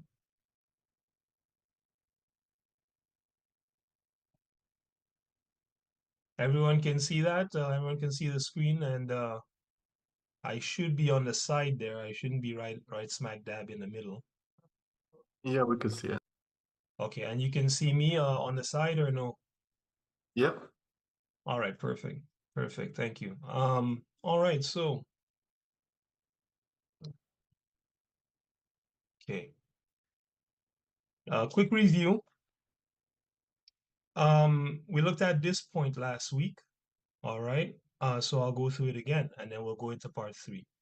So it's we were looking at, you know, where Esau was and at what times he was there, right? And we're looking at the biblical accounts telling you where he was before he came into so-called Europe, and the times, man, right?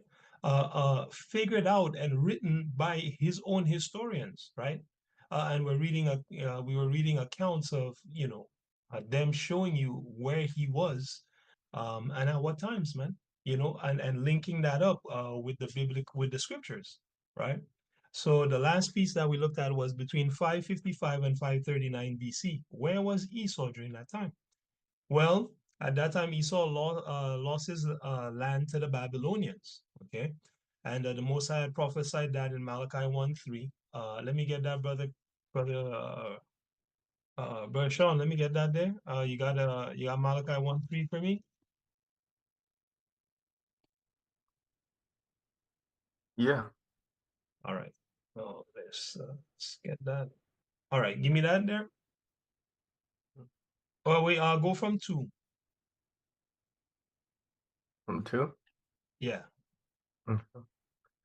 And have you loved that the Lord? Yet you say, whereas has thou loved us? No. Go again. From 2 here. Oh, I have loved you, said the Lord.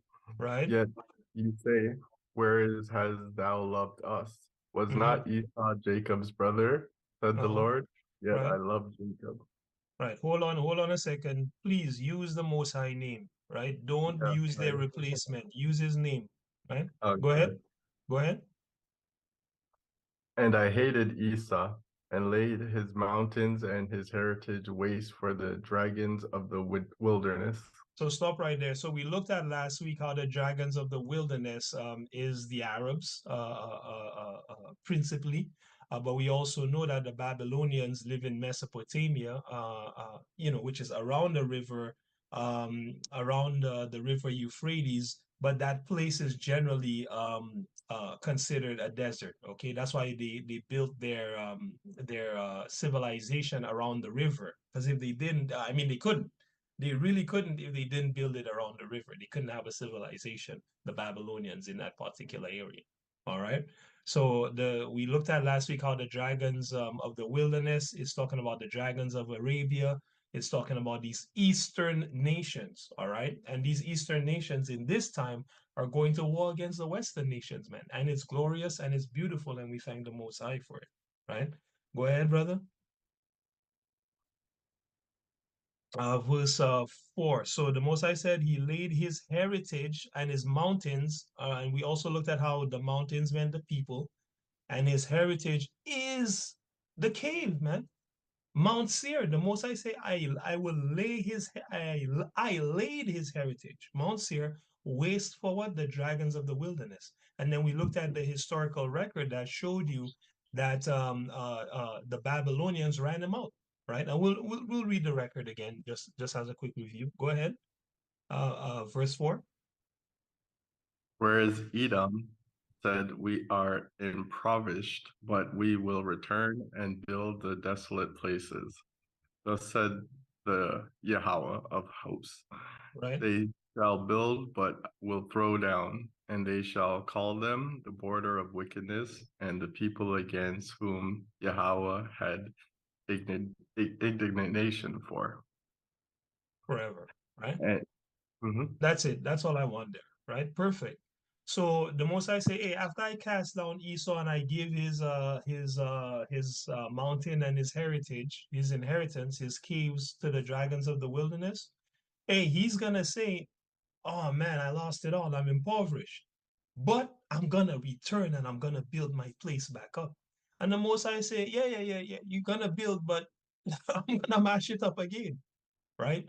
And people will call you the border of wickedness, Esau, right? Meaning there's no wickedness past Esau's wickedness, right? People will also call you, Esau, the people against whom Yahweh have anger forever. You see that, right? So, you know, that's basically what we looked at last week, right? Again, the key point here being that the Most High laid his mountains and his heritage bare or waste, okay, before the heathen, right? Let's see here. Let me see what I got here as the. I have a little excerpt here from Britannica. Okay, this is just about when this was done. Okay, when Malachi 1 was first fulfilled with the first destruction of the heritage and the mountains of Esau. Okay, in Mount Seir. Let's see here. So from the reference here from Britannica, how it tells you that the book belongs to the first half of the 5th century BC.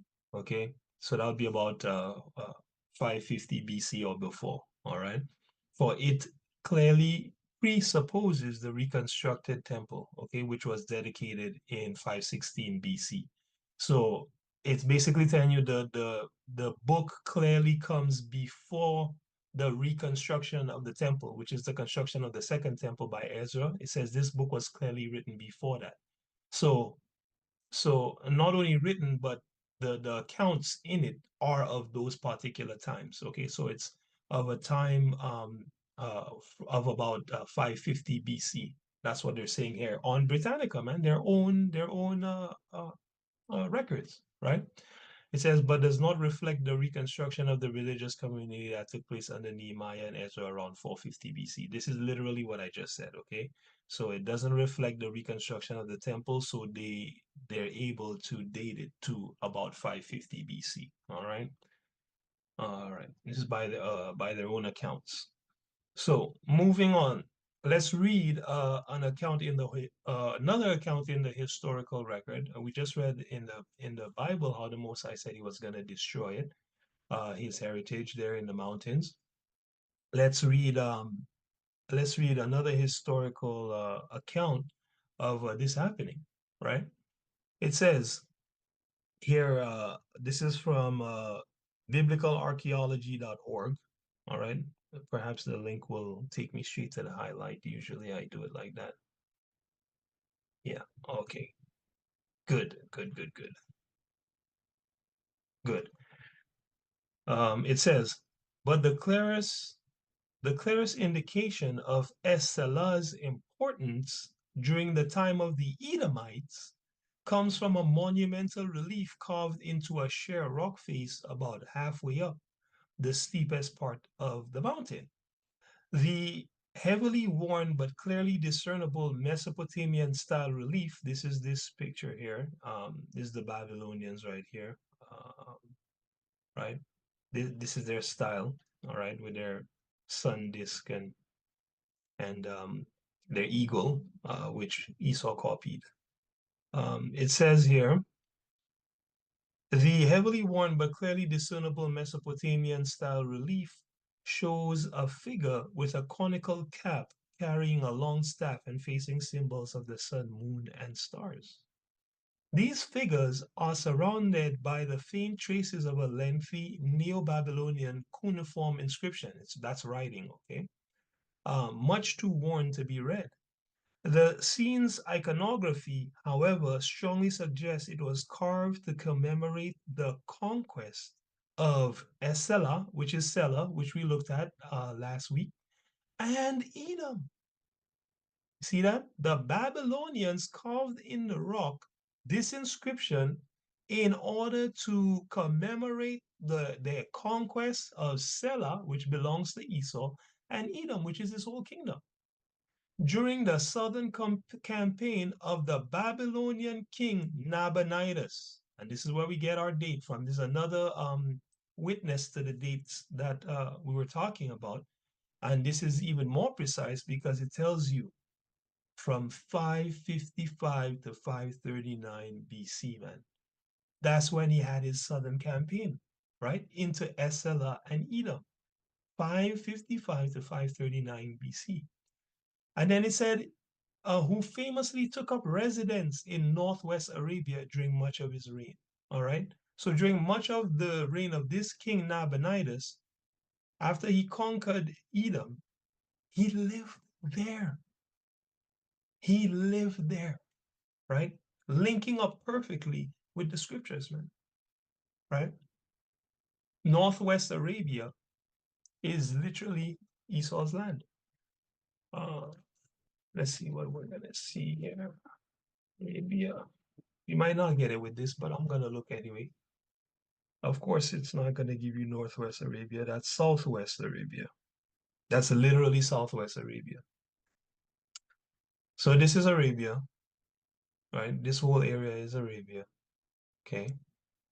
United Arab Emirates, Yemen, Oman, and so on. Saudi Arabia. You just seen it there, Saudi Arabia. Okay. Guess what? Esau lives right here, man. This is Esau's land between here, this valley here, between here, and all here.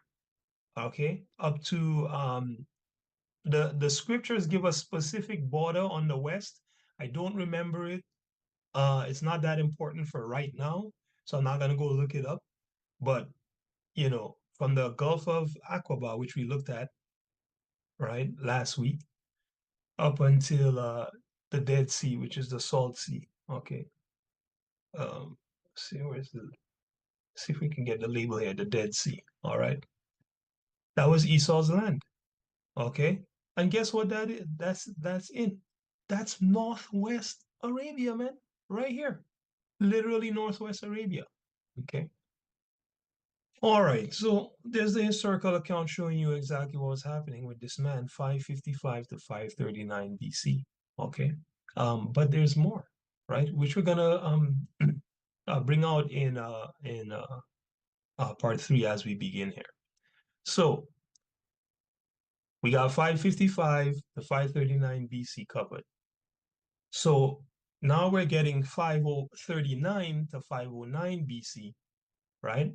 And it says here, it says Esau confesses to the colonization of Europe. All right. So one of the historians of ancient Greece, who goes by the name Thucydides, wrote showing that, how did I make this mistake here? Sorry. Wrote showing that sometime before 500 BC, the Greeks had colonized Europe. All right. So what you're going to start seeing here, family, is that Esau first made small incursions into the place that he called Europe. All right. And then after he was kicked out of his mountain, then he went there. Then he went up to so-called Europe, right? Because he didn't have nowhere else to go. Okay. He settled there for a bit, began to infect the people with his mark, you know, his mindset, right? His deeds, right? They fought against him. First he tried, you know, policy and trickery. It worked to a certain extent, but they fought against him. So he actually had to fight and kill these people and push them out of their land. Now, does that sound familiar? Does that sound familiar, family? Has Esau ever came and dealt with people concerning policy, and when they didn't want to listen, he just killed them and pushed them out? I think we all know the answer, right? So anyway, it says one of the historians of ancient Greece, who goes by the name Thucydides, okay, wrote showing that sometime before 500 BC, the Greeks had colonized Europe, okay? This sentence unintentionally exposed the fact that the so-called white man had already colonized Europe by this time, okay? Or rather, he had already begun colonizing, all right? Right, that's a more accurate statement. Europe by this time. This came out of the mouth of one of his own historians. All right, now let's read the excerpt. It says, Thucydides, the great ancient historian of the 5th century BC, wrote a sketch of Greek history from the Trojan War, which is completely made up, by the way, family. Look up the Trojan War, okay, and the history of it. What it's made up. Okay. Um, the history from the Trojan War to his own day, in which he notoriously fails to appropriate in the appropriate chapter to signal any kind of dramatic rupture. He does, however, here's what we want, speak of Greece settling down gradually. He said Greece settled down gradually. Remember, he's calling himself the Greek, okay? But he's a Edomite, okay?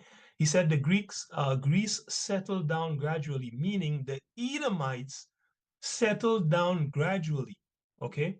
He said, speaking of Greece settling down gradually and colonizing, hold up, out of the mouth of his own historian, Thucydides, he said, in 500 BC, they settled down gradually, and he tells you exactly where they colonized. He said they colonized Italy, Sicily, and Western Turkey. Right now, we're going to look at these places. All right, Italy. Right. So before 500 BC, Esau had colonized, okay, or rather begun already colonizing Italy. This is Italy, family. This is Italy. This whole piece here, including this island, which is a very, very important island. This island is very important. Okay, this one too. Italy, okay, he colonized. Sicily, okay, right? That's that little island at the end of Italy, Sicily, all right? And Western Turkey, all right? Look at this. Can you tell where this is? Am I gonna get a good reference? No, this is not gonna give me a good reference here. Can anyone tell where this is? Just from looking at this here? Can anyone tell where exactly this is?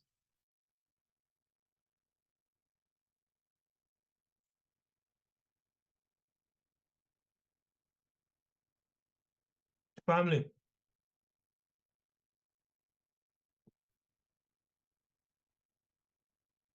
Going once, going twice. Can anyone tell exactly where this is? If you guys are speaking, I can't hear you. This place? Yeah, this area. Can you tell where this is in the world? Here's the Mediterranean, here's the Black Sea.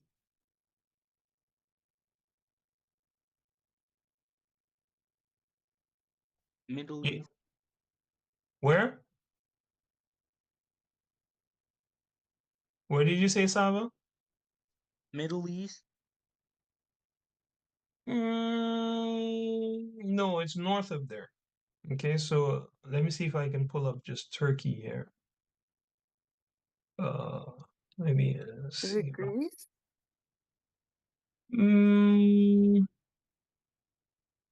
No. This is what we were just looking at. This is this is Turkey. Now when you zoom out, okay, remember Esau was living here, right?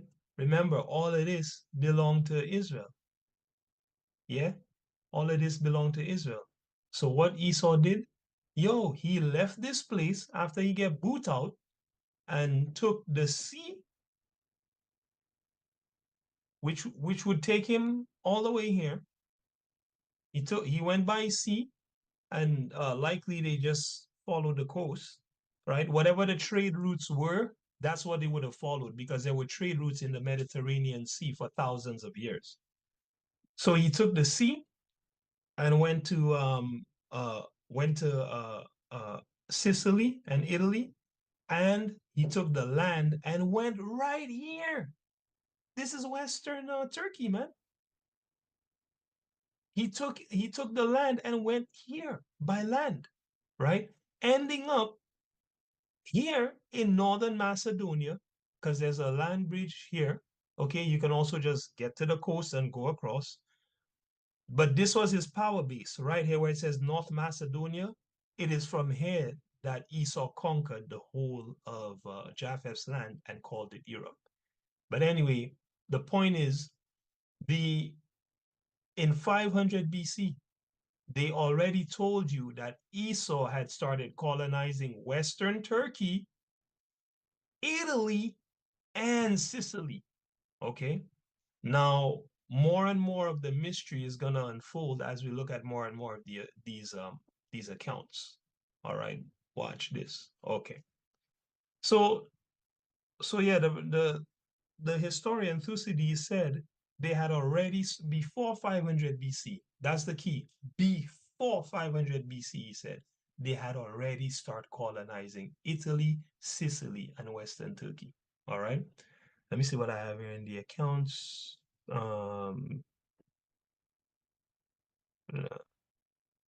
do I have here?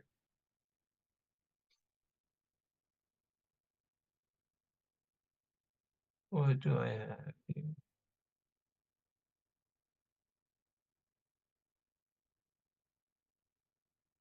I don't know what that is. Yeah, don't know what that is.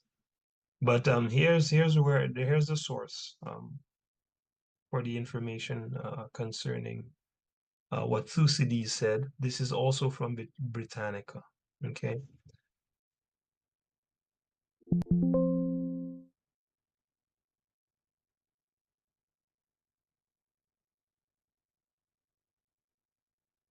Oh, there it is, right there at the top. Is that at the top? No. Okay. The period between the catastrophic end of the Mycenaean civilization and about 900 BC is often called the Dark Age. It was a time about which Greeks of the classical age had confused and actually false notions. Thucydides, the great ancient historian of the 5th century BC, wrote a sketch of Greek history from the Trojan War to his own day, in which he notoriously fails to, in the appropriate chapter, to signal any kind of dramatic rupture. He does, however, speak of Greece settling down gradually, okay, and colonizing Italy, Sicily, and what is now Western Turkey. All right. And then he says this surely implies that Greece was settling down after something. What were they settling down after, man? War, oppression. This is what they were settling down after, man. Right? Coming into the people's land and warring them and taking it, man, by force, right? And by diplomacy, right? Which we're going to read the accounts of. So, seeing that their own historian said this, right? We ask, did Esau really colonize Europe before 500 BC, right? Well, let's look at the receipts and we'll be able to tell, right? So we have some new information here. Okay. Okay. We're gonna look at 700 to 621 BC. All right. We're gonna look at these two entries here. Okay. So 700 to 621 BC. Remember I said last class that after Esau escaped from under the hand of the Judites, right? And after this account here in 2 Chronicles 28, 16, and 17, you know, when Esau was taking captives from Judah during the reign of Ahaz the king, I said, hey, around that time, I believe that this guy had already started making inroads into Europe. Well, the Most High sent the receipts to show that he had already started making inroads into so-called Europe at that time, right? So let's look at this receipt here. Esau arrives in Europe. Okay, we'll look at this this receipt here in number 9. What do you call it? Brother Chris, can you read that highlighted part for me there, please, bro? Are you able to see that?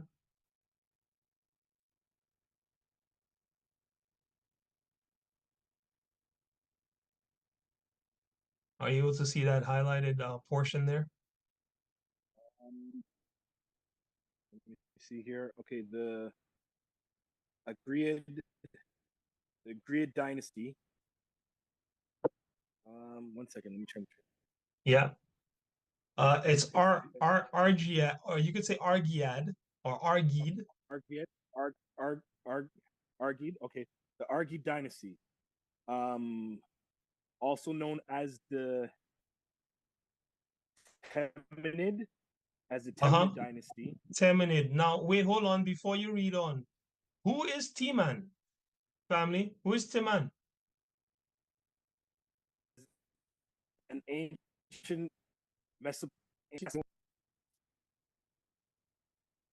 Chris, you're breaking up. Man is the son of Esau, is it not? Yeah, so let's go to Genesis 36. Let's just let's pull this up here. Let me see, maybe I can get it right here.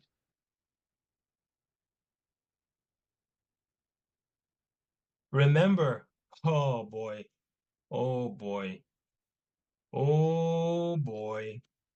That's all I gotta say, man. Like, yo, that's why the most I say in the Bible, where and who is he? If it's not the so-called white man, where is the man God is talking about, and who is the man God is talking about? If it's not this guy, right? Because, yo, there is too much evidence pointing all in the same direction. That's like you have a court case and you find the man with the bloody knife stabbing the person and said it wasn't murder. And you're like, no, it wasn't murder. Well, what do you mean? The guy's got red-handed. That's how the Most High has set it up, right? This guy is caught red-handed stabbing the person to death, man, right? And you know what he do? He put a screen in front of it and tell you it was all a movie. It's a show. And so everyone's like, oh, well, it wasn't real. Meanwhile, he just dumped the body in the water and nobody ever see that person again. And then he tell you, oh, they went into exile. And everyone's like, yeah, they went into exile. You hear how stupid that sounds? But this is what's happening every day. The man is committing murder, thievery, and all kinds of wickedness and just telling people something else. Look over there. And then people are just like, oh, yes, I'm looking over there. Right? Anyway, I digress. Who is Timan? Genesis 36 and verse 11. Read that for me, please, sister Akira. From where? Genesis 36. Let's go from 10 and 11.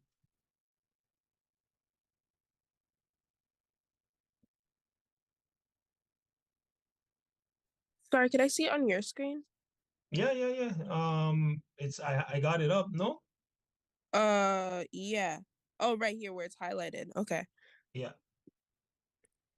And the sons of Eliphaz were Teman. No. Read from 10. 10. Read from verse 10. Oh, the one above. Yeah. Okay. These are the names of Esau's sons. Eliphaz, the son of Ada, the wife of Esau. Reuel, That's the right. son of Basemath, the wife of Bashemath, the wife of Esau. Continue. Yeah.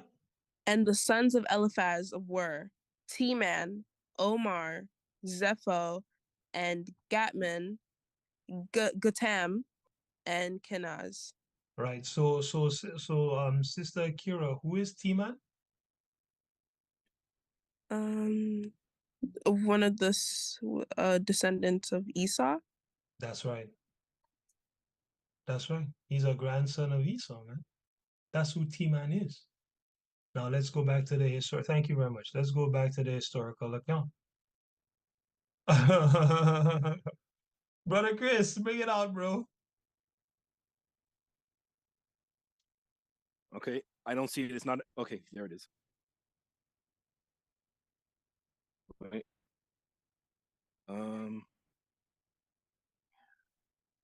The Argid. No, I'm trying to make my screen zooms. So Yeah. Remember, the app actually zooms in, family. Like you can actually zoom it in and get like as close as you need to.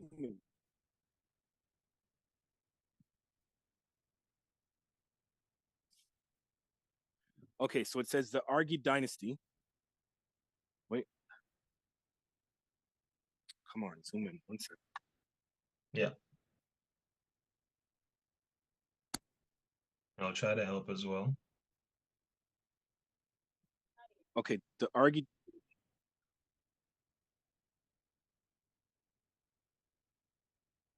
I lost you there, bud. Yeah, I'm here. I'm just trying to get it a little bit closer without there we go. That's better. That would work.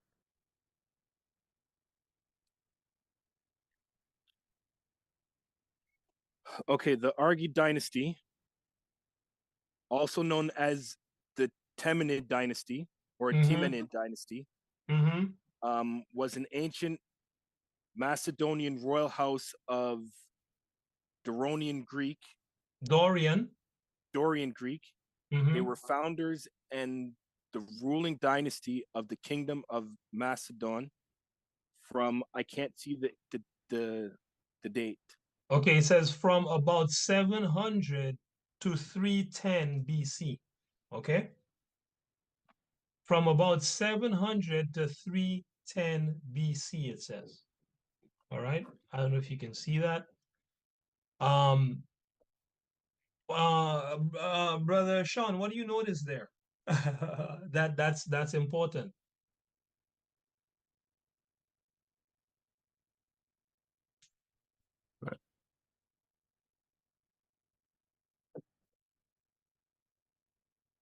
What do you notice there from this Argid dynasty? What do you notice there that's important about them, right? Concerning the history of the so-called European, right?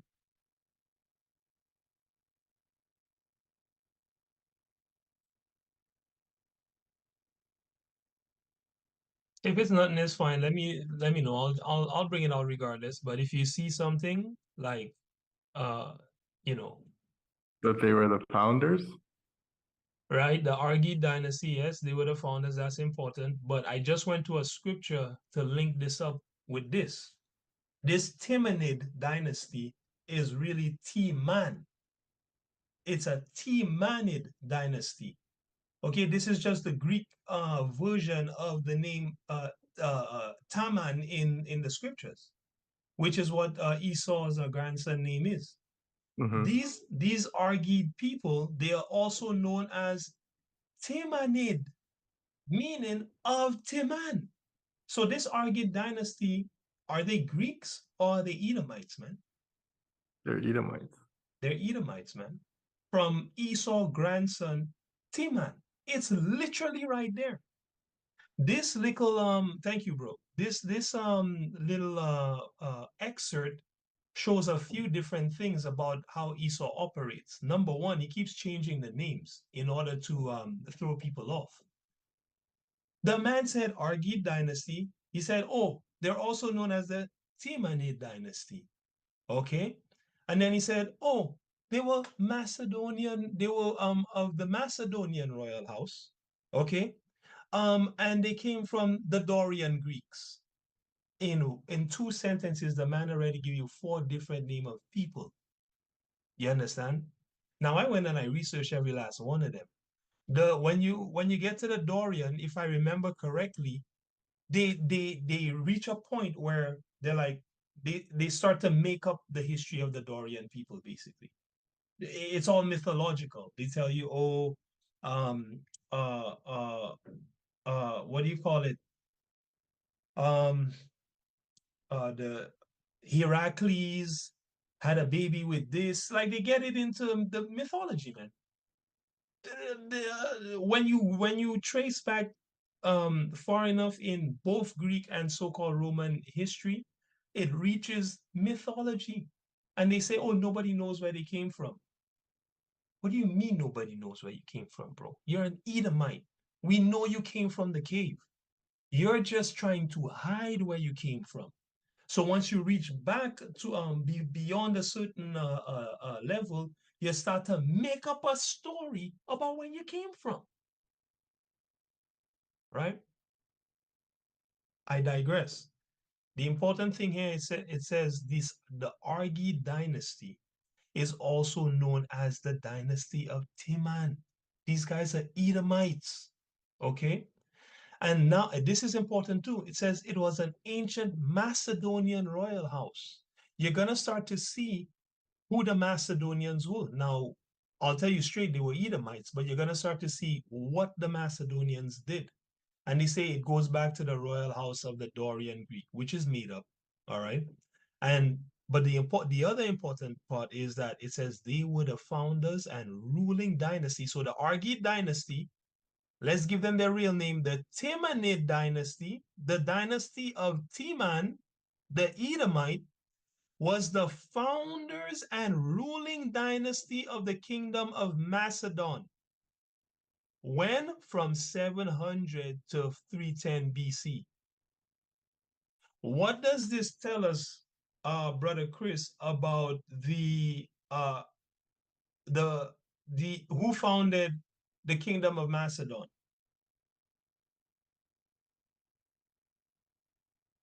What does this last sentence tell us about who founded the kingdom of Macedon, bro?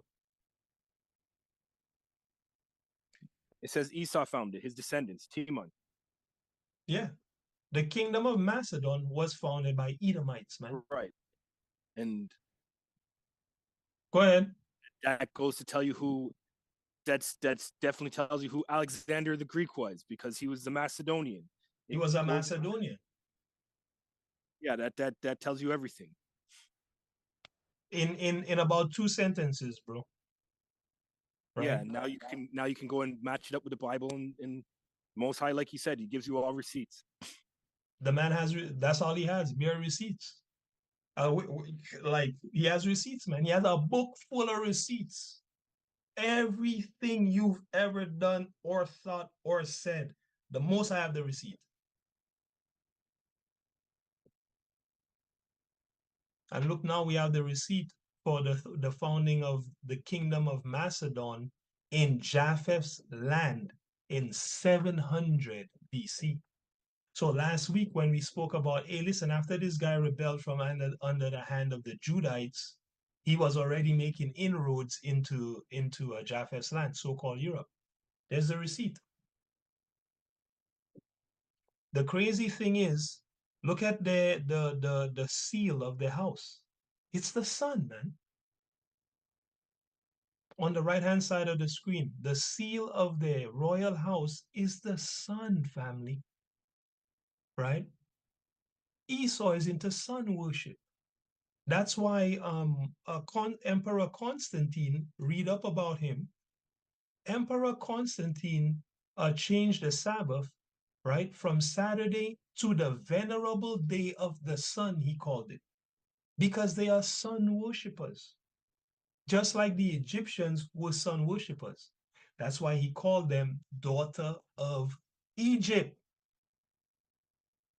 It all links up. Receipts everywhere, a bag full. Read anyone. It's going to point back to the same, person. I also want you guys to notice here, it says the Timanids go back to the Heraclidae, all right? No, they have this drawing here of a centaur.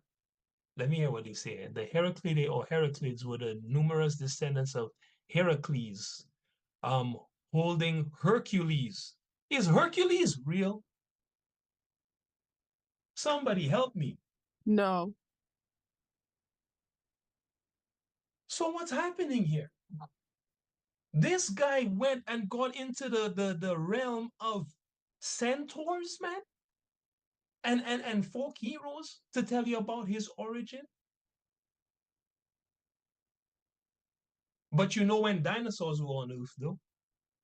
You know exactly the age of the Earth and the universe and the dinosaurs and what they look like and what they ate and where they live and when the ice age was, but you don't know where you came from. Try again. Try again, fam. You're hiding stuff. That's what you're doing. But the Most High have the magnifying glass on you. Right? All right, let me not get carried away. So two important pieces of information. These guys are Edomites, and they founded the kingdom of Macedon, and they did it in 700 BC. Okay, that's when they founded that kingdom. All right. So indeed, after they rebelled from under the hand of Judah, they went and began colonizing Europe. All right. I got two more receipts here. This says Esau conquers the Japhites and expels them from their land. Okay, this one's a sweet one. Let's go to the number 10 here and number 11 for the receipts. It says this is from ancientorigins.net.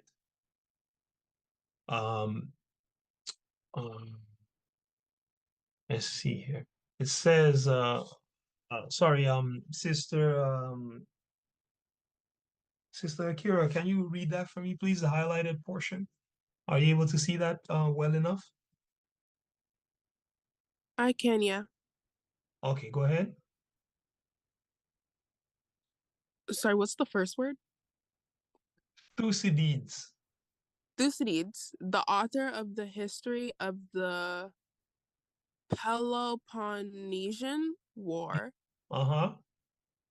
offers a slightly different account from Herodotus and the founding of the Macedon.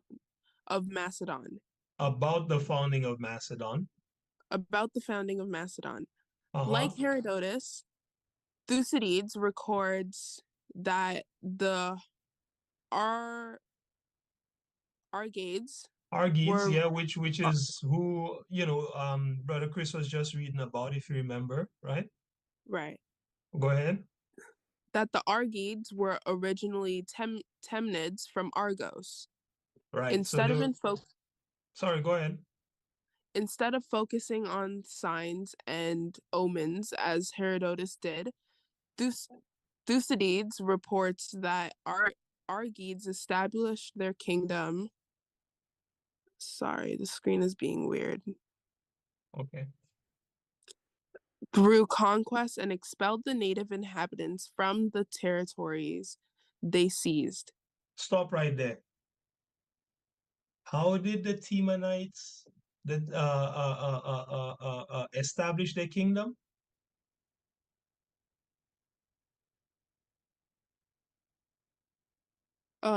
Through colonization. Well, what does he specifically? Yeah, exactly. What did he specifically say here? Through what? Through conquest and expelled the native inhabitants from territories they seized. So how was Europe established, family? These Edomites conquered the natives and expelled them from their territories. This guy Thucydides, I love this guy. There's another historian named Herodotus who writes about the history of the Edomites during this time during this time in Greece. This guy just he says anything, basically. It's not historically accurate. Okay, he mixes history with mythology, talking about Hercules and a bunch of stupidness, like the picture that we just saw. Thucydides, his whole goal was to record accurate history. That's why this account says, when this guy wrote the history of the Peloponnesian War, which covers them kicking out the natives from that land, okay, it says he didn't what do I say? He didn't focus on signs and omens. Okay, he wasn't into the mumbo jumbo. He just reports the facts. And the man said, the Edomites establish their kingdom through conquest.